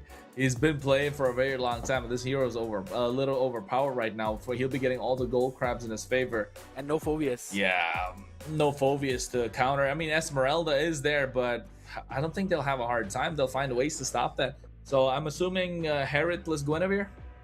Never mind. Moscow. Oh, wait, Marcel was open. Okay. I don't know, though. I think so. Moscow is a bit more, or rather a very early comfort for Kavi. You give up the Harith. Yes, so the Harley is not going to go anywhere right now except for the side of VSG. Considering Next eventually picked up their jungler, right? So it wasn't going anywhere either ways. What do you lock in right now to stop the Marcel? Hilda or a Khalid? Maybe a Kalea. I think... No, Kalea. I think it's got Glue. Yeah, Glue's a good option. And I disagree with the Moskov scared because I think Moskov being picked up is... Actually, you're right. The Harley couldn't have got picked up anyway. So, in a way, I think they're just slowing down and seeing what they can do. Moskov still has the potential to outplay, right? Definitely can go for an outplay as well. You can see all the players getting comfortable. JM just having a coffee too, so you know, just relaxing the entire time. So not going too crazy. Out being with the Guinevere now into the jungle. I do like the idea of VSG, but on the other side now with the Valentina banned out, they're trying to target towards that mid lane, also making sure that there's no golden hours being stolen away to give more avenues for Unix to work with. Ban out the Zetian. I'm trying to understand the idea of where they want to go with this, because you need damage, you don't have enough of it. So VSG would need to pick up something along the lines of a Lilia. No, I think they're fine. They're fine. They have the poke. They have the Guinevere. I think Lapu is probably going to be one of the choices in the EXP lane, even possibly a Yu Zhang. So I don't mind. I like the draft of VSG so far. But for you next, also they do have the glue that can become that can be very problematic for them to deal with. Right? Even Valentina, solid choices. You want the Moskov to be able to roam around a little more freely. Zetian being taken on. I think Lilia is going to be another choice. Kimmy's down and out. You're right. Lilia is possibly only the option left. Lilia, there's Lunox, there's also the Kadira, but it comes down to what Dixon can play. Like, is he going to be rocking some of his comfort picks? That's what I kind of want to see at this moment. And I think Lilia makes more sense. Or you save the mid lane until the end, lock in your EXP laner right now, like the Lapu Lapu, unless you want to go for a counterplay in the EXP lane. I think so. Keep the EXP for the later stages. Though you called out for it, yeah, they're going to lock in the Arlet. Yeah, the final slash is pretty good though, but I still feel that there's not enough tankiness right now. You've got a ton of bursts coming in from Lager in the hands on the Suyu, and the mid-game snowball from Starboy is going to be insane. Lock in something that can set the Harith up for success, and maybe add on to the mix of a good burst in the mid. The Kalea Lilia looks even good for you next as well. You divide the fight into different places where you pick one up into the Tsunami Slam. It's a glue roam. Okay, they're flexing the glue into the roam position. I like the idea, but what do you lock in the mid? Maybe a Farsa? Yeah, I think Farsa is super solid too. Oh, Gord. Oh, Gords have been better. popping up, right? Gords have been popping up left, right, and center, and I think I don't mind seeing this Gord because it definitely has the extra range right now, gets true damage down. And now all of a sudden VSG look like they're in trouble. They need to find something that's comfort for a Dixon in the mid lane to deal with this score. No Valentina, no Yves, no Kimmy, no Zetian. So he's going to have very few options to try and outrange them. Yeah. And they need the wave clear in their own position as well, because Marcel's not going to be there to help out with this wave clear. So Lilia is probably the only option, like you mentioned, Scared. But apart from Lilia, do they have a pocket pick somewhere? Do they have a Selena that could come out right now? Add more kill pressure in the early game along with the Marcel. Novaria is not a great option if you're looking to go for it. Lunox was the other one of the other picks that were there, and I think Lunox gets locked in. Not a fan of it. But at the same time, I think VSG, okay draft. You next do have the slightly better draft here. Yeah, that's the only reason, right? Because you now are relying on two heavy late game snowballing heroes, because you want both the Lunox to scale, you want Carvi on the Moskov to scale as well. They will not be available until and unless at least the first two items, and that is where Unix might actually pick the advantage up. But here's the thing, it is the 60% of the game. Yes, I agree, that's the amount of effect that the draft has. But we still have the 40% where VSG can eventually pull off something that Unix might not really expect. Their composition looks solid. When it comes down to the playmaking abilities onto the glue, that's where you need those flickers up right on point, ladies and gentlemen, because in this last best of 3 of Group A, we hop back into the land of Dawn itself. It is Unix taking on VSG.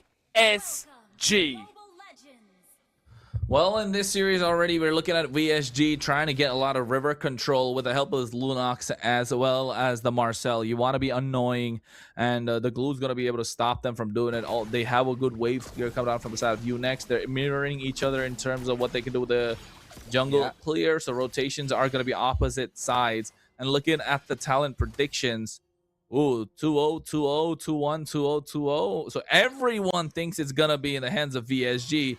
No doubts whatsoever. The only one there's doubt is coming up from Ellis.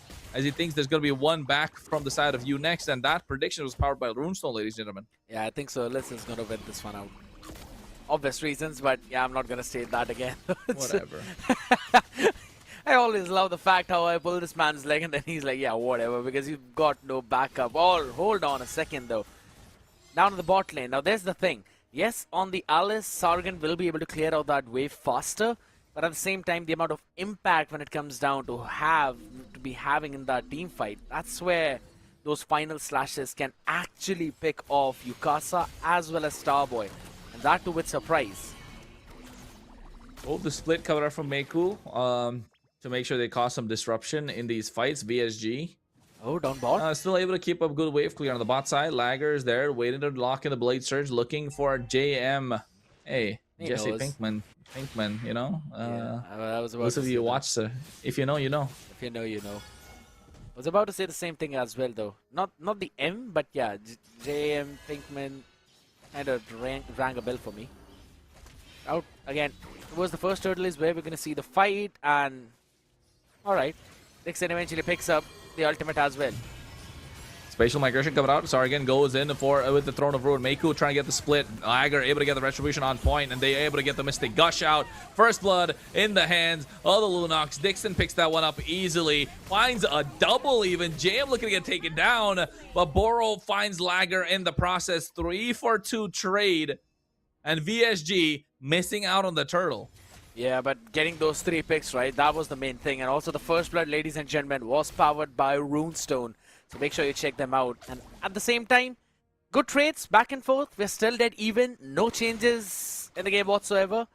Boro is going to be annoying out of that Marcel. Gold lane is going to look absolutely dead. There's not going to be any action until and unless you've got the 30% CDR for Starboy and a Trinity for Carby. Oh no, it's looking dire. And they find Yukasa as well as Meiku in the mid lane. Oh, this is the pace that VSG want to play with. All of a sudden, they're looking super strong, and you next are being pushed back. JM, this is nasty good. Let's have a look at the audience prediction powered by Runestone as well, and it's 88% to a mere 12% for you next. Not a lot of believers, but there still are a few. Told you, the Eagles are going to pull up, man. The Eagles are going to pull up, and that's what they did. Look at JM. He's just being a menace, being annoying as much as possible. VSG just not allowing you next to play their comfort game. Even the Hereth is having a difficult time right now. Again, it's the amount of pressure that Boro brings out on the table by being invisible on the map, while also giving enough information to the team so VSG know whatever's happening on the side of Unix, and Unix have got absolutely no idea. And JM, man, this man has been impeccable. Well, the wave clear is there. He knows what to do. Look at the tracking shot coming in. Nice spatial migration, catching only one member, and that's enough to take down Sargon. As Dixon's on a killing spree right now, and it's looking difficult for you next to take down VSG. Oh, SOD connecting on top of Meiku. Is looking a little bit difficult. Final slash comes through as well. They're able to secure the game, able to secure the kill. I mean, calling the game a little too early, but they did secure the kill and the neutral objective. I mean, to be honest, the game was kind of over as soon as we saw the final slash, but up top. Oh, Carvey forcing out the Zaman Force from Starboy. Look at how The kill pressure, the lane pressure, the confidence is oozing from VSG. They got 2K goal lead. That's why I kind of feel that the Suyu first pick was not really the best possible choice out there. Even though they do have the draft in their hands, right? But it does not bring enough pressure, especially because of the Boro. Oh, Martese looking to get a knock up, and he gets that as well. The Violet Requiem able to secure the kill. Drops the Patrick emote. One of the most annoying ones, to be honest. I saw the shots as well, yeah, I know. And I agree that Patrick emote is one of the most annoying ones, ladies and gentlemen. Do check out the shots of Kronos on that, of the top 3 most annoying emotes in the game. I still feel the Layla laughing one is also pretty annoying. Yeah, It's a I think the wholesome, Patrick though. one's the most annoying. Patrick is really annoying. Yeah. JM just... He's literally spamming down the final slashes like it's his basic attack. I mean, it's got a short cooldown scare. It's like 15 seconds. I mean, 18 seconds probably right now, but then it's going to be 15 or 12 or some point. And it's just going to be a long skill. So VSG just making use of the mechanics of the game, and Boro just being a menace on this Marcel, being as annoying as possible. And Mark TZ looking to get the pickoffs. They're just waiting for Carvey to pop off. Look at how they're just dominating and not allowing Unex to even play the game. That's been one of the key factors, right? And it still falls down onto that 3-minute, maybe 4-minute play where JM was able to make. Rotating towards mid, getting the massive final slash onto 2 people, and instantly giving those kills in the hands of VSG. Especially going in the hands of Dixon. It basically turned around the entire game, and then now Mark TZ is just trying to do his own thing entirely around the map. Because guess what? Even though Miko is on that glue, he's not able to open a single bush up. And this 2.3k goal lead is slowly going to snowball out of control. Maybe somewhere around 5,000, 6,000 in the next 2 minutes. In the next 2 minutes is the important factor. Mark TZ able to get the turtle in his pocket. Again, that's the third turtle of the... Okay, I mean, that's the third turtle of the game. Unex did get 1. So 2-1 split in between the turtle. You can see the top side's probably going to push in as well. They're making their rotations. Mark TZ as well as Dixon going on the top side, but Carvey hacking away at the bot in tier 1. Zaman Force drop down from Starboy, trying to get the clear onto the wave. SOD connects as well at the same time. Oh no, they come in. Purify popped in from Starboy, just trying to survive. But look at the spatial migration landing. Mark TZ cleans up shop. There's just so many skills and so many chain stuns that you cannot dodge all of them. And now they're also stealing away all the buffs as well. So yeah, good luck Lager trying to find anything across the board. We already have shut down Starboy once. He wasn't having a fun time farming either ways. Mark TZ is taking everything in the jungle. Boro is running around doing whatever he wants on this Marcel. And I mean it literally. They are just singing the songs of their victory. Yeah, victory song gamers for a reason. But yeah, Unex, right? At this point, Unex needs to find answers, and the game is slowed down to an extent where VSG have taken full control. But if you are Unex, I want to take a look at the items to see where Lagger's at this point, right? Oh, SOD connecting onto Meiku. Carvey is going left, but he's going from bot to top, top to bot. He's been landing these SODs, making it difficult for them to deal with. And they're not able to split the map even. Meiku's not able to tank a lot of the damage. They're not able to keep Mark TZ at bay. The Gord needs to start landing these Mystic Gushes soon. The final slash. Uh-huh. Connects as well. Mystic Gush coming out along with the Throne of Ruin. Just when we're talking about it, Pinkman trying to survive. It goes in, dashes around, Revitalize popped it as well, but you can see the Violet Requiem coming out at the same time. But Winter Crown from Lagger to try and survive, but JM gets taken down, and Lagger is next to follow. Meiku is next on the chop block for 2-for-1 trade for the side of Unex. So they're able to make a comeback, but the goal lead is still in the hands of VSG. It is going to be tough to deal with right now. It's a free Lord coming in for VSG as well, because Lagger was picked off in the fight. No retribution contest whatsoever. It took them everything and a massive overextension from VSG to finally get something on the board, but doesn't matter. Garvey again. As you rightfully said, this dude is basically taking the lift from Unex without their permission. Well, we're gonna find out. Look at that there. Oh my god. No. The Boro. No. Boro. He's being a bully. He's being a bully. How does he get that when Lago also had the retreat? This is massive. Oh. Mark TZ, the winner crowns too much. Oh no, Dixon goes in with a brilliance as well. Chaos Assault used early on.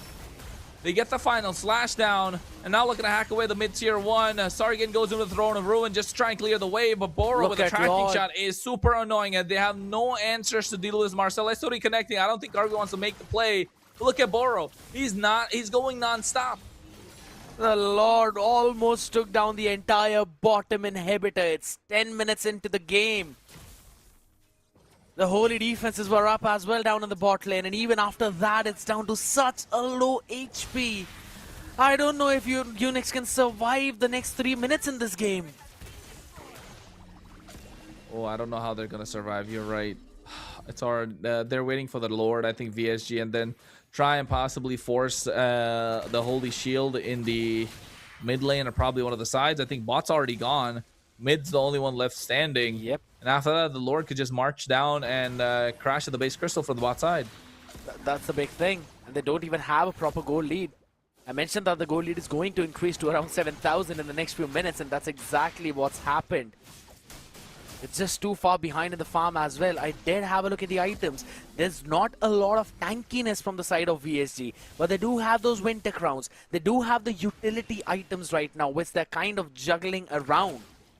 Like, if you think about an Athena shield, not there. Radiant armor, not there. Chastise Pauldron, absolutely not there. But what they have is damage and team coordination. And it's looking precise. It's looking clean, Scared. It's looking clean.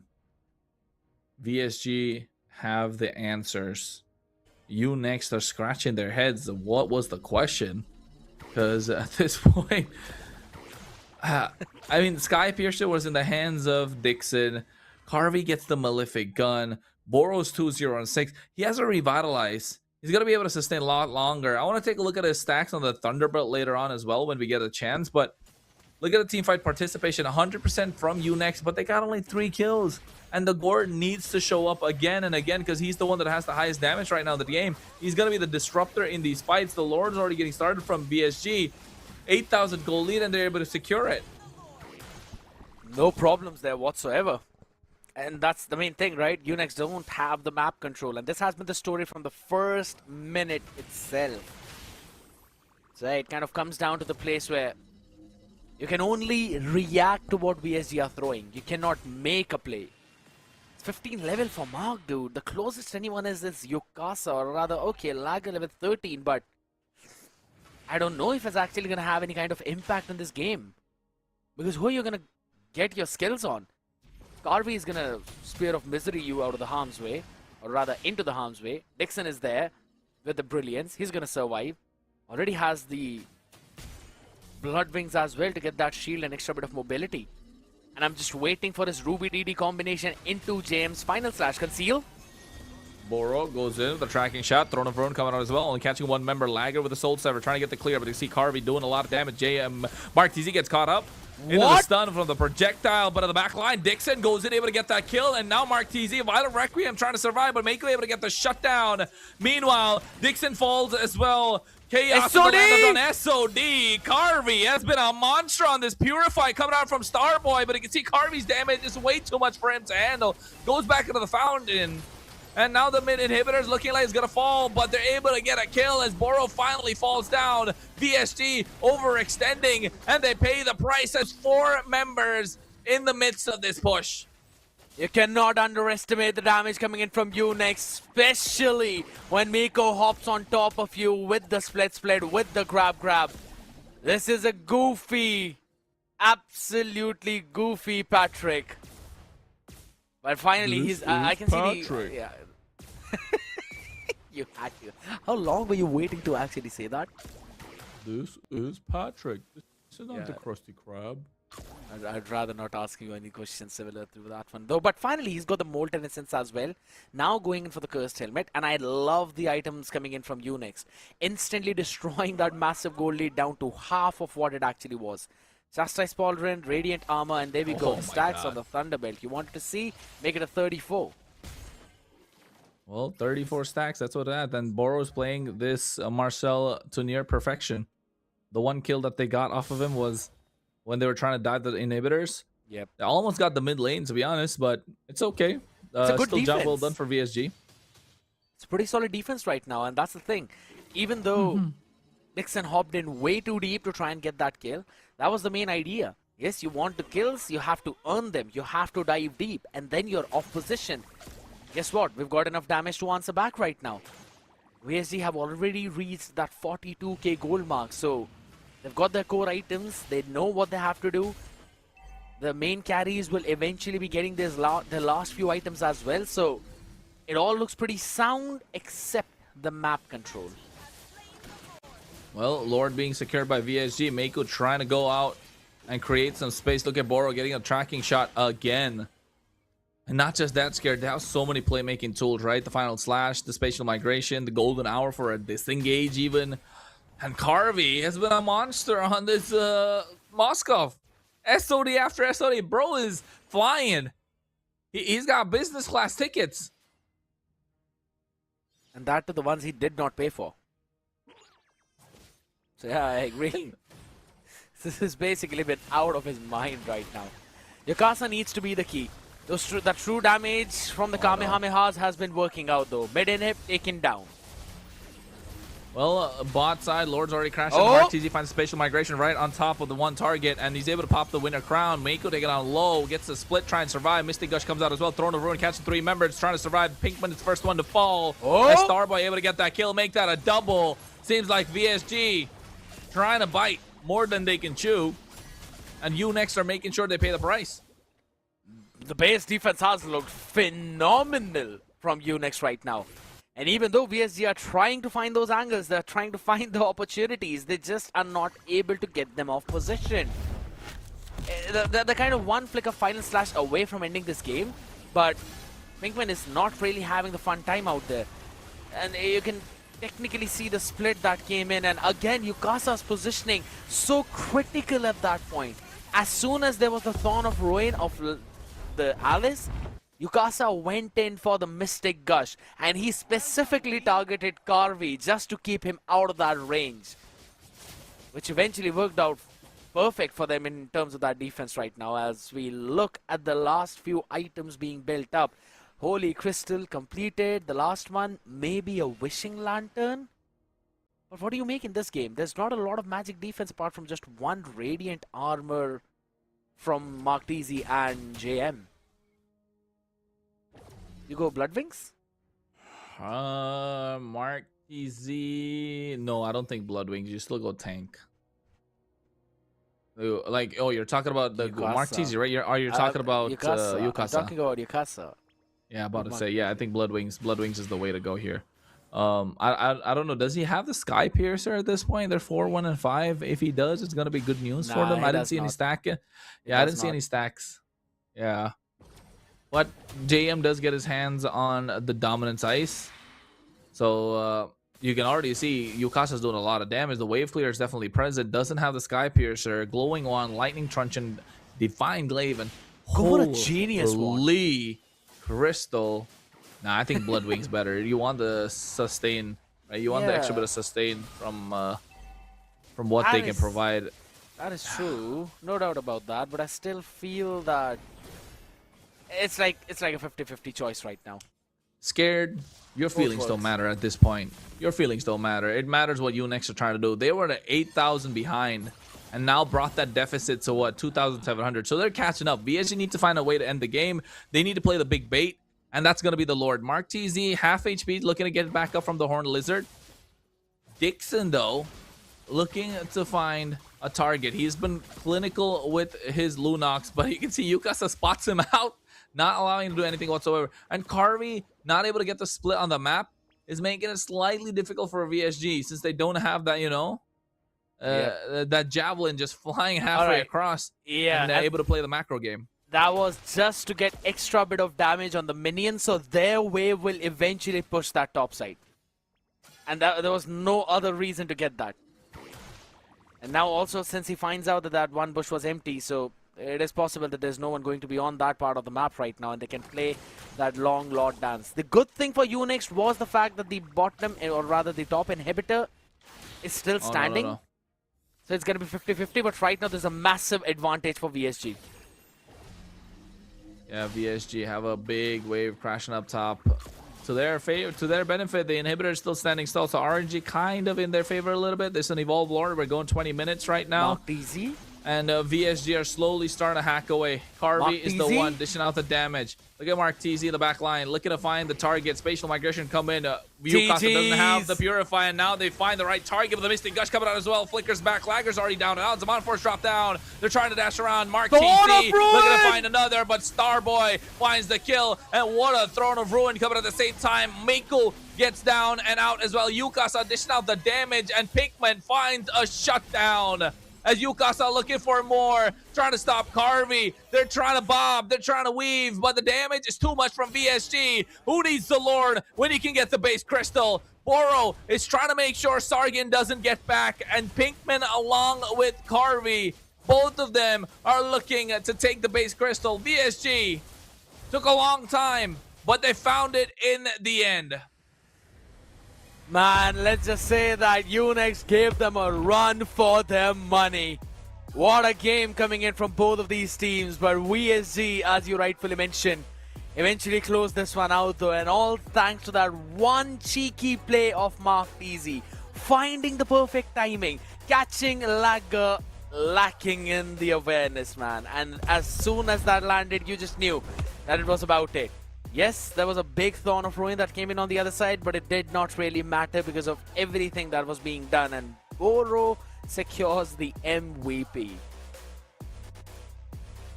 MVP for a reason. Marcel is such a good hero. And the Revitalize is a different tech, right? Support emblem, Revitalize, it's a way that you can play this Marcel. There's another ways you can play the Flicker. So yeah, I think this is a way that it is showing a different tech of the Marcel, and not just that, shows that VSG are super strong. And it was their coordination, right? Understanding of how their draft is going to work, which eventually led them to the point where they did. 8,000 goal lead though, but nothing taken away from Unix. The probably what, 3 times base defense? Absolutely on point. We've got the Executioner as Dixon with most kills, and that's going to be 5. War Machine, we can't take that one away from them. It is again VSG all across the board, except for the sandbag being Miko out in the open. Pretty solid build from everyone. I don't have any kind of complaints though whatsoever. Maybe just a chastise Squadron being thrown from the side of VSG. But yeah, I mean, Starboy, by the time he got activated, was the time when Carvey was doing his own things. Well, Carvey definitely was doing a lot of things indeed, but at this point, how is it possible for Unix to make a comeback? Because let's be honest, Scared, that was pretty one-sided, wasn't it?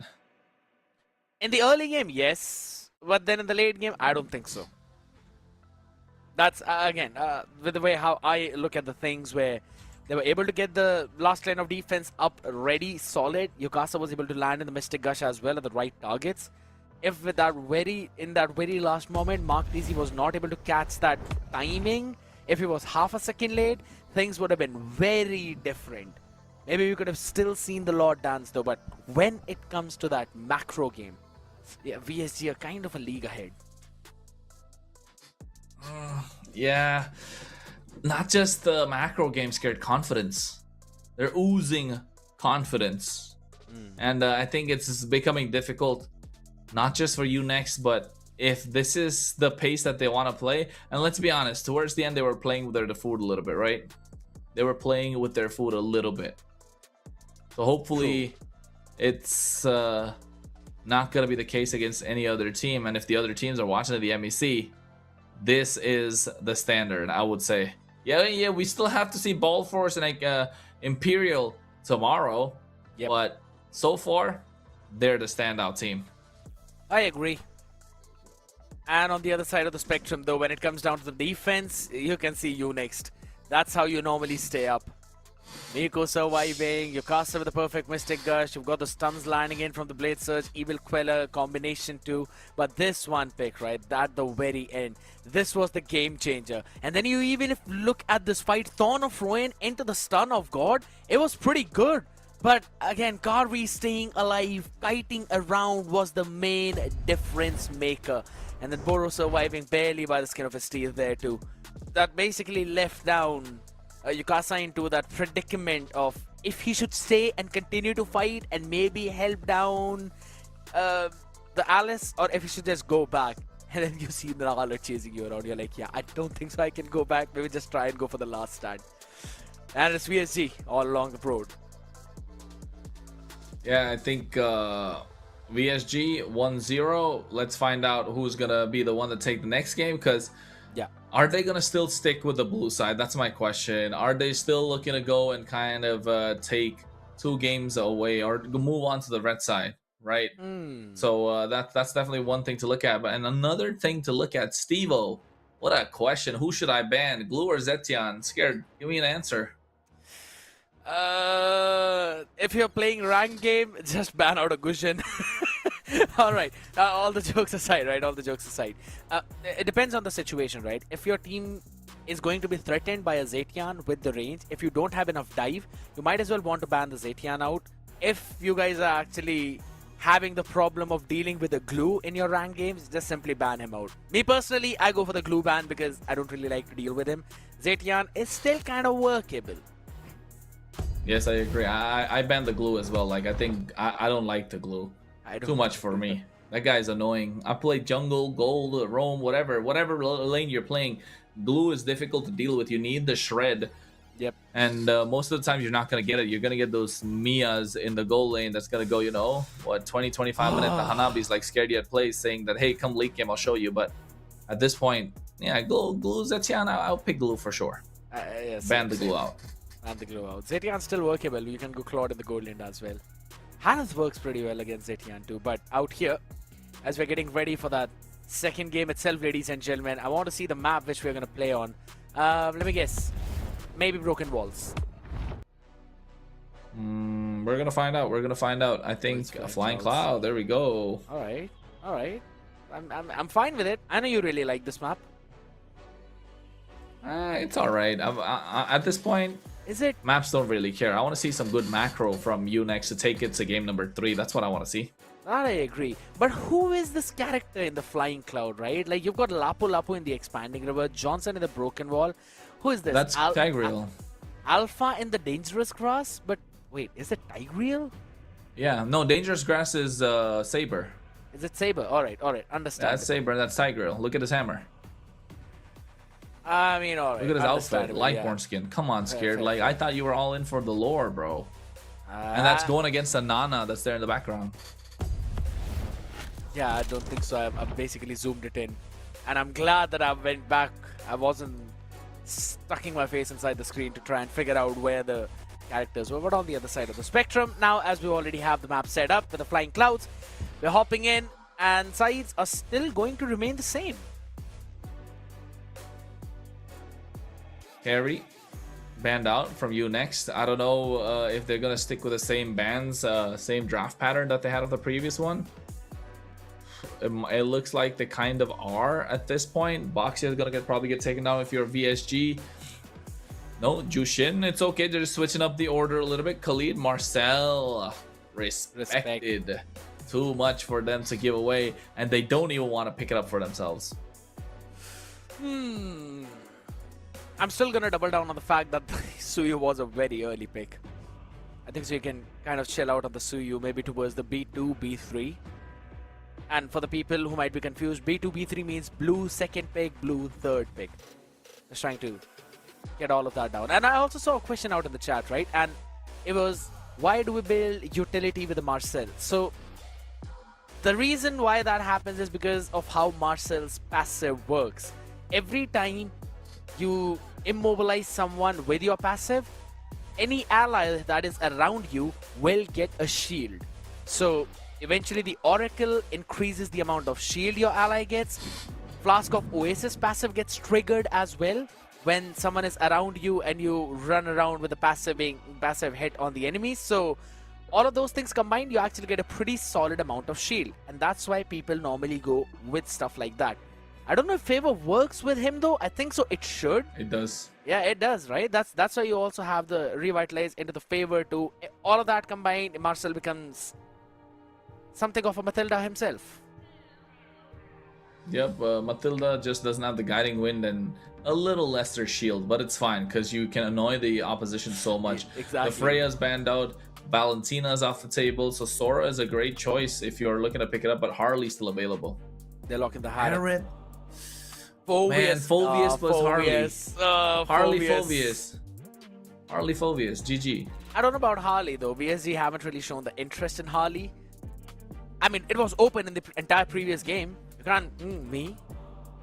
It's fine. They play the Guinevere, yeah, but I think Harley Phobius just takes the cake for me here. You gotta pick that up. It does, but I think so. They're gonna go Phobius. Gwen. Phoveus Gwen. Phoveus Gwen? I think Harley Phoveus. Let's see who's right here. Let's see who is right. I'm on for Harley Phoveus, right? I don't disagree with that. Those are the best possible picks right now for R1 You and said R2. Gwen Phoveus. But Let's yeah, take a look. I think so they're gonna go Gwen Phoveus. Never Guess mind, we're what? both wrong. Eve Phoveus it is. Is it a Phoveus though? No, it's not. We're both wrong. It's Eve plus Khalid. Now maybe Phoveus on the other side. We both like the Phoveus. Please pick a Harley Phoveus. No, never mind. Someone pick Phoveus. Zetian Phoveus? plus Suyo maybe? Kali, the Zitian plus Kalea. No, Kalea is not so good. Suyo probably. I Or know, even the that's Harley not- here. I don't know. I don't think Suyu is good, especially in the RWM, man. Against the Raging Sanford.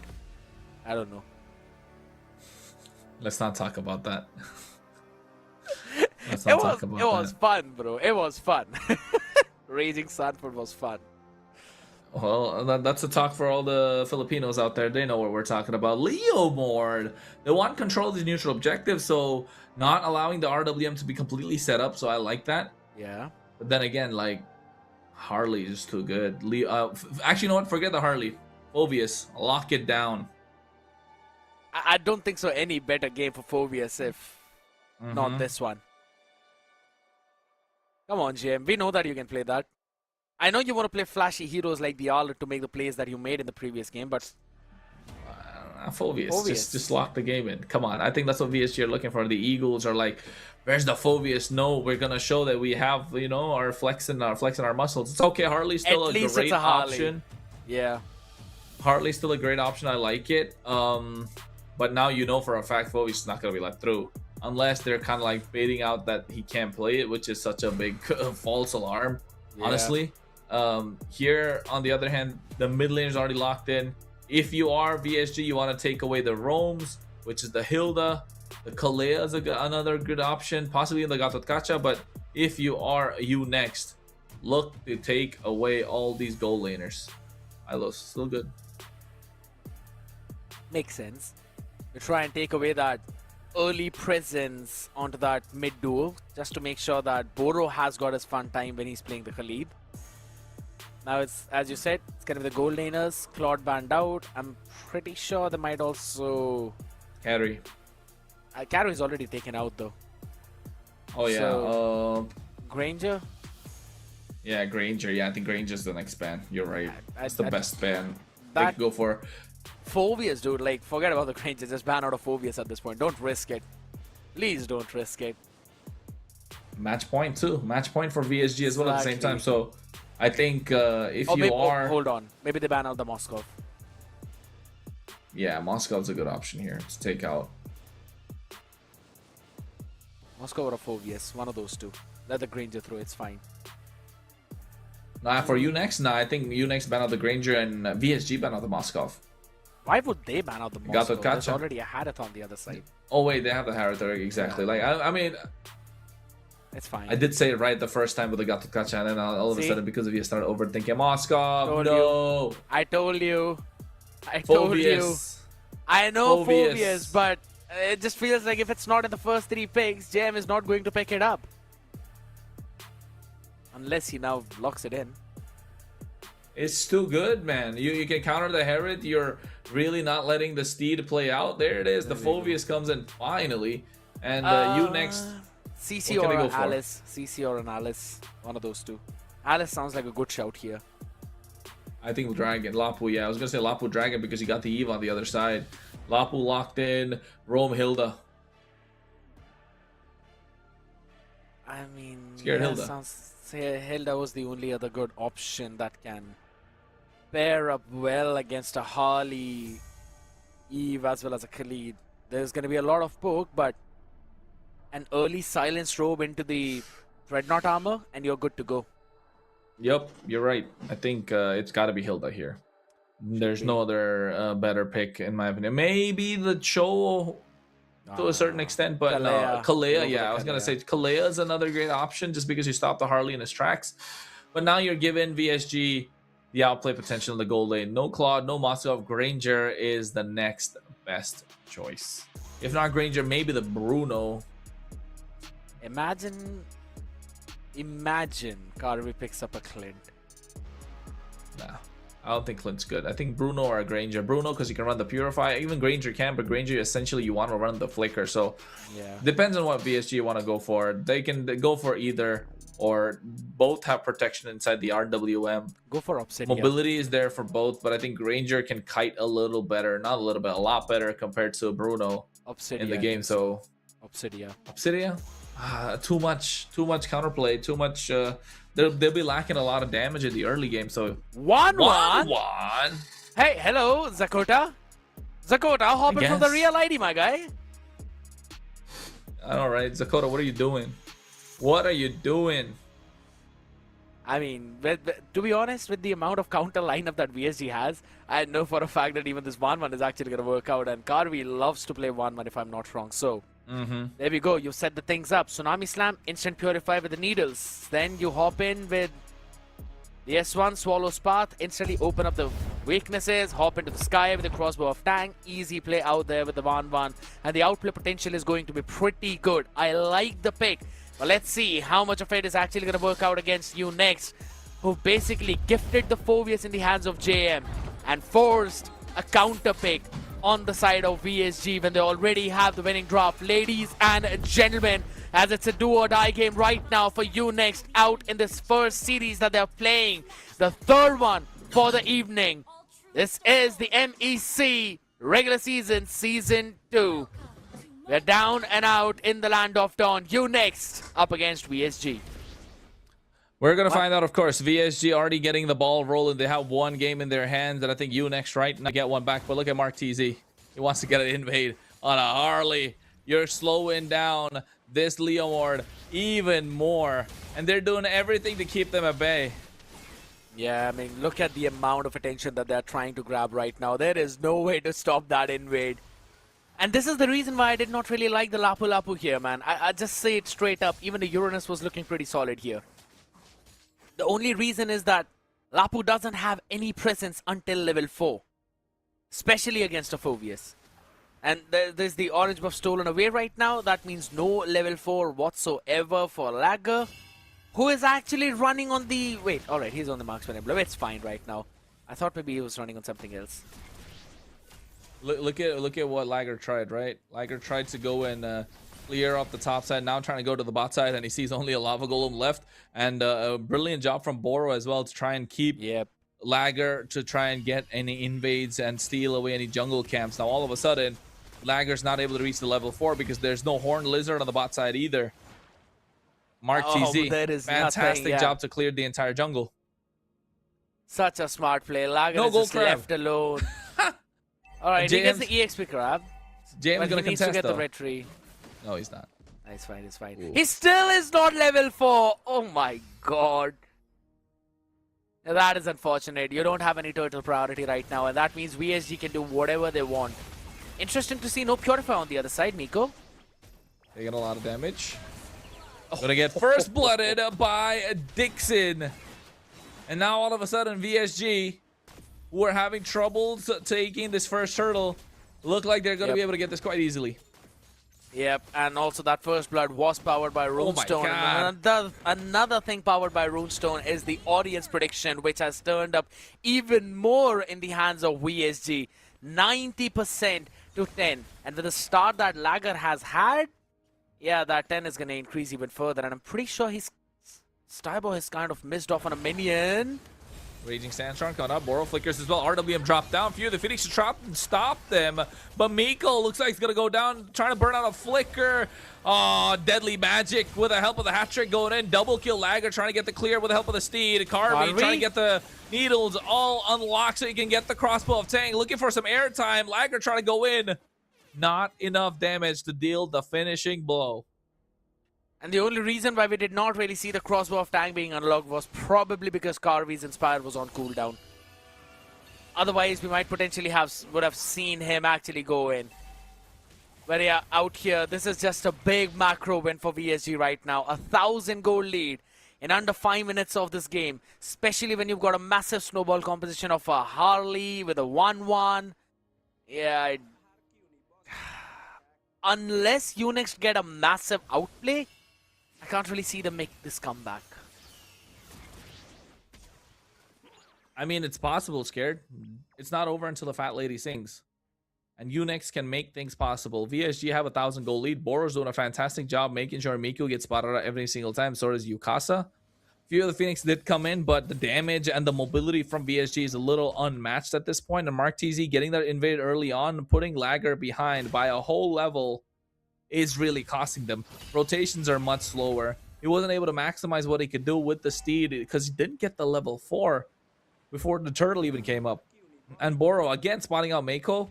So you know for a fact, wherever Mako's going to go, it's not going to be a big threat because you already see him coming.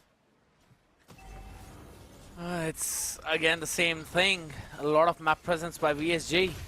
Oh, Boro's been doing his own thing. Goes in. Infernal Pursuit. Mako has to get out of harm's way with the help of the Tidal Strike. Mark TZ able to secure the Turtle. Doesn't have to use the Retribution. Now looking to pick somebody off. Probably going to be Starboy. Oh, no. A lot of damage being dished down. Dixon's going to be the first one to fall. Darkwave coming in. But look at the Raging Sandstorm catching 3 members as JM finds another. Gets a double. Sargon slowed down.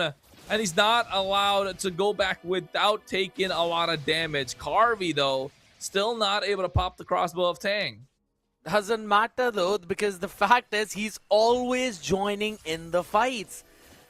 Starboy is level 5. Carvey level 7 on a 1-1, who's actually supposed to win the matchup. Now, I mean, I don't know if I had it being depleted so much more is a good thing.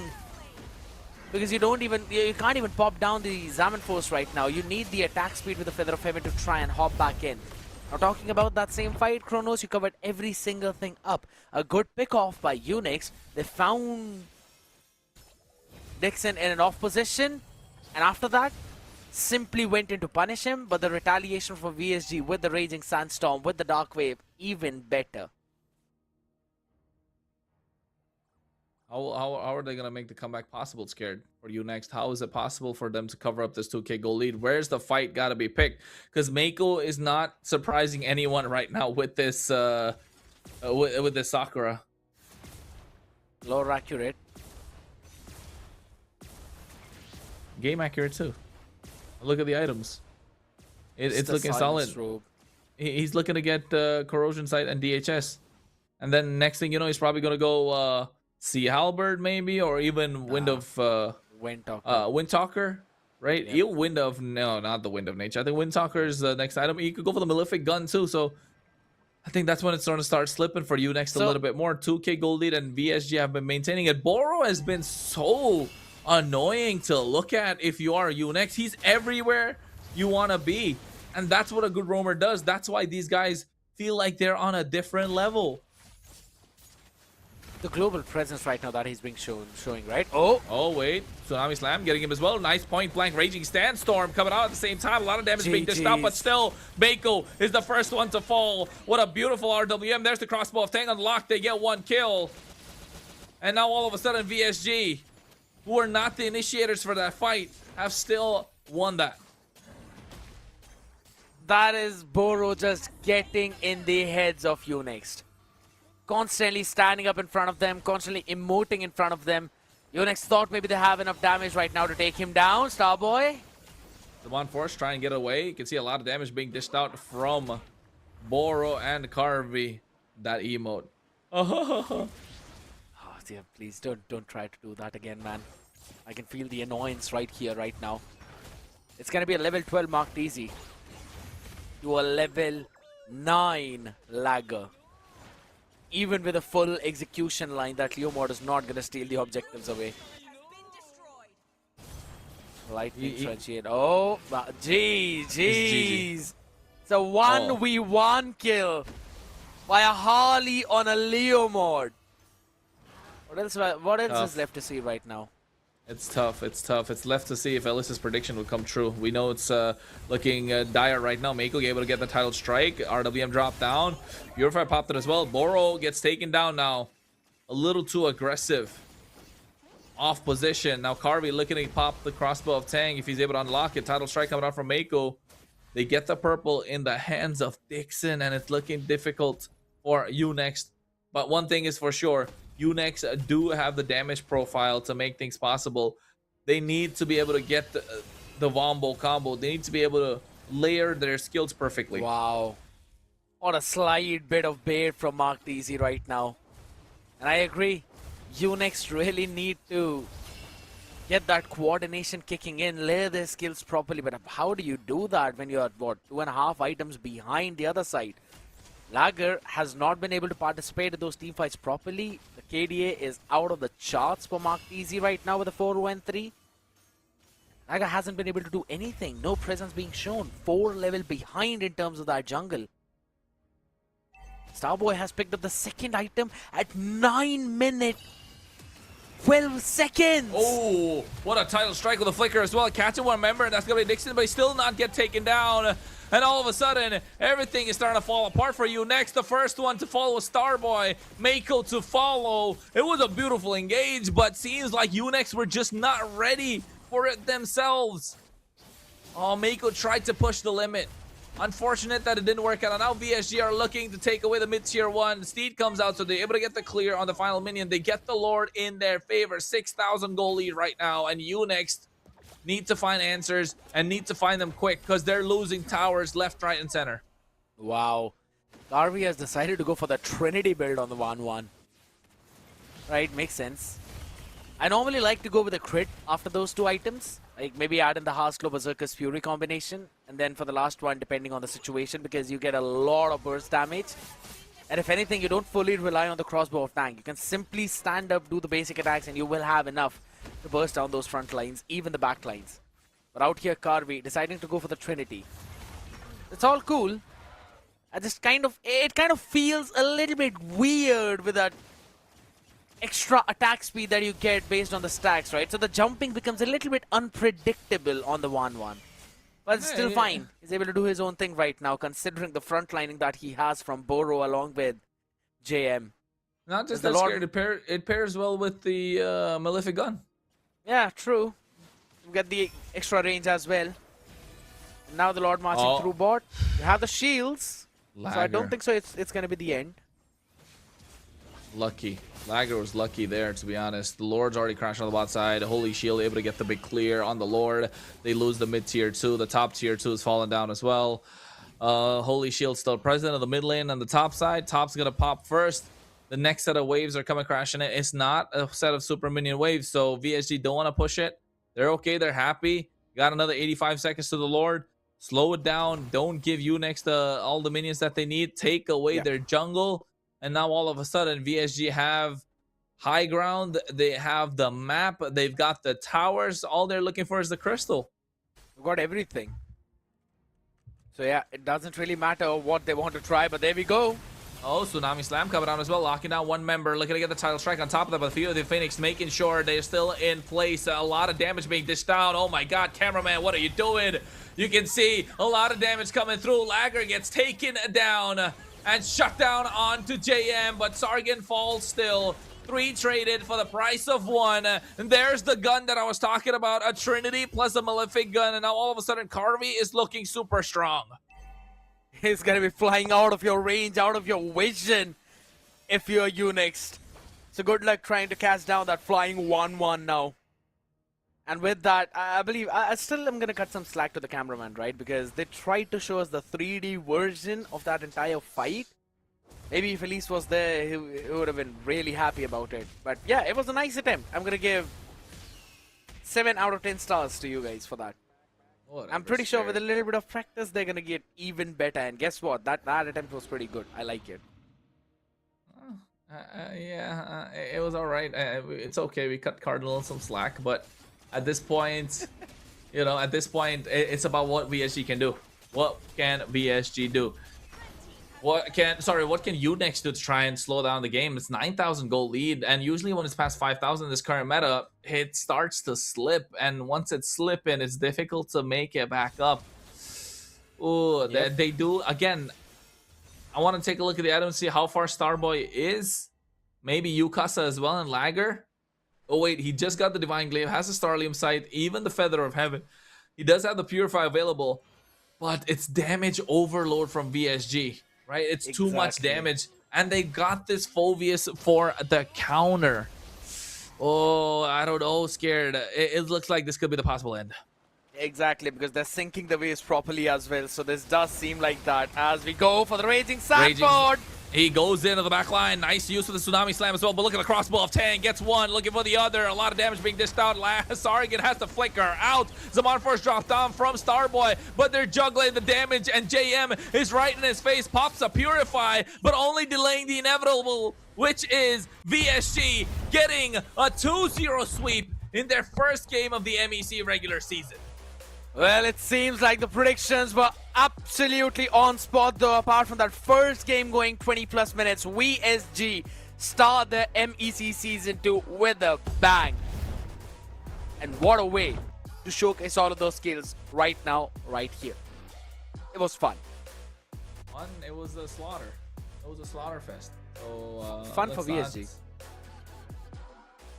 I mean, yeah, it was Slaughterfest from VSG. Somebody ordered meat and they ordered you next. And MVP Harley, this is why he's one of the most sought after junglers in this current meta. 708 Genius Wand, Lightning Truncheon, Divine Glaive, Blood Wings, and honestly, I don't even know what he was going for the last time. Probably a Holy Crystal, and that's a damage overload. He didn't even need it.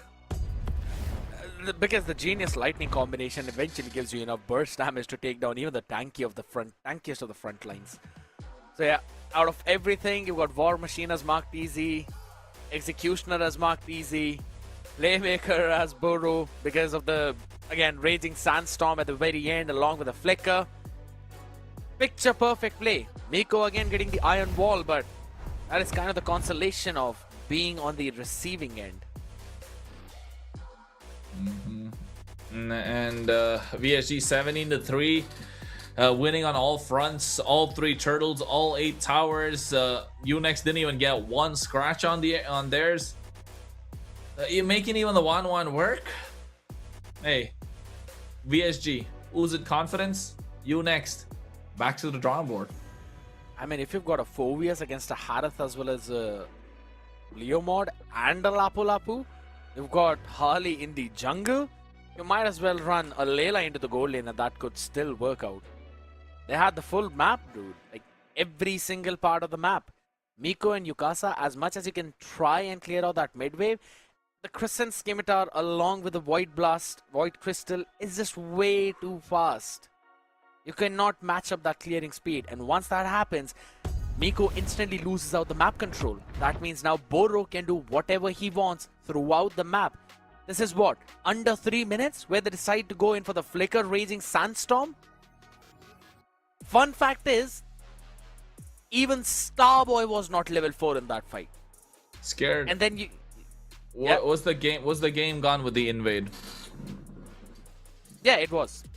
I mean, the game was gone in the drafts. I'd have to be brutally honest. You let out the Phoveus like that. You let out the Harley like that. That means it was kind of off.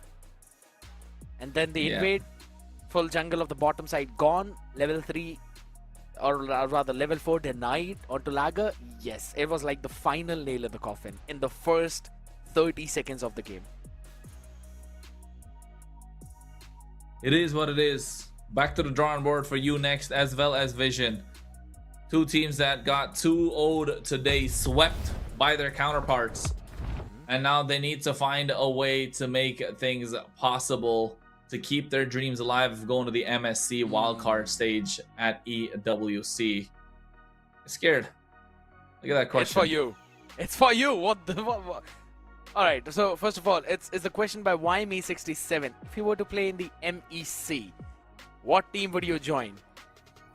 Get those hands off of there. I know 6-7. Alright. Me? Now you go with the answer for the first one. I'll go for the next. Scared, you go first. No, you are the first one. I answered the last time. I answered that too. No, first you. Whatever, bro. If I was playing the MEC, which team would I be? I would be Team Surge. Wow. And out of Team the ones Surge that Euro. are actually playing? out of the ones that are playing, Yeah. probably maybe get into. I'd say VSG.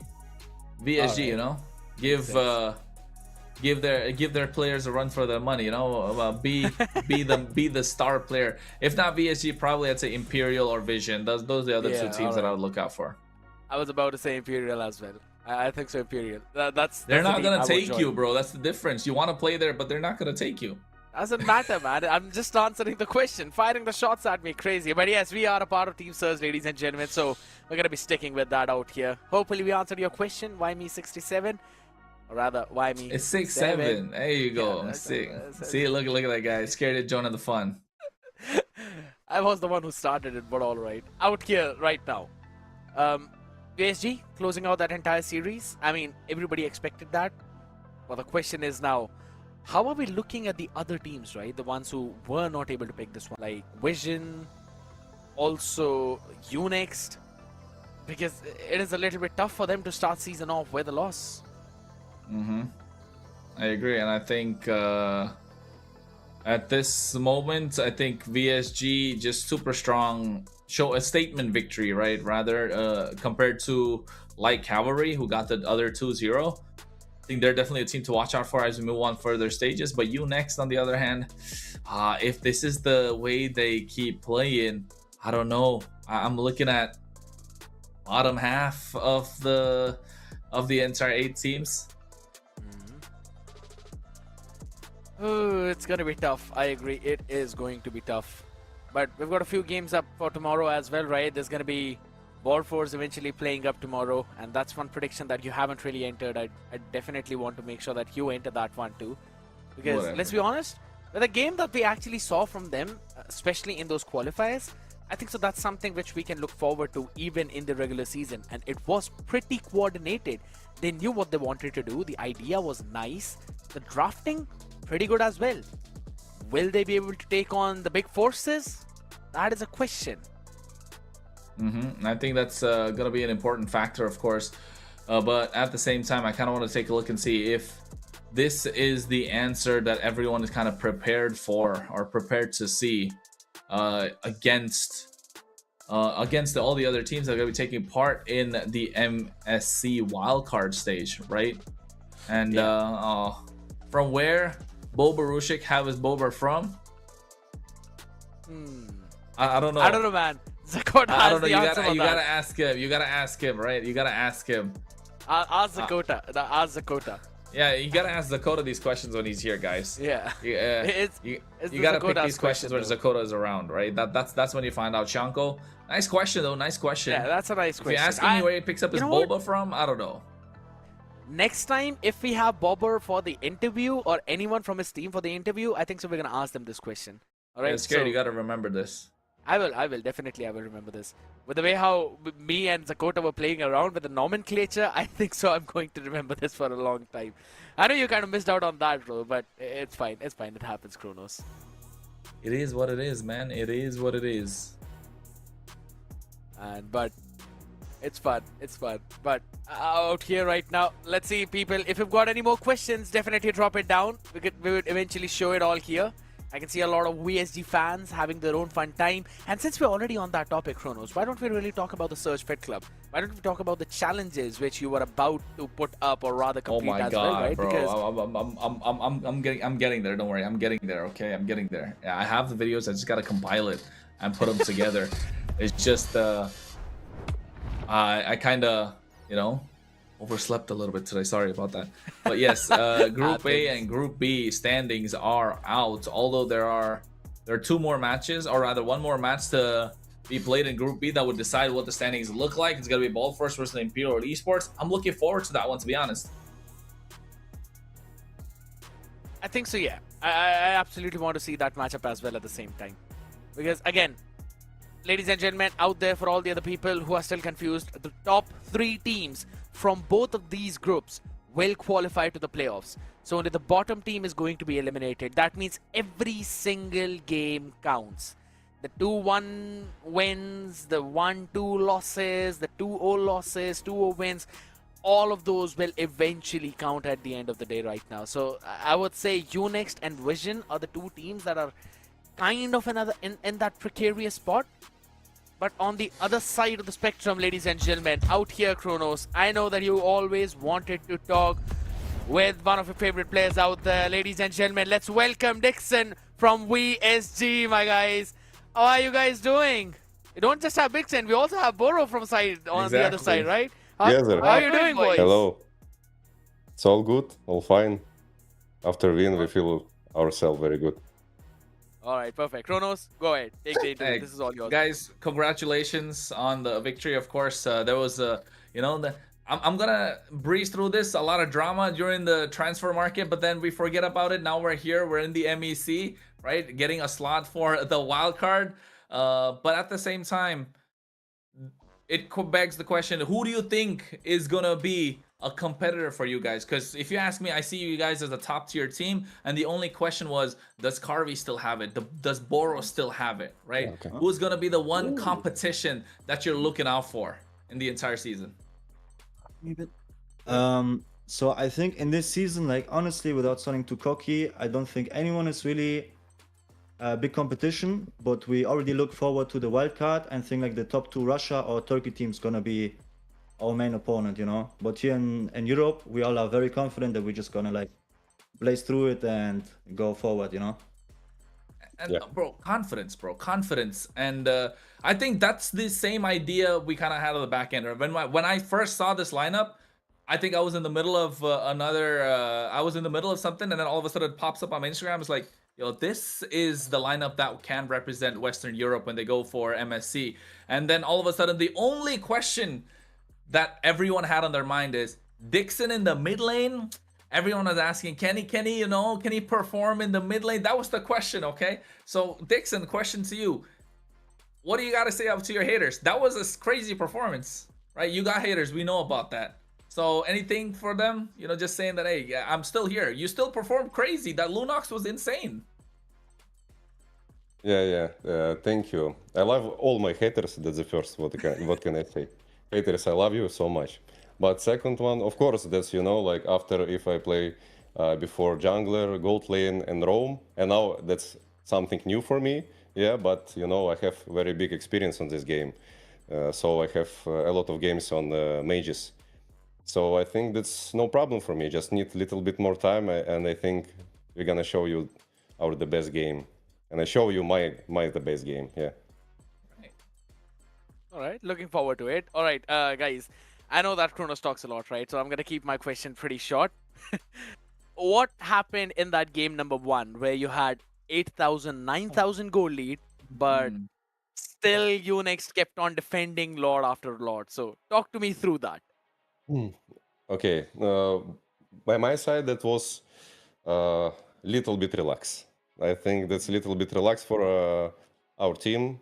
Someone make mistake, like for example, that's me, because I jump too deep on Linux, you know, and I change our plan. So little bit mistake, you know. Then we prolong the game, and after this, like little bit, this game was a little bit longer, but we still condition, like we confident we can win, so that's no problem. Okay. All right, fair enough. I got one more. You guys got Coach Jeff, right? Yeah. Coach Jeff is someone who is experienced all around the world, and now coming into the roster, what kind of a changes are we looking at? Because I know Boro already said you're looking forward to the MSC. Forget about MEC. I think we got no competition. And you're not being cocky about it, bro. I'm not going to lie. It is straight honesty from the performance that you guys put up. And for me, I'm looking forward to see who can take at least one game away from you guys because of the standout performance that you gave. But with Coach Jeff being added to the mix, it's not adding your power, it's multiplying it. But so what did Coach Jeff bring in, and what are you looking forward to? How are you gonna, you know, take information from him and get to the next level? So Coach Jeff came into this team, and both of our import players already played under him beforehand, you know, so they have like very good synergy. Carvey also speaks Tagalog. He's half Filipino too. So those three players have like a really good connection to our coach, right? And Dix and I have like a lot of respect for him, for his opinions. Like he always shows us how to play better, you know, always looking to improve. I also think his drafts are amazing. Like he puts a lot of work into the drafts, you know, perfecting them, seeing what works for us, what doesn't work for us, what works for enemies, what doesn't work for them, most things. And in the end, I think together with Coach Jeff, you know, we built a super team regarding Europe. And I'm really happy that we have him as coach because he's like very knowledgeable, very. Could not have said it better, bro. European super team. This is what we want to see. Definitely agree out there. All right, my guys. This is going to be the last question from probably both of us. Tomorrow you'll be facing against Boars Gaming, right? And they have been termed as one of the best teams, or rather one of the best upcoming teams out here in Europe. So what's the score looking like tomorrow? Show zero? No, let's go. Show zero? Yeah, no, you. Like this? This? We think There like you go. this. See, I'm on board. I'm on board. I'm on board. I see it. I see it. Like this, yeah. Yeah, Like only this. this. But 100% sure. Clippers have their moments now. Clippers have their moments. All right, my boys. Kronos, you got anything else? Hey, nothing. You guys have fans, of course, all across the world. And any message for your fans, anything you want to say, you know, to your haters, the stage is yours, guys. Yeah, can I say in another language, please? Whatever you want, any language. It's Yeah, not a thank you, problem. thank you. Друзья, спасибо, что нас поддерживаете. Всем, кто пришел поддержать нас, всех Диксонов, отдельный респект. Спасибо, что вы есть с нами. Мы постараемся оправдать ваши ожидания и показать лучшую нашу игру. Как бы я, Бора, мы всегда заряжены. И уверен, что мы завтра вам покажем еще более крутую синергию в миду и в принципе, и другие тиммейты в том числе. Поэтому, друзья, поддерживайте нас. Мы верим в то, что мы победим. Я надеюсь, вы также верите, как мы, и мы сможем показать лучшую нашу игру. Поэтому спасибо большое, Диксоны. Отдельный респект Михаилу, отдельный Мэджику, отдельный респект Майами и всем, кто нас поддерживает. Сметана, ты тоже с нами. Поэтому, друзья, спасибо всем. Thank you, guys, everyone who support us. Thank you. Thank you. Thank you. Спасибо. Спасибо. How do you know every language? All right, we'll talk about that later, my boys. Thank you so much for hopping here. Excellent, Boro. It was amazing to have you guys out here for the interview. And yes, you guys can have fun. Enjoy your time. Thank you so much. And good luck for tomorrow. Thank you. Thank you. Bye-bye. What was the last word which you said? I know you know a lot of Spasiba, thank languages, you. bro. Spasiba means Oh. spasiba means thank you. Alright, So whenever I go and meet the people from different countries, right, I try and learn a little bit of greetings or small phrases. I make notes of it and keep it on my phone. So every time I'm bored, I'm not doing anything, I try and take a look at it and read up and refresh my memory. All right, that's absolutely good, right? And with that now, ladies and gentlemen, yeah, we're almost coming over towards the end of the day. But before we move over to that, we have the prediction. Holy smokes, Warren! He's cooking, dude. He's cooking all three predictions, right? Then Zakota, and then it's you and me. I don't know why I'm number 4 and you're number 3, as we've still got the same predictions. And Elise has So who's the eventually curse lost. now? Who's the curse now? Elise. Who's the Seems curse like now, Elise. Ellis? It seems like Ellis is the curse out, man. I mean, all right, bro. About to say, throwing it on me? See, look, if Warren wins, he's gonna share the prize. But if we win, we get to keep it for ourselves, right, Warren? That's how we roll. Yes. You're a nice He's guy. such a sweet guy. Zakota will eventually take the back seat for this one. We already know about that. But yeah, with all that said and done, my man, it was a fun evening out here. The opening of the MEC Season 2 couldn't have been better. We saw Boars Gaming play. We saw the fan favorite ZL play as well. And guess what? Some more fan favorite VSG showcase their performance out here. It was all super solid. Light Cavalry winning it out, or rather facing against their opponents. That was pretty solid too. It was fun to see all of these teams from open qualifiers showcase their skills, but we still have VSG as the main kings. You've got to take them down. And who will that be? It is going to be the big Crush and Kronos. And now for tomorrow, I know you've not put down the predictions, but what do you think for that game, VSG and Boars? Duo? VSG and Boars Gaming. Oh, it's gonna be tough, but I think it's. I asked Dixon about how he's gonna be playing the mid lane. The question was there, and he did say he had a lot of experience, right? And I agree to what he has to add. But then again, that mistake that he mentioned, he made it to prolong the game a little bit more. Yeah. That against God Believer, You know, it's a little bit difficult, but they do have a brilliant mind in Coach Jeff. So having him added to the mix does multiply the chances of VSG even further. So I'll have to think about it, go workshop it, because you know, I don't want my emotional sides to kind of take over. It's just pure gameplay from what we saw today, and from what I saw, I think VSG top dogs. True. I think so. This is one of the main things, right? Even I think VSG might actually close this one out. If anything, they might actually be one of the hot shots for the playoffs, or even lifting that trophy, ladies and gentlemen. But will that happen? Will we see maybe a new level being unlocked by Boars Gaming? Will we see them reaching the Ultra Instinct against the solid Jiren? We'll find all of that out in the action tomorrow at MEC Season 2, brought to you by Surge Europe and also powered by Runestone. This is me, Scared Yet, alongside me we had Kronos. Also a shout out to Zakoda and Ellis. We'll catch you guys tomorrow. Till then, good night.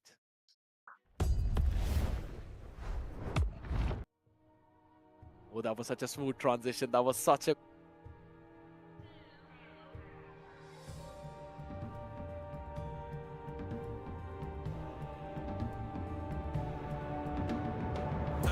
statistic. I manifested the motive, the mission. Had got sick of sitting around and just wishing I roll up the sleeves to get out and go get it. Some kept it pushing, some blind to the vision, but I had the key for the doorway existed. Way up the ladder, they can't even fathom the purpose. I'm setting it permanent, infinite. Why you think I had to go and get Timothy? You can't avoid the future when it's imminent. You can keep the loathing and the sentiments. I'm way too locked in to be giving attention to DUI. I won't stop at the limit until I die. Make my moment in history, remember why you had started and finished it front line. You know, Slimity, militant preach. I'm back off of the collar, the leash. Took it in, I adopted the game. I should get a check from the state every week. Work ethic, I climb to the peak and repeat. No burnout, I'm constantly leaking the heat. They sending it, packing it, shipping it, label distributed. I hit them back with the feet. It never stopping the stats off the sheet. I lay all of this on the table. I did all I did for the crown. Can't be nothing less than what I'm made for. They won't give it to you, gotta take it. Then separate all the good ones from the greatest. And all the realest from the fakest. The game is all I know. The game is all I know. And I can't lay that down. My ego won't allow. I'm still fulfilling dreams of my inner child. I know it make them proud. Sometimes I think it's wild. Could've chose a lane that wouldn't have took as long. Without the up and downs, what would I have found? I guess I never know. But this is now. I've been at the check. I've been in the lab. I've been in and out. I ain't weighing in. I'm the biggest I done been. I'm the biggest all around. Ain't no room to doubt. Cause the second that you let it in, it's never moving out. Tell them move around. If you ain't trying to make it big, you better make it out. Point is, no, I have no time. I have no time to waste, no time to slack. You know, the point of this, I want to keep pushing. I want to go hard as I can, as much as I can. You know, do everything I can with the time I have. I can't waste a second, not 1 second. So, that's how I feel. That's where I'm at right now. Let's get it.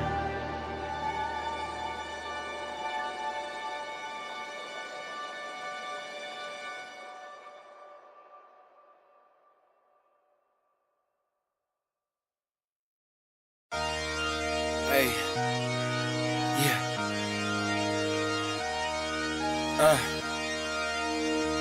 yeah, hey, giving it all, hey, yeah, I'm giving it all I could give, run up and taking my pick, then bringing it back to the crib, hey, yeah, you know how I go, we finding the gold, the deeper we dig, so we just keep digging till we finally get it, like, get out, sleep when I'm dead, yeah, I gave you my word, don't break it for no one, you know I'ma keep what I said, ready for war, I've been deep in the trance, been thumping since I had them squeaks in the bed, ice in my body, I'm cold under pressure, we covered like I had no heat in the vents, shooting I don't have a conscience, too much to accomplish, you know I can't leave it to chance, yeah, throw it in the bag, throw some dots, I'm Jackson Dart, I'm out of pocket playing tag, catch me if you can, empty out the mag, took the lead, I run the track, and I'm never looking back, for the moment, always rolling with the punches, find a way to see, through the ceiling, put up covers, smoke is in the air, keep it heavy and abundance, when the dust settles, let's see who remains, show up for the moment, always rolling with the punches, find a way to see,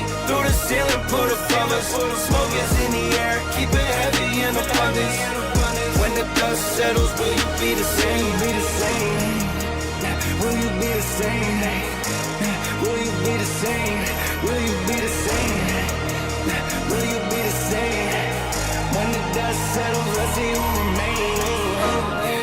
Giving it all I could give. Run up and taking my pick, then bringing it back to the crib. Yeah. You know how I go, we finding the gold, the deeper we dig. So we just keep digging till we finally get it, like get I sleep when I'm dead. I keep those around me I trust, only the family, not much to discuss. Ashes to ashes, we brush off the dust. When they say get the fuck on my nuts, they me the villain, get I'm the villain. I'm waiting at dusk, a bag in the trunk, cover my face like I'm hush. You know they not with us. Show up for the moment, always rolling with the punches. Find a way to see through the ceiling, put the covers, the smoke is in the air, keep it heavy in abundance. When the dust settles, let's see who remains. Show up for the moment, always rolling with the punches. Find a way to see through the ceiling, put the covers, the smoke is in the air, keep it heavy in abundance. When the dust settles, will you be the same? Will you be the same? Will you be the same? Will you be the same? Will you be the same? When the dust settles, let's see who remains.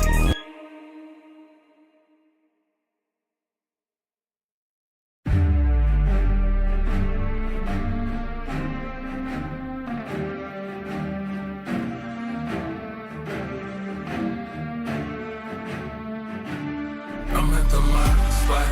They take blood, they take sweat, they take time. I won't stop. I'm in mode. I'm on go. I'm gon' die for my spot. I won't move. I won't shake. I won't drop for my spot. Been too long, been too strong. I won't bend, I won't break for my spot. Your hands in the air for this, hands in the air for this, hands in the air for this, hands in the. You should have your hands in the air for this, hands in the air for this, hands in the hands in the hands in the air. I ain't in it all. Wanted 10 cribs, wanted 4 cars, wanted more ice, wanted more grills. Set it in stone, told myself life better damn gear. Before I get ghosts and it get real. When the best set, bet it on slim, manifest twice. I had nothing left, ain't do nothing right, but when all in, loaded up dice, know I'm gon' win, work it out later. When the odds lean, back in my favor, ain't no taking back wages, paid up full with a paper. Running, running, running, running after that, running after that, running, running, running after that. What a come is it? Running, running, running after that. What a come is it? Running, running, running after that. I'm at the my spot. It take blood, it take sweat, it take time. I won't stop. I'm in mode. I'm on go. I'm gon' die for my spot. I won't move. I won't shake. I won't drop for my spot. Been too long, been too strong. I won't bend, I won't break for my spot. Your hands in the air for this, hands in the air for this, hands in the air for this, hands in the. You should have your hands in the air for this, hands in the air for this, hands in the hands in the hands in the air for this.